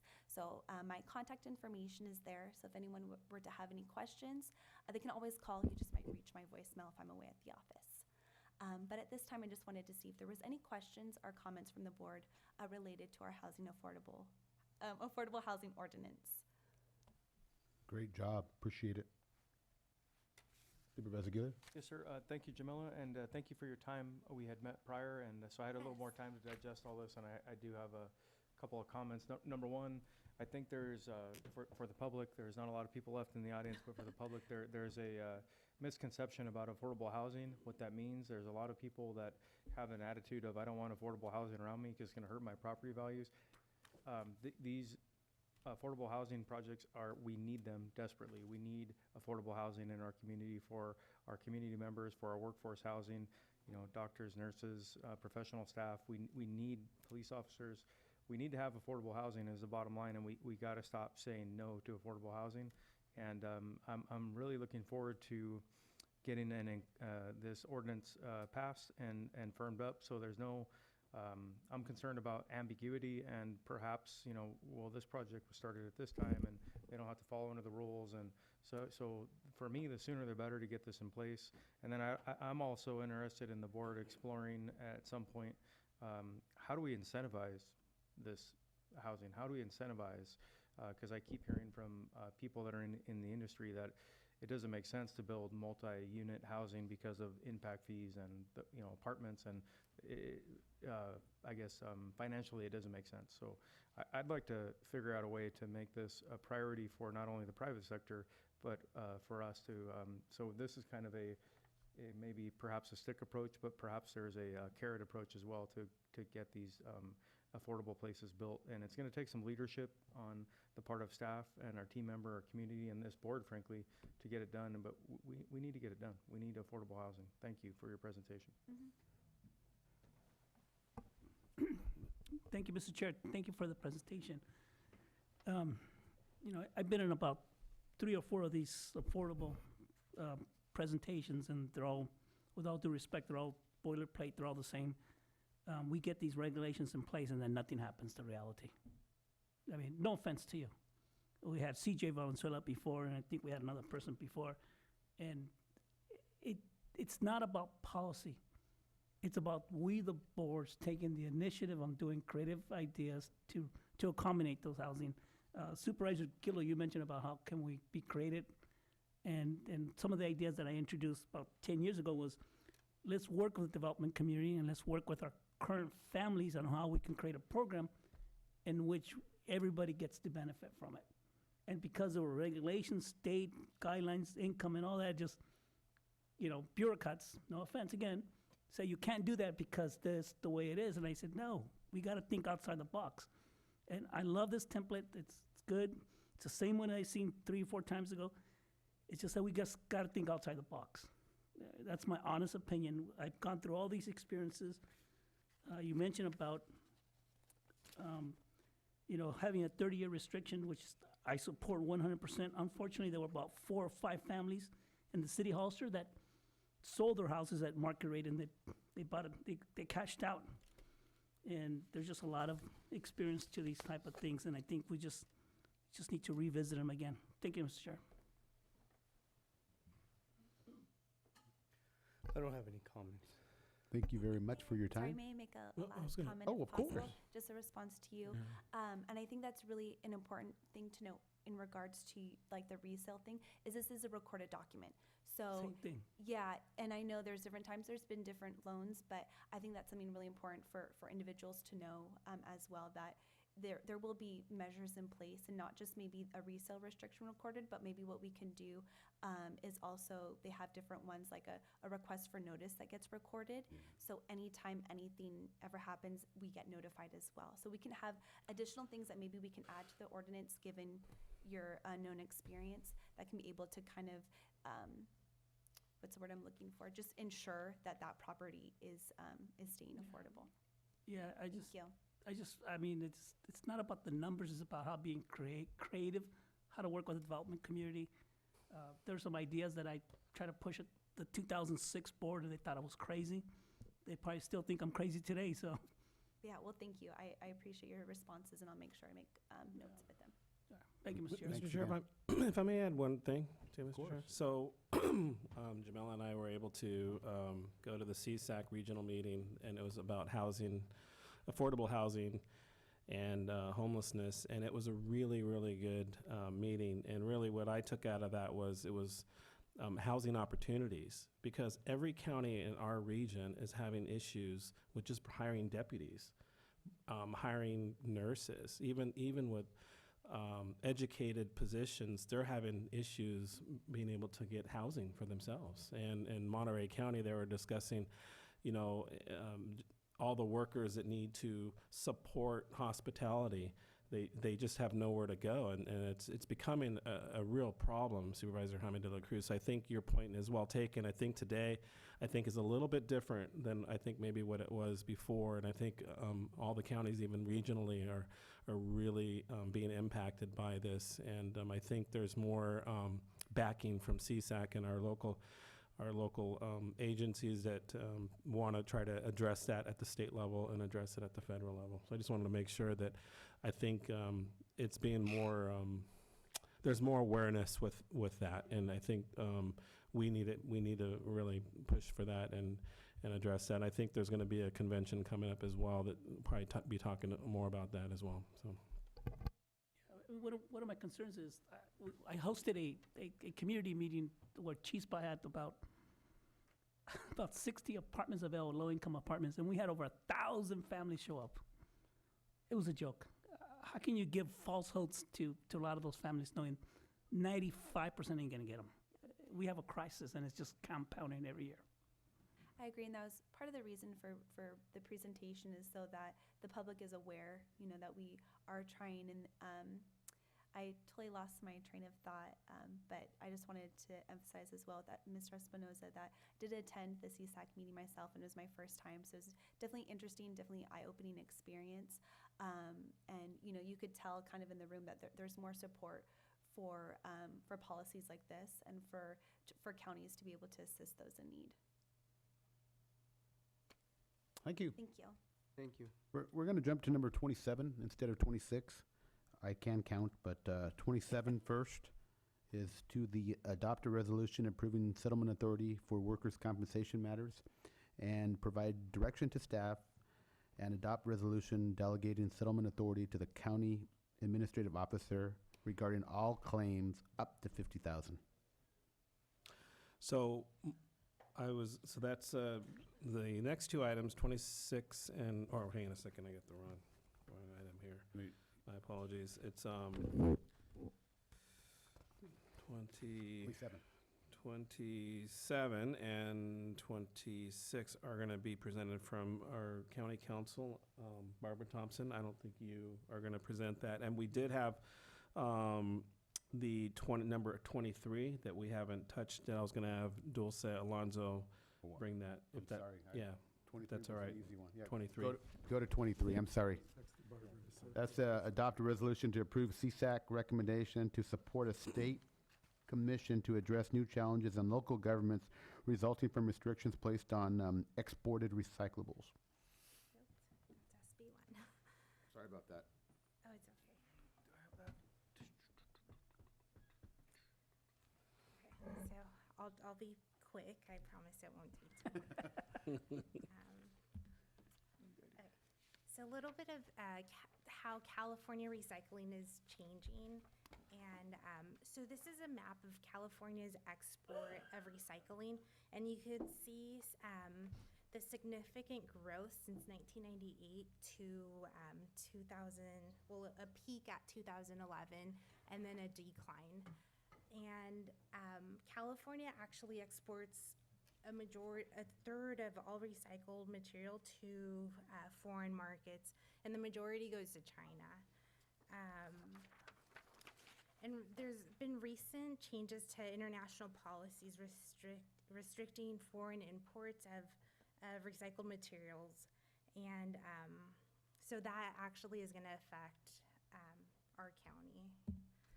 And so national sword is China's ban on foreign recyclables. So in February of 2018, China banned 24 types of waste material, or eliminated those from entering China.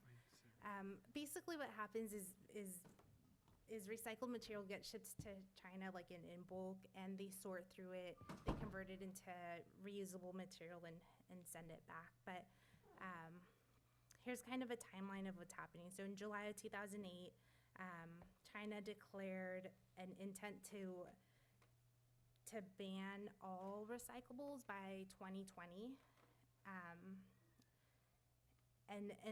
And more recently, in March of 2019, India is also imposing a ban by August 31st of 2019. So what that means for local government. So local government has various regulations that they have to, state mandates that we have to reach. AB 931 requires us to divert 50% of solid waste from landfill. Then there's AB 341, which requires 75% of statewide targeted of solid waste to be diverted from the landfill by 2020. And then there's SB 1382, which is a mandate to reduce 50% of disposal of organic waste from levels of 2014, and to make a 75 reduction by the year 2025. So those are local mandates that we have to reach. Currently, the integrated waste is working with Raycology on various programs. One's to do a recycling assessments with business owners,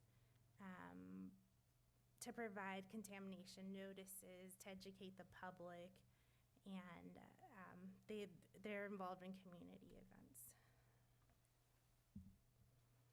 So as part of the resolution, what is being proposed is for the state to come together with local agencies and industry to create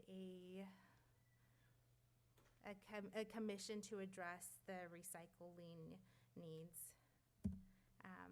So resolution number 2019-31, it's to approve CSAC's recommendation to support a state commission to address the challenges on local government resulting from restrictions placed on exporting recyclables.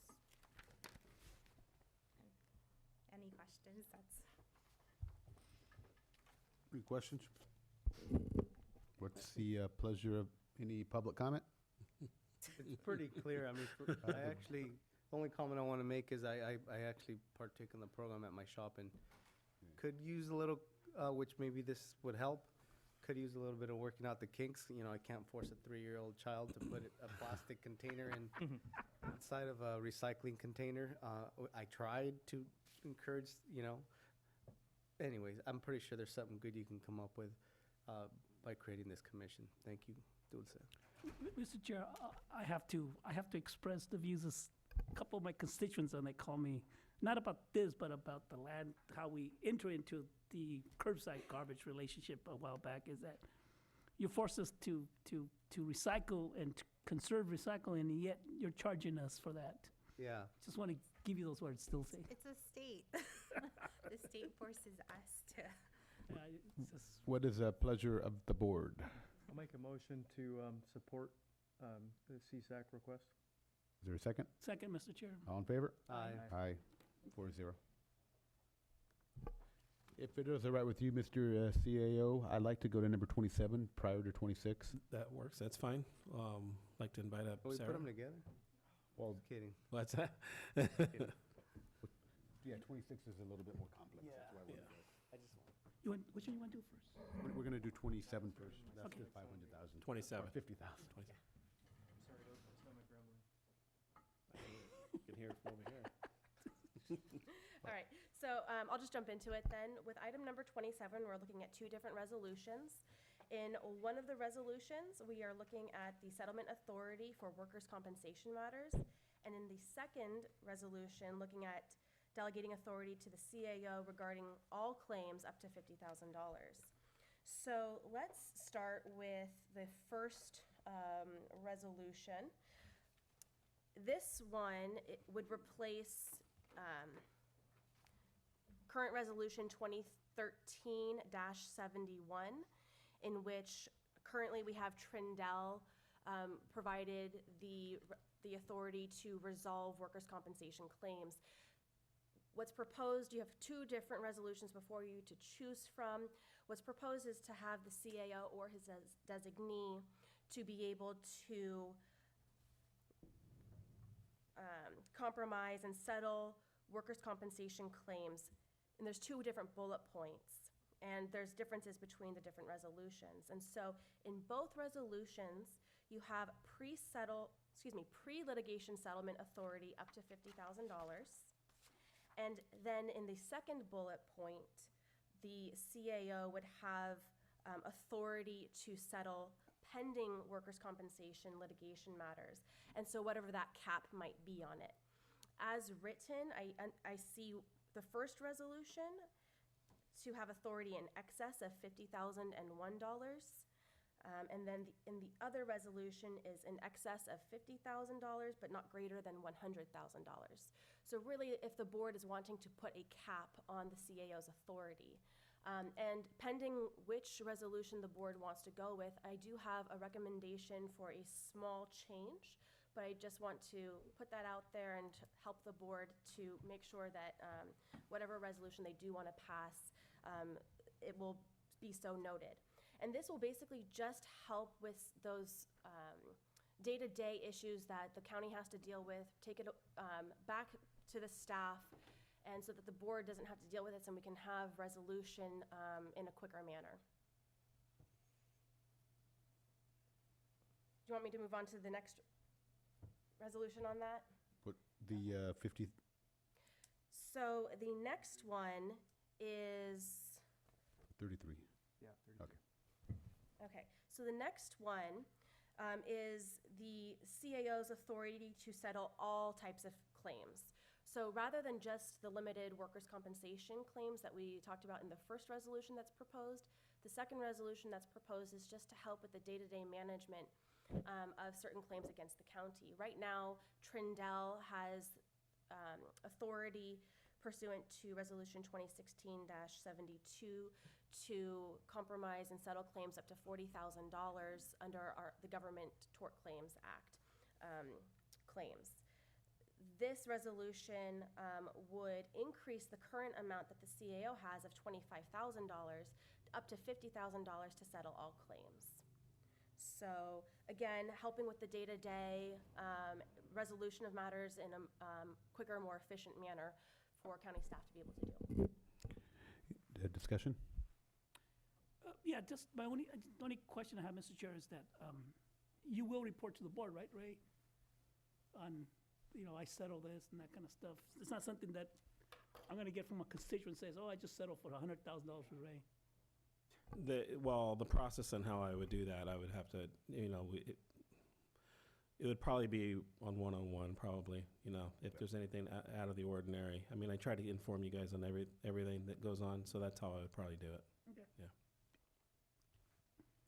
Any other questions? I do have a question. Perhaps Ray, if your colleagues, or maybe even for Edgar, coming from another county, what's the standard at the county level? I'm a little more familiar with the city level. Are these numbers pretty standard in your industry, Ray or Edgar? Yeah, Edgar can comment. He's been on the risk side and CSAC, EIA. If I may, Chair.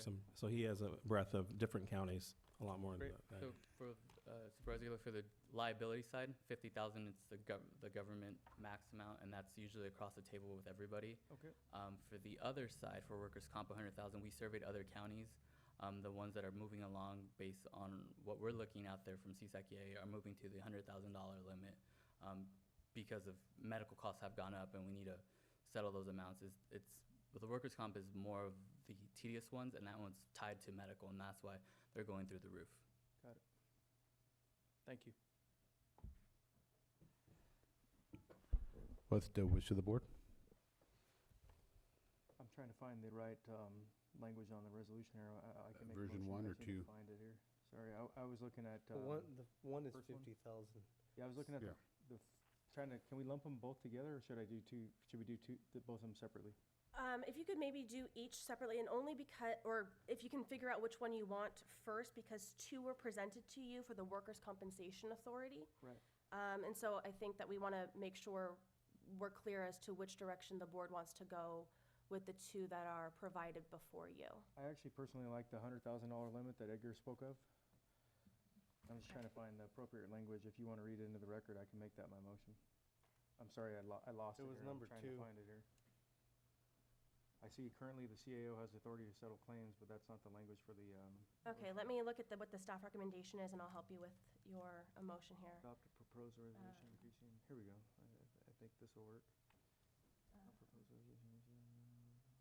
You have staff recommendation 1 and 2. 1 has $0 associated with it, and 2 has $50,000 associated with it. Okay, so what I'm looking at is for the workers' compensation, and if you don't mind, I think that there, do you have if you have a copy of the resolution for version 2 in front of you, where it indicates in the second bullet point on the first page, Okay. the county administrative officer or designee with county council approval have stipulation and compromise and release authority in excess of $50,000, but not greater than $100,000. I would actually just strike the language and just say not greater than $100,000. So it would read county administrative officer or designee with county council approval have stipulation and compromise and release authority not to exceed $100,000 in pending workers' compensation litigation matters. That's the one change I would make if that's the one that you would like to And then go we with. can deal with the general liability second. Is that the way you'd prefer it? So this will deal with workers' compensation directly. The next one will be with just general claims. Yeah, let's do that. Okay, thank you. Mr. Chair, I make a motion that I move that the county administrative officer or designee with county council approval have stipulation and compromise and release authority in not to exceed $100,000 in pending workers' compensation specific litigation matters. Apologize if I can Please, just interrupt help for a me out, moment. please. I was saying that that's maybe the change to this resolution, but I don't want you to also lose then the $50,000 settlement authority for pre-litigation workers' comp matters. Okay. So perhaps what we And can I add on to that? And up to $50,000 in litigation workers' comp matters. Second? We have a second? Second. All in favor? Aye. we'll make that change. 4-0. We'll make that change to the resolution and present that for you for signature then. Moving on to the general settlement authority. It's been suggested up to $50,000 for the CAO. What is it right now? It's currently $25,000 for the CAO. Trindle has up to $40,000 for the Tort Claims Act matters. And the maximum is 50 per the state government, is that State, correct? Authority. So let's go with the state. Please, go ahead. I struggled through the last one, I'll let you go ahead. Mr. Chair, I'll make a motion that we approve the increase in the ability for the county administrative officer to settle general liability claims outside of workers' compensation up to $50,000, the state mandated limit. Second? All in favor? Aye. Aye. 4-0. Okay, our final open session, Okay, and that is item number 26, I believe. 26, ma'am, yes. Discuss and provide direction to staff as to various streamlining processes, both in the purchasing ordinance, personnel rules, hiring processes, and county's travel policy, and provide direction to staff as to any desired changes to county purchasing ordinance and purchasing manual, hiring, procedures, personnel rules, and travel policy. Great. This is an item that's being brought before the board just because there's certain inefficiencies within the system as is, and so staff is looking for direction from the board, hoping to maybe change some of these policies in our county ordinance with regard to purchasing limits. For example, changing the limit for the CAO, department heads, RFP amounts, et cetera. And there's been at least, looks like 10 different questions that have been presented to you, and Dulce is going to bring up the items so that you can see each of those questions up here on the screen. And as you recall, Mr. Chair and Board, that you requested to have this back on this date. So that's Yes. why Yes. we have it here today before you from our board retreat. Question 1, should the county increase the purchasing authority of the county administrative officer from 10 to 50 and increase the authority of departments to 10? I fully support that one. I'm not sure what everyone else is looking at. Take them one at a time. That's what I'm doing. Is that a good idea, do you think? Yeah, I'm that's- asking the board here. Oh, that's what I was gonna do, Sorry. yeah, sorry. Yeah, question one was, we're looking at Ray having the authority of 50,000 and then the department heads to 10,000. I will not support the department heads, Mr. Chair. Can you explain, Why? Supervisor? Yeah, absolutely. We're basically obsoleting our services. If that's the case, let Ray do everything. Let him run the budget, let him do everything. There's gotta be some accountability, some check and balances. I'm okay with If- having Ray to a certain degree, but I'm not okay with department heads. Isn't the budget your check and balance? I mean, if a department head is in charge of something and they know their budget's $40,000 and they have it pre-planned what the $40,000 is, that's what they're spending. Right, but this is above and beyond the 40,000. No. No, it's not. This is not above and beyond. They still have to hit their budget. They can't just go, if they have a budget of $40,000 for the year, they can't exceed their budget. So if, to give you a perfect example, so if department head, during the budget process, we approve of $15,000 for a combo yaw at San Juan Oaks, and the department head, they decide to go over there and it's 15,000. That, before we approve this, they have to come before the board of supervisors. Is that correct, Ray? So every year, your board receives a budget. Right. And during that time, the budget consists of contracts, consists of services and supplies, and also you have your salaries and benefits section. And every year you almost bless, or the board has historically blessed it twice. And then we go through this process of doing the budget, and then later come back later, and then have to go through this whole process, which can take 2 months. We just talked about a process earlier today about hemp and coming back to your board.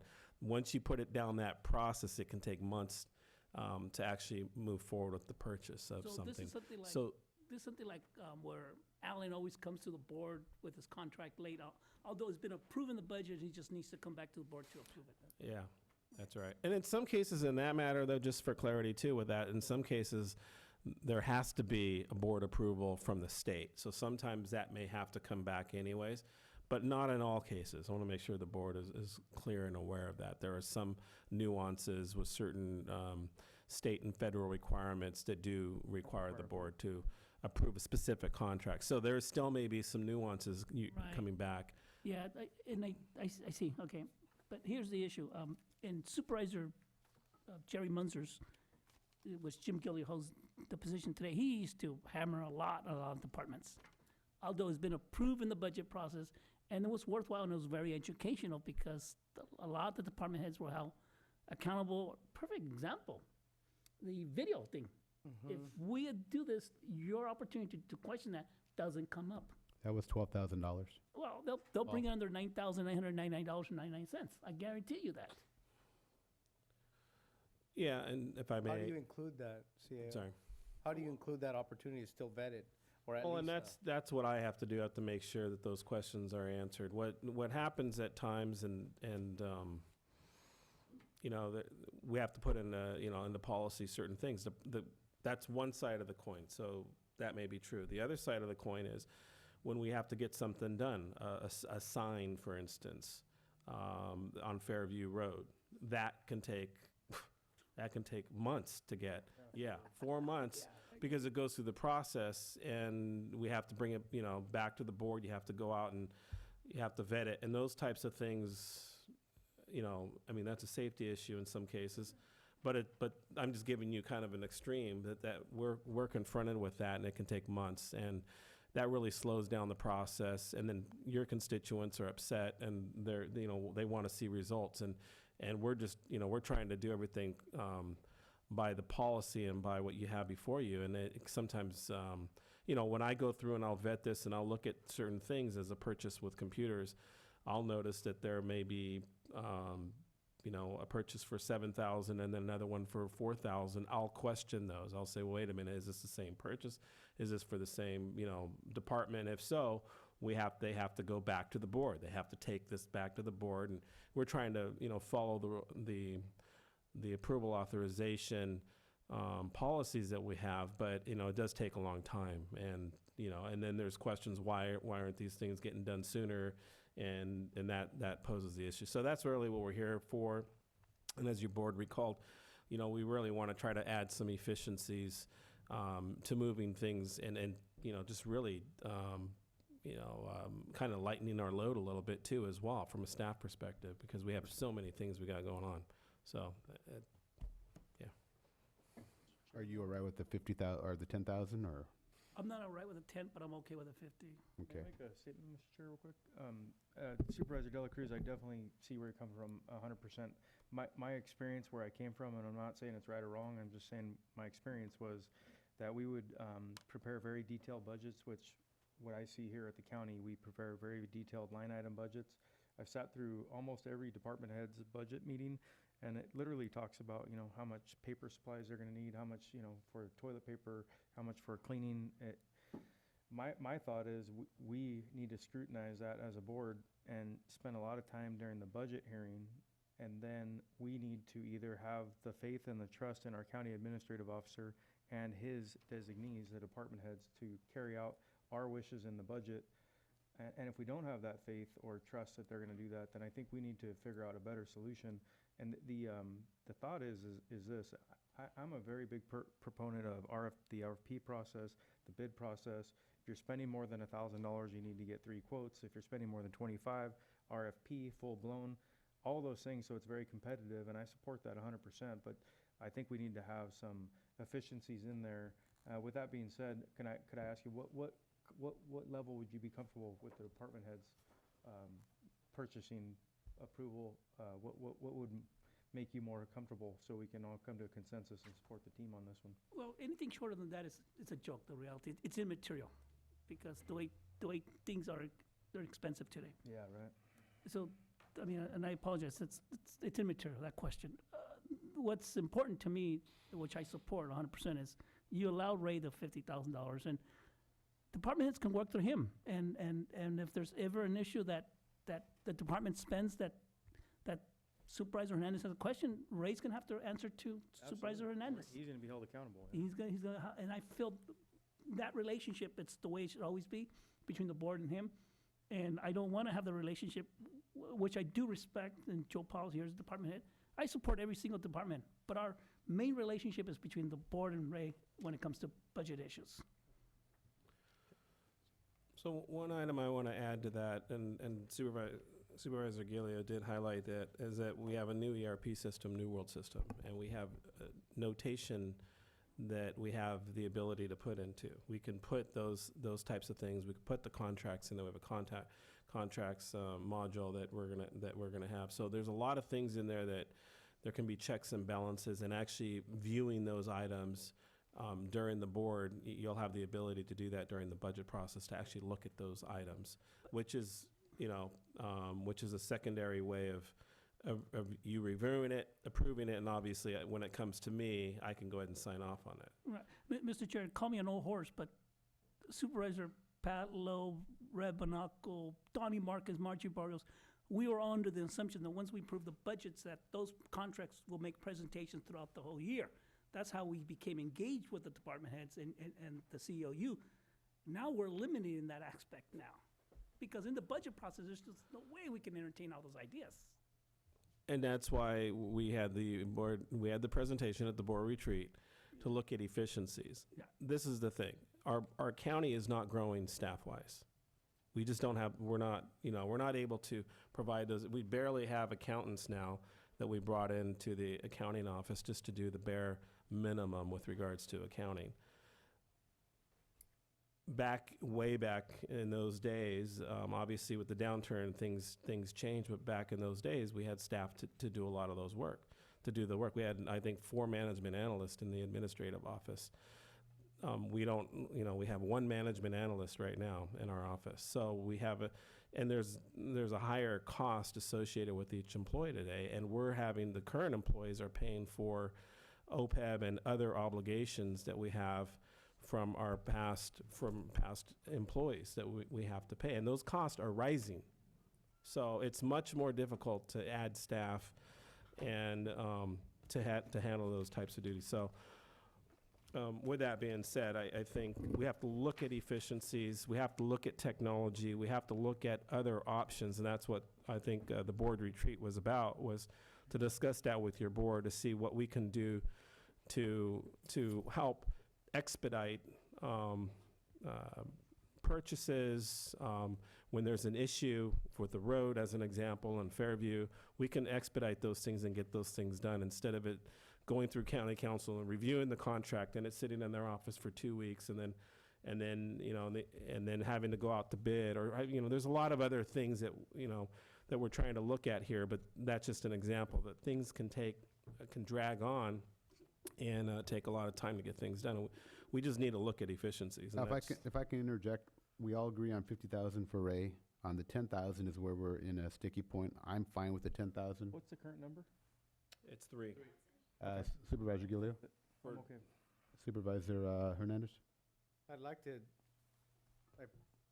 to basically still get feedback on what's going on with So that. yes or no? That extra 10. Yes or no on the 10? No. Okay. If that's what it comes out. 10,000 for department heads to make a purchase? Right now it's The budget 3,000. is outside. I'm You're fine with that. Okay, so that would pass anyway. Right. So, Do you need motions on all these, or are we just giving direction? Yeah, I don't even see. Giving direction, we have to come back with the ordinance, so we have to. direction. It's just direction today. It would pass if it's 3-2. Right. So we're not making motions, we're just giving direction. So it would be 3-2 that you would have 50,000 and you'd have 10,000. And then you're going to develop a comprehensive ordinance, you're going to bring this back for our vote, formal Yeah. vote. Formal vote later. And second reading Gonna and all vote that on it stuff. That's correct. Okay. It's got to go Then through the whole. The second one is authorize the CAO to approve not more than one amendment to a board-approved contract in an additional amount not to exceed 10,000, or alternatively, an amount not to exceed 10% of the previously board-approved contract, and authorize the CEAO to approve contracts for specific expenditures approved in the county budget process, such as for a piece of equipment or a vehicle. I support that. I as well. Me too. I mean, What are we looking at again? Question 2, 3, and 4 together. Page number 795, I believe it is, on the agenda packet.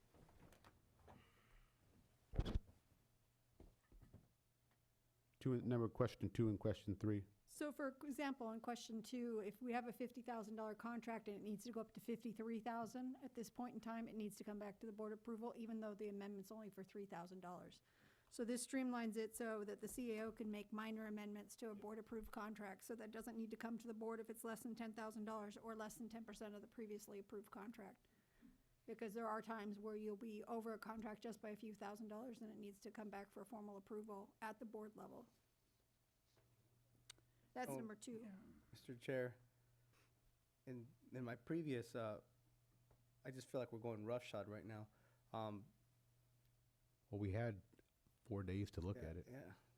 Well, we haven't had 4 days to talk about it. Looking at it's one thing, but actually dialoguing with the public is a whole other element. But my point is to me, the money is relative. It's not about, and it's not about not trusting our CAO. To me, has nothing to do with that. You know, I have an accountant that manages my P&Ls or my accounting, and I still need to know what's going on. I mean, that's the main element, I believe, of this conversation. I trust her to manage the practices. It's her job, but I don't just say, do what you want. I got to somehow be integrated in that process. So otherwise, how am I filtering the decision-making of what's happening with these funds? That's all. I mean, it's just not disconnecting. There was a reason why Supervisor De La Cruz mentioned the previous supervisors that was their balance. That was their check and balance. If we can come up with a better solution on how to understand that we're still at least connected with the decision, where we're not questioning why someone's spending 12 grand on a video, a 3-minute video, and it ended up not getting vetted thoroughly, then that's all we're talking about. So, go ahead. Well, there'd be 2 possible ways, if the majority of the board wanted to have that extra checks and balances. One is you could do a report of expenditures that were approved pursuant to these authorizations, that there could be, for example, a report of the contracts that were prepared every month. And the second way is if you wanted to have a delegated board person to be like a second signatory. So like the chair to sign off. on But two. I think, Mr. Chair, if I may, the essence of this is to be, to look at streamlining this. Exactly. If we're gonna come back and we're gonna do, we might as well just take it back to the board. If we're gonna have to do a lot of legwork on it. So there's two options that we have. One is we have the ability for your board to actually look at the budget online. You can go through and delve through it, which we can definitely retrain you, and also the public can view that as well, can view our numbers online. Second thing is that we can bring quarterly reports. When I have Stuart come in, we can maybe be a little bit more comprehensive with those types of reporting that you guys may want to look at. So it can be contracts. We can maybe be a little bit more comprehensive with the actual budgetary units, if there's something, and that's what we try to do now. And every year we've been in the black. We've been doing pretty well. So, but whenever there's kind of a concern or a question, we'll make sure that we bring that up to you. So if the overtime is an example that comes up, we'll make sure, out of the safety department, we come in, we talk about it. So there's certain things that we could do during the quarterly reporting. And I got our budget officer here waving his hand in the back corner over here. He's probably going to add a few more things Ray, to can I this. make one point before you Yeah. get off of that, CAO Espinosa? I'm sorry. So the key for me is that this is budgeted within the budget that we all approve and we all go through. I mean, I've spent a significant amount of time meeting with department heads, and I know their budget really well, and we haven't even had the budget meetings yet. Right. So I'm committed to that. And if there is an overage, for example, in overtime, we're not giving you any additional authorization. That needs to come back to the board. Anything that is outside of the approved budget, we're just saying, hey, we know, for example, I'm just going to throw a spitball out there. Probably this year in roads department, because I was with them, we're going to need to buy a couple vehicles and a couple pieces of road equipment. We're going to have that spec in our budget. My thought, for efficiency's sake, is we approve it here at the board in the budget. They're going to now go out to the RFP process. They're going to be monitored by CAO Espinosa.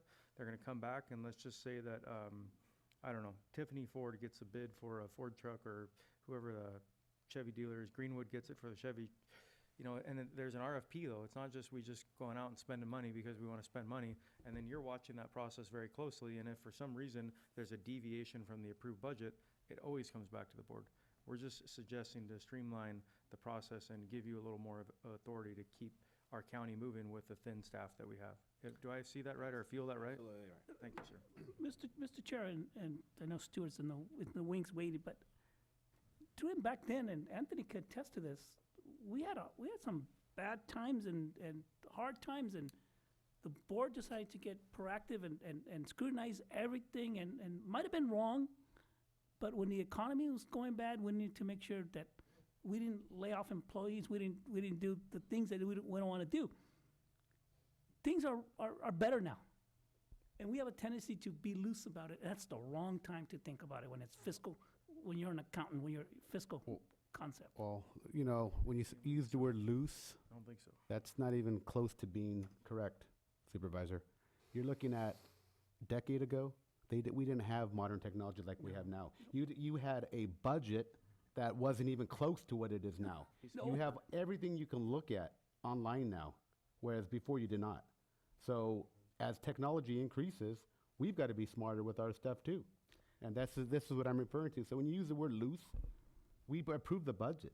We're still looking at these expenditures. Our job is to look at this on not one or twice a month, it's to look at it every time we have a chance to meet with people and talk about things. Mr. Chair, maybe the compromise here is move forward with these items. And, let me finish, Mr. Chair? And have, I don't know who it is, Ray or Stu or someone, put in a spreadsheet what are those things that are approving, so then it gives us the opportunity, as myself and the rest of the board members, you're about to spend $15,000 a year, can you explain me why? Because I don't want to see a report every quarter and the money's already spent. It's not the idea of seeing a report that's already spent, it's seeing something before it gets spent. I would say keep it the old way because we're defeating the purpose. Yes, sir. Mr. Joe Paul, I think wants to say something. Is that okay, Mr. Chair? Yes, sir. What he has to say, he's our financial. He's the money man. Good afternoon, Chair, Board of Supervisors. Just wanted to bring up that the auditor's office, what we do is basically we turn over every leaf. So if a department head sends in an invoice for a payment of a contract, we have to have the contract. It better have a legitimate business purpose. And that, in fact, what I'm pushing for is to tighten up the purchasing ordinance a little bit more so that we require department heads to submit the actual proof of formal quotations, proof of that they went out and looked for three I like that. three bids. I like that. I support that. Okay, no more questions? Peter, are you fine with that? Are you understanding? It's always been about reporting, as long as we understand what's going on. Yeah. Okay. Now, the question here was to look at the contracts, of course. Now, one of the things was, should the county increase fixed assets and capital assets from 3 to 5? Personally, I don't see any issue of the 3 to 5. I mean, unless you want to. I know Jaime understands that. Capital, we got to track, right? We Yeah. got to track every single one of our capital assets. So if you have a capital asset that's $3,000, and it's, this computer, for example. And you still have to follow the generally accepted government, I guess. County principles. Because I know it's different than GAAP. Pretty much, the state controller's office provides us the guidelines on all transactions. No one should be less than 5,000. Yeah. Get you 5 anyway. Yes. Good. Agreement, Supervisor Hernandez? That's good. In fact, our CAFR, we only reported at a $5,000 level, to be consistent with the GFOA guidelines as well as the state controller's office. Now we'll get into the big ones, because these are the ones that I had questions on. All right. Question 6, may RF... Mr. Chair, question 5, no? Yeah, we're on 5. Oh, I just wanted to miss 5. Question 5, should contracts less than 20,000 or other amount determined by the board be reviewed by attorneys or by paraprofessional staff, legal, secretary, paralegal, and risk management? Currently, all signatures require legal review by counsel. I'm sorry, all contracts. That's just a typo. Oh, All contracts require sorry. legal review by council. This requires significant county council time reviewing low dollar amount contracts that present minimal liability risk to the county. The county council department recommends that paraprofessional staff review contracts less than 20. Those staff members, primarily a legal secretary or paralegal employed by the county council's office, or if none, then risk management staff can review the approved basic contracts less than 20,000. Staff members will flag specific contracts for attorney review or as necessary. The proposed ordinance also specifies the approved as to form signature may be faxed, original, or email signatures. So we're not really taking the away. We're taking it from, with all due respect, from a person that needs, their time could be spent better somewhere else than someone that can just do it day to day. Yes, and these contracts would be all on, our recommendation is that we start with the contracts that are on our standard contract Yes. form. So that basically it's reviewing the standard contract form to make sure that it's filled out completely and accurately and that it makes sense. And if there's anything that's unusual about it, then it would be kicked up for attorney review. Can I ask you a question about the signature? So, That's. yeah, so state law or any contract law doesn't say that we have to have a wet signature. We can use facsimile signatures or copies or electronic now. We're going to look into that, but I believe that fax signatures, as long as it's actually in the contract that says you can use fax instead of original signatures, that fax signatures or copied signatures can be treated as originals, then we can actually transition to using, I believe, fax signatures. This is just pertaining to and we are going to be moving in that direction, and there's a difference between fax signatures and electronic signatures, but we are going to be moving that direction, looking at that for all these contracts. Our signatures, we don't even actually have to sign the contract, and some counties don't sign the contracts. Our signature could be faxed, emailed, not even on the contract. So that's like not a big issue, but we're going to be looking forward to also streamlining the contract so that we can have fax signatures instead of always like trying to make sure that we've got original signatures on file. That's gonna be a separate issue.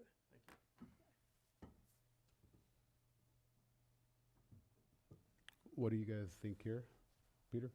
I think, not knowing the roll through the process as far as what the standardization expectation, like there's gonna be kind of a checklist that says, this is kind of pretty standard stuff, and this is what you need to watch out with certain, it's really just, if it makes it more efficient, that's awesome. How? I'm not 100%. What you're doing is you're taking you're taking someone that could spend their time elsewhere, that has the capability and the capacity to do something different, and delegating it to someone that doesn't have the opportunity to do those big things. You're still going to do it, but it's just going to be a different. I mean, and I hate to use a lower level person, but I just used it. You're having a lower level person. Instead of an attorney, a paralegal. Yeah, Perfect. okay. That's what- I mean, I know that's what that says, but it makes kind of sense, sounded yeah. like it was. And we have some all the ideas same about people. what type of contracts that would be delegated, such, That's my question. Yeah, obviously it not wasn't clear the way it was framed. Yeah. It sounded like anything that, way with it all together and just. See, in this case, stream process works. However, my question Barbara was leading into is what type, because we definitely don't want a paralegal interpreting a contract that requires an attorney to look at it. that's right. And that's the only concern I have. Right. In my mind, it would be ones that don't involve CalPERS issues, one that don't involve Yeah, there's hazard gotta X be a activities, ones that don't involve checklist. public contracts. Because there's a lot of public contracts laws that might be triggered for those type of contracts. It's basically just run-of-the-mill, kind of standard, non-hazardous, ideas that would not present, any sort of real liability risk. And if they see anything that triggers like, and we could have like a checklist of items that they're able to review, but it's gonna be mainly lower level service contracts that aren't hazardous and aren't public contracts, and they're on standard contract form, because even a copier contract that's not on our standard form, you have to look at non-appropriations clauses. So that'd be another thing, contracts that have a termination clause of 30 days. For example, we would develop a checklist so that we know that if it doesn't have a termination clause, or if it's, longer than 1 fiscal year, to make sure that the county can get out of it. We'd have to train somebody to kind of look at those contracts. I think it's a good idea. Yeah. I just want to make sure that we don't begin this slippery slope in which they say, oh, well, there was 6 letters, now I can define 15-letter words. Just want to make sure.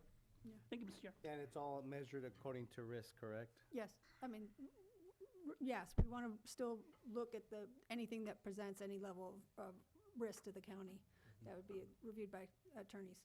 Supervisor Bertello? Yeah, I don't know how many contracts we have, probably close to 900 contracts, maybe 1,000. Yeah. And, some of these lower level contracts, I bet you are just renewal type of contracts. And then we're tying up our people and not getting the work done that we want to get done. That's the problem, and I'm so for this. This is fine until proven wrong. But one thing I will align with Jaime on is we need to make sure we have a detailed checklist, Okay. please. Number 6, may RFPs less than 100,000 be approved by the county administrative officer or his or her designee prior to release.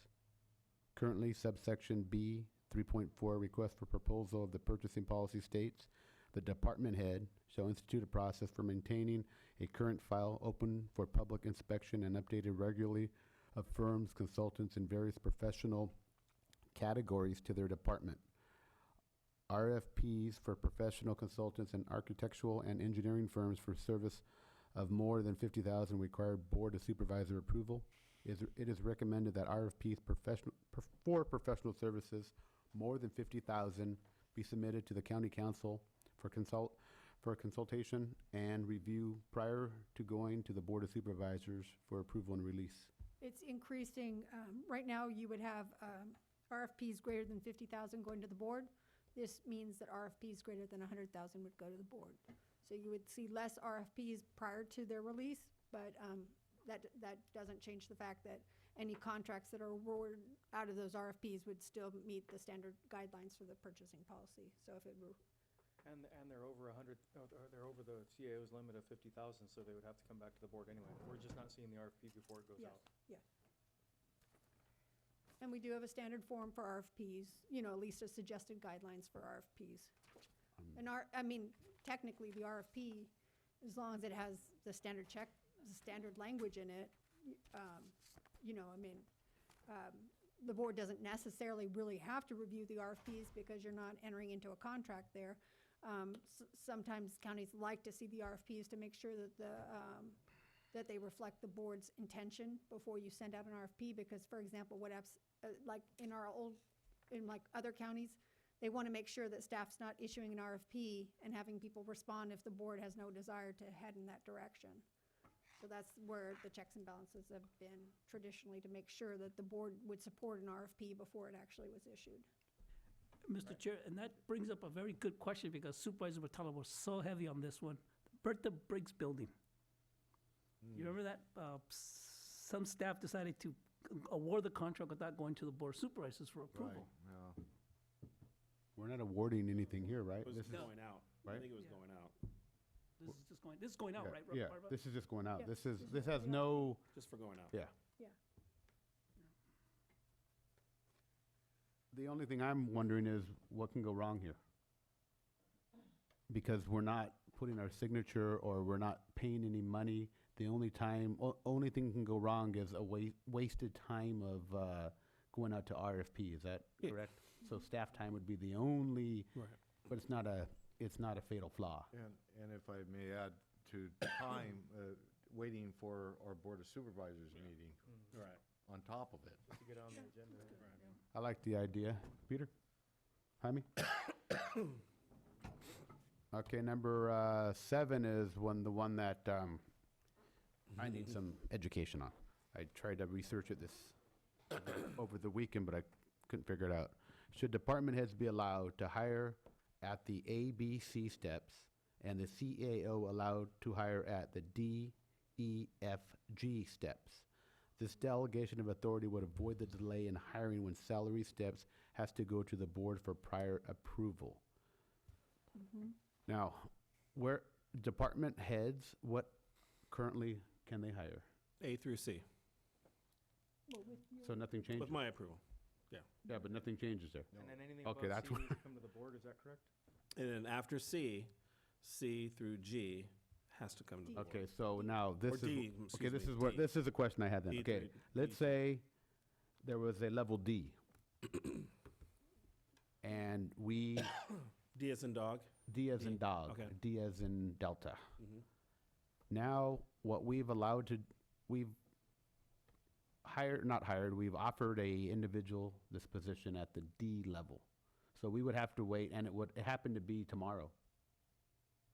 So now, we can't do anything until the 16th of April, until we have the board's approval. Now, what are the chances of that person not accepting the position because they have to wait 2 weeks?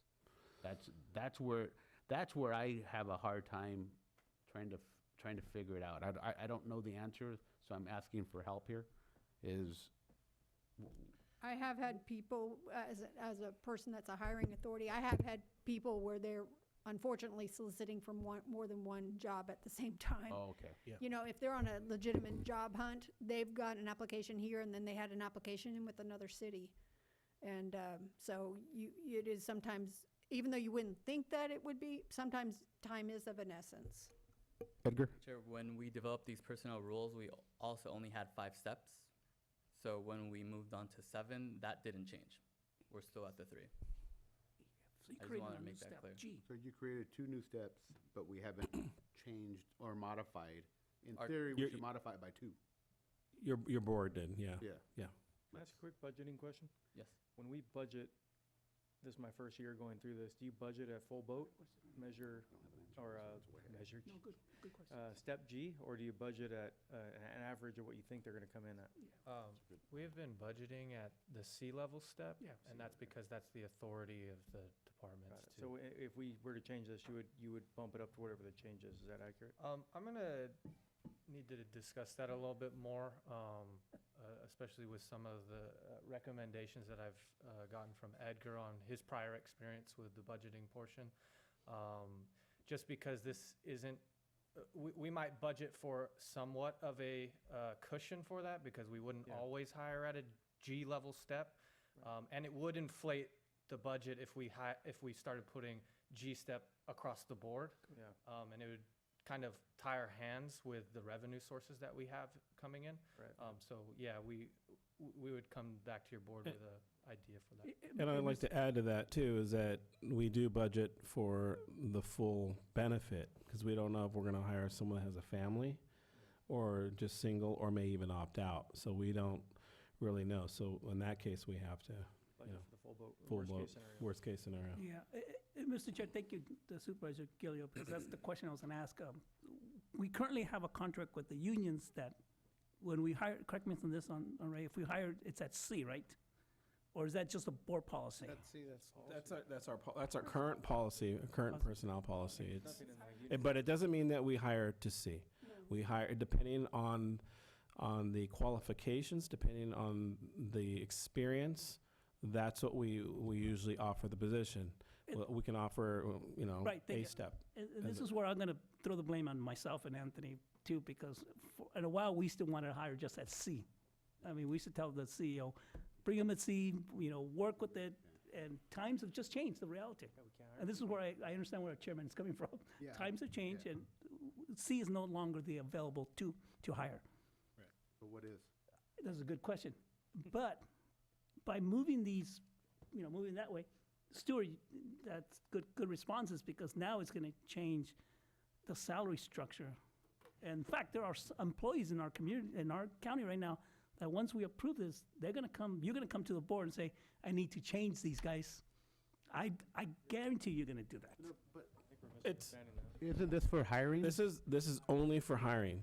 But there's always an, what's that phrase, salary equity issue. We're going to get that pressure. I don't know. This is strictly for hiring. You know, I think what we're gonna see is when we go out to the salary comp study, there's gonna probably be some changes at that point. So I agree with you with regards to there are gonna be some changes, and you know, we're gonna have to address that through this next few years in budgeting. I mean, I think we need to move in that direction. I just want to bring it that's one of the options that's going to happen by going forward today on that. Mr. Chair, can I make a recommendation for you?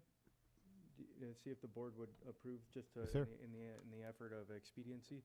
Can I recommend that since we added 2 steps, we bump it up 2 steps? That's what I was after. That's what I was after And too. anything above, what is that? Let's go backwards. What is that? G, what is it? F? Something? It's, You have to come to the board. so is we that right? would hire D&E. D&E, there you go. Yeah. There you go. I'm okay. Staff has, so for Delta, clarity, elephant. staff has the ability to hire up to E. Anything beyond that goes to the board. Okay, so Delta and Elephant we're gonna add. Are you guys okay with that? That's what my I'm fine suggestion with is. that. I'm All right. fine. Are you all right, Peter? So my only question is in regards to what Supervisor Delacruz was mentioning is, it's the issue's not gonna, it's gonna come up anyways with the comp study. Yeah, I think it will. So are we gonna, But how, you know, But once and I it- know maybe that's a separate conversation, but how are we gonna address? But once again, we don't have to bring these people in at No. that level. don't. This No. is just giving them the authority. So ultimately, you're still looking at C, but as a backup plan, you have the D or the E.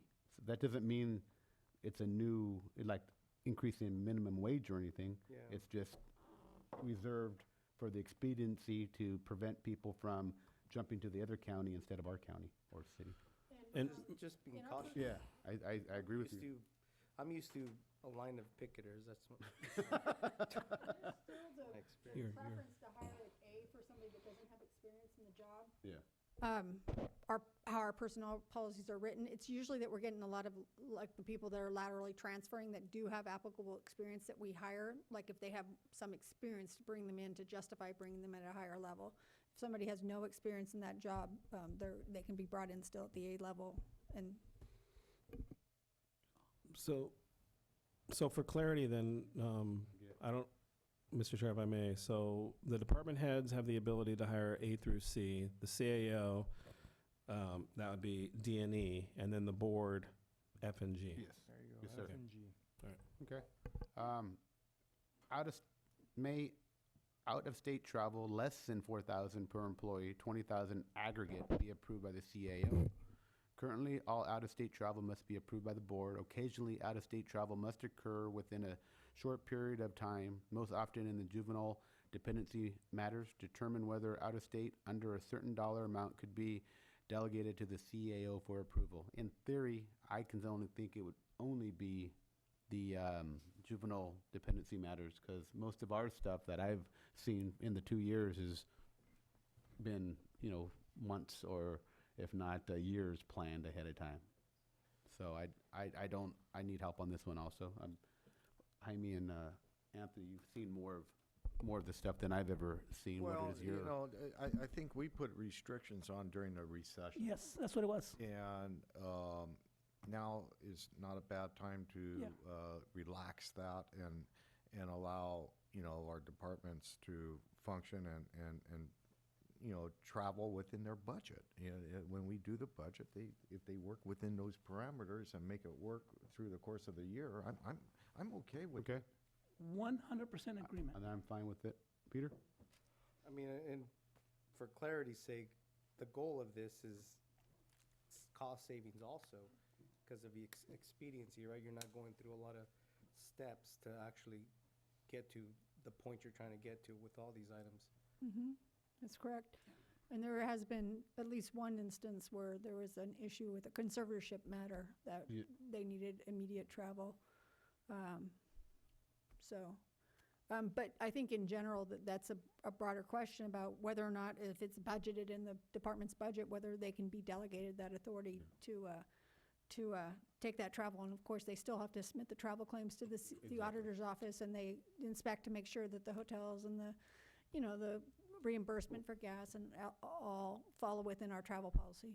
Mr. Chair, if at all possible, would it be even maybe just for the sake of a feel-good item, see what that savings would amount to?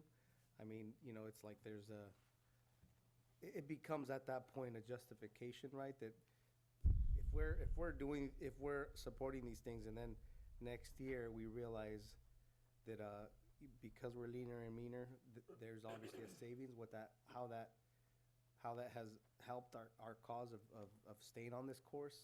You know what I mean? So there's a cost, there being a cost savings, what does that amount to?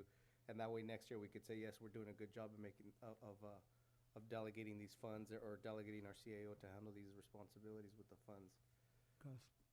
A cost-benefit analysis on these, I'm trying to just think out loud here. It takes probably an hour to do. Maybe it takes an average of it. I mean, maybe 45 minutes or an hour, half an hour to an hour to do an agenda item and appear in front of the board. So you were saving at least an hour of staff time, probably, per travel request. There's a math to it, if you know. You guys would know what that math would be. We can look into that. Number 9. Should most department heads, except those otherwise specified in the county code, be appointed by the CAO rather than the Board of Supervisors? And currently, there's language in the county code. It says, the current language says that all other department heads, because the section right above this lists specific department heads that are appointed pursuant to different sections in the county code, and the obvious example is county council and the ag commissioner and the chief probation officer, et cetera. So those department heads are called out, but the rest of the department heads are indicated that they would be appointed by the Board of Supervisors upon the recommendation of the county's administrator officer. And now the question is, as you can see in the section right there below where it's the second D, I've amended that section. I've suggested amendments by cross out and the addition of language in bold, so it would read that all the department heads shall be appointed by the county administrative officer. So this makes it so those department heads are direct appointees and reporting to the county administrative officer rather than the board level. And that's so that those department heads would be supervised by the CAO. Can you give some examples of which department heads you're talking about? Resource management, library, behavioral health, health and human services, RMA. Well, Mr. Chairman, I certainly feel that the department heads should be hired and answerable to the CAO. And, you know, I support the county code with the appointments that we make as supervisors. But then if the CAO hires a department head, I think that department head is going to be more answerable to the CAO. And that's not our role, it's his role. And I think we've seen a couple of cases very recently where that hasn't been working too well because we have been more involved than what we should be. And so I feel pretty strongly about this one. I've done some research on this. I look at different counties, different cities. There is a city in California, which isn't far from here, that they won't even let the council, this is a city, so the council members even talk to the city manager while they're trying to hire one of these appointed, or one of these positions, and they cannot even discuss with them. It takes the politics out of it. It really makes that person that's entering into our team accountable to Ray, whereas if this person's been tainted by one of us, they are looking at Ray saying, well, you know what, I'll just go talk to Mark, or I'll talk to Jim, or Anthony, or Peter, or Jaime. So, you know, I fully agree that Ray should do the hiring, and Ray should be against this, because this is putting a lot more work on Ray. And responsibility. And accountability. So, you know, if you have a guy that's over there that's, you know, agrees with it, that just tells me that, you know, we need to try something different. We've tried the same thing for years upon years, and we just need to do something different, and I think this is the right move. I could count 1, 2, 3, 4, 5 that if we would have had this in place, Ray would have taken care of those individuals, and never would have been a problem at the board level. So I support this 100%. Peter, more examples, or just CAO's like a CEO, right? He's he becomes the executive officer of the will of the board. So it's, you know, it makes sense. How did they do it at the school district? The same way. Our superintendent basically oversaw the department heads. Okay. And we, you know, through the superintendent, we delegated authority. And we held accountable too. So if there was an issue, we would bring it up and, you know, have a healthy discourse about it. Perfect. It sounds. Can he hire or fire the District 4 supervisor? Is that on there? Yes, it is. Only District 4. That's all. Only District 4. Oh, I'm up. 10. The last one is for Anthony and Jim and Peter and Jaime, because I have no clue. Should CAO approval, rather than the board approval, be required prior to approving CalPERS retirement benefits for temporary employees who are prior CalPERS employees when those contributions are required CalPERS law regulations? I tried to understand it, and I could Maybe not. it's just the way it's written. I personally, I would like that to come to the board, and I'll tell you why. That my concern, let me get on the speaker. Yeah. My concern is the liability, number one, and also public perception of a double dipping situation. So, I personally would just like to be transparent with the public. Not that we're not transparent, but it's in an agenda packet. They see it ahead of time. Because there's a lot of concerns with the CalPERS stuff, so that's my humble opinion. Did this happen in the city? What I recall, and I tried to remember, there was something in the city where you have to make sure that they don't work so many hours also? Is this part of that whole thing, Correct, Jim? 960, yeah. Okay, 960. okay, so yeah, that's why I'd rather keep it at the board, because there's okay more with eyes you guys. watching. If you guys want to change it, I'm okay with that. No, I'm just no, telling you my there's more opinion. eyes watching it, I think, because that person can become aren't they penalized or something if they go over? And not only them, but also the county. Yes, that's what I I think thought. the county got hit pretty hard with one, didn't they? Yeah.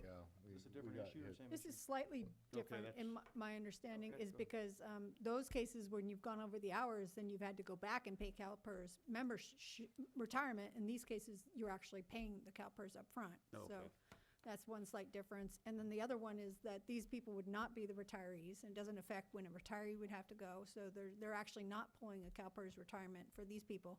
They're people that are part of the system which have not retired. I would make that distinction so that. But Barbara, temporary means you can only put 800, 900 hours a week, Well, you'd right? A still- year. 999. Yeah, you'd still have those limits, Oh, but well- you're already paying the Well, CalPERS.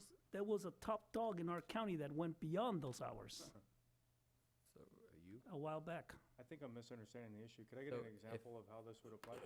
So all this does, it, for extra help employees, right now what we're doing is if they have prior CalPERS membership, we have to come before you to hire those individuals. All it does is streamlines that. It doesn't change any of the requirements that we do as HR as tracking their hours. So if we come before right now, the current policy, we come before to your board, you guys say yes, it doesn't change anything on the tracking side. We are still responsible for that. All we're doing is streamline the process.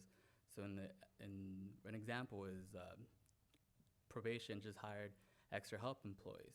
They have to come before your board. They actually lost both of them because they had to wait that much longer to get them onboarded. Can I ask you a question? Mhm. In that example, those employees were retirees of a different PERS system? No. They were in just, this system, yeah. They were active employees, so what we call is they're non-retired active members in CalPERS. Because it's 90 days, correct? So they went beyond their 6 month. So I'll use myself as an example. Let's say I work for Santa Cruz County. I go to a private sector. I don't pull my retirement. I'm not in retirement age. And now I want to work as a management analyst for Ray as extra help. Currently, Ray would have to come for approval to you guys before he hires me as extra help. So why does it come to us if it's not an issue? Because It is the an issue. current policy is written that way. But part of the reason, correct me if I'm wrong, it's because we want to make sure we're checking the hours, making sure that we're not going past, so they're not getting to retirement. We're not basically. reporting back on those. Yeah.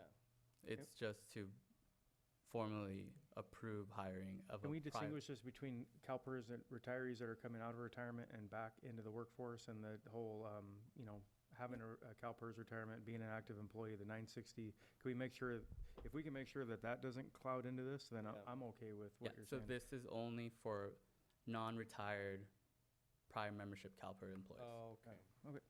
Mr. Chair, my concern is twofold, and I talked to, there was a situation, I'll be honest, I'm the one who kind of popped this up. We had that experience with that high department head that we brought in for over $900 and it cost 900 hours and it cost us a lot of money in our pension that shouldn't have been. Even if it's $10, it was a lot of money. And sometimes I feel that department heads know that their employees are going to retire and there's that 6-month period in which they should be working towards that retirement so there's going to be a smooth transition until someone come in. If this can provide that opportunity, then I'm okay, I'm good. So Supervisor Good. De La Cruz, this is completely different. Yeah, maybe I could help you on Help me this out, it's one. kind of late.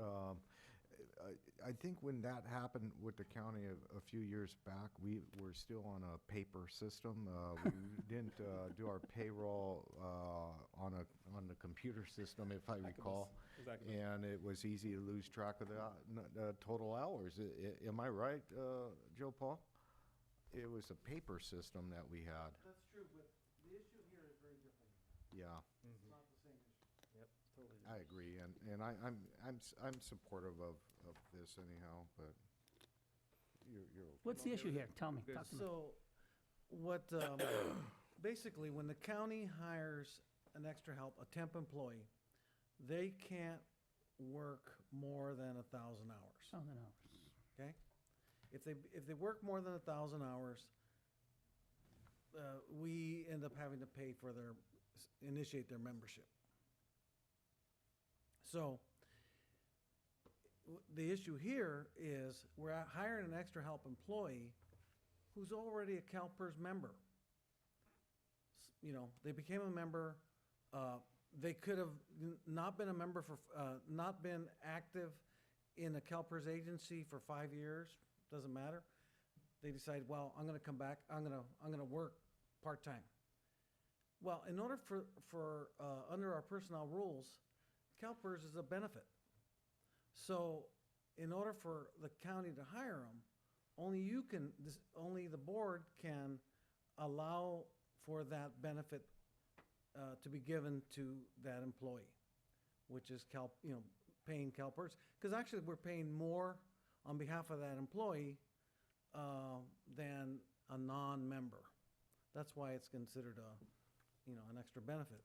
And so, but the funny thing is that if that employee is hired and they're a CalPERS member, I'm required by law to pay their pay the CalPERS membership fees. So it puts my office in a kind of a conflict with the board personnel rules. And I think what Edgar's asking for here is that, hey, it seems that it's a pretty good idea that if we simply just said, hey, give the authority to the administrative office to hire active members for temporary positions. And of course, everything has to be done within the budget constraints. Do you see that as an advantage? I think it is an advantage if we're looking for people who have experience in probation, in law enforcement, perhaps, where they're specialized areas. So I think it's a good idea. And like I said, besides, if a CalPERS member is hired, as soon as they start working for this shop, I've got to start paying making those payments. So, Mr. Chair, so temporary is the only way to go to hire temporary help? There are other selected type of individuals besides We can hire temporary people that are not a part of CalPERS. I think that's what you're asking. Yeah, that's what I'm asking. And we can do that. We can hire people. But I think what both Edgar and Joe Paul Gonzalez are talking about is that, when we need to bring expertise and we want to have some experience. And this is, we're better to get it from someone that's worked in the industry in the CalPERS system and be able to pull them in. So that's what this is about. These are non-retired folks, correct? That's right. That's right. And I wanted to, Go ahead. I don't want to interrupt you. Go ahead, Joe Paul. I just wanted to point out that, yes, in our ERP system, we track all the hours. For retired annuitants, 960 hours is the limit. For temporary employees, 1,000 hours is the limit. I agree with it now. Thank you. Sorry, I had a misunderstanding of that. So did I. So if I may ask, actually, Edgar, so why did we lose those two? Because of the time constraints? Yeah, it took him a while because for probation, what Joe was saying, he has to go through all his normal processing of backgrounds, even for extra help. There's no distinguishing, and he needed 2 individuals for juvenile hall. And by the time he got to the board, he lost both of them. But it just took that much longer to offer extra help. Extra help because employees, they got another job. I couldn't tell you, but Joe did mention that it takes that much longer to come to the board, get approval, and also has a discriminatory factor on the other side because as a department head, if I have 2 extra help employees, one's a CalPERS member and one's not, I'm going to go for the non-CalPERS members. I could hire the extra help immediately and I don't have to come to the board. Okay. Yeah, so if someone, just to kill this one, if someone comes in on April 17th, they would not be able to come to the board until May 7th. So that's 3 weeks. So I see I see that now. They probably would go somewhere else. I make a motion, we give the approval on number 10. Second. Approve, yes. You got all the, We got all the notes on all 10, right?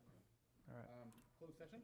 Is there any public comment? There's nobody really Public here. comment for a closed session? And then there was an action item on that one, which was you gave direction on questions 1 through 10, but there was also approve and adopt the amended job descriptions as the second part of the staff recommendation on that item.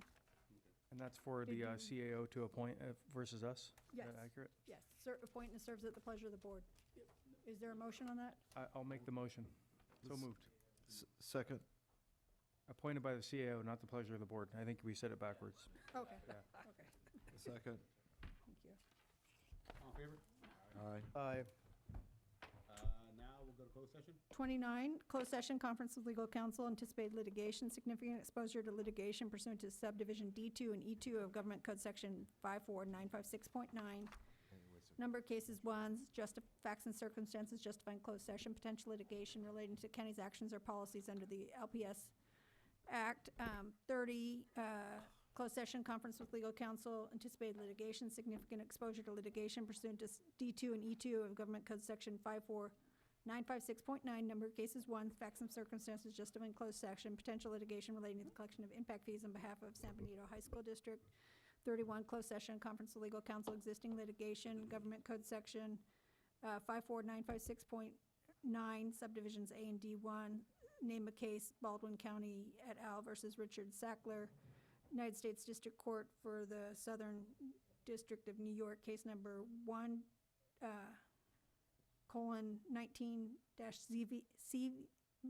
1:19-CV-2421. 32, conference with legal counsel, anticipated litigation, initiation of litigation pursuant to subdivision D4 of Government Code Section 54956.9.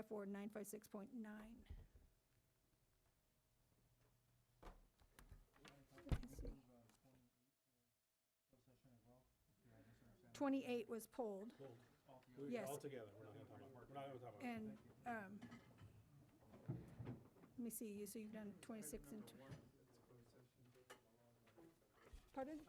And, I'm sorry, I didn't read item number 1 in. We got to read one more into the record. One more. Thank you. And also closed session, conference with legal counsel, significant exposure to litigation pursuant to D2 and E2 of Government Code Section 54956.9, number of cases, 1, facts and circumstances justifying closed session, potential litigation related to letter received on January 22nd, 2019, relating county enforce the zoning contract between the county and Ridgemark Corporation. Thank you. For the record, I'll be recusing myself from closed session item number 1 because I live within proximity to the project.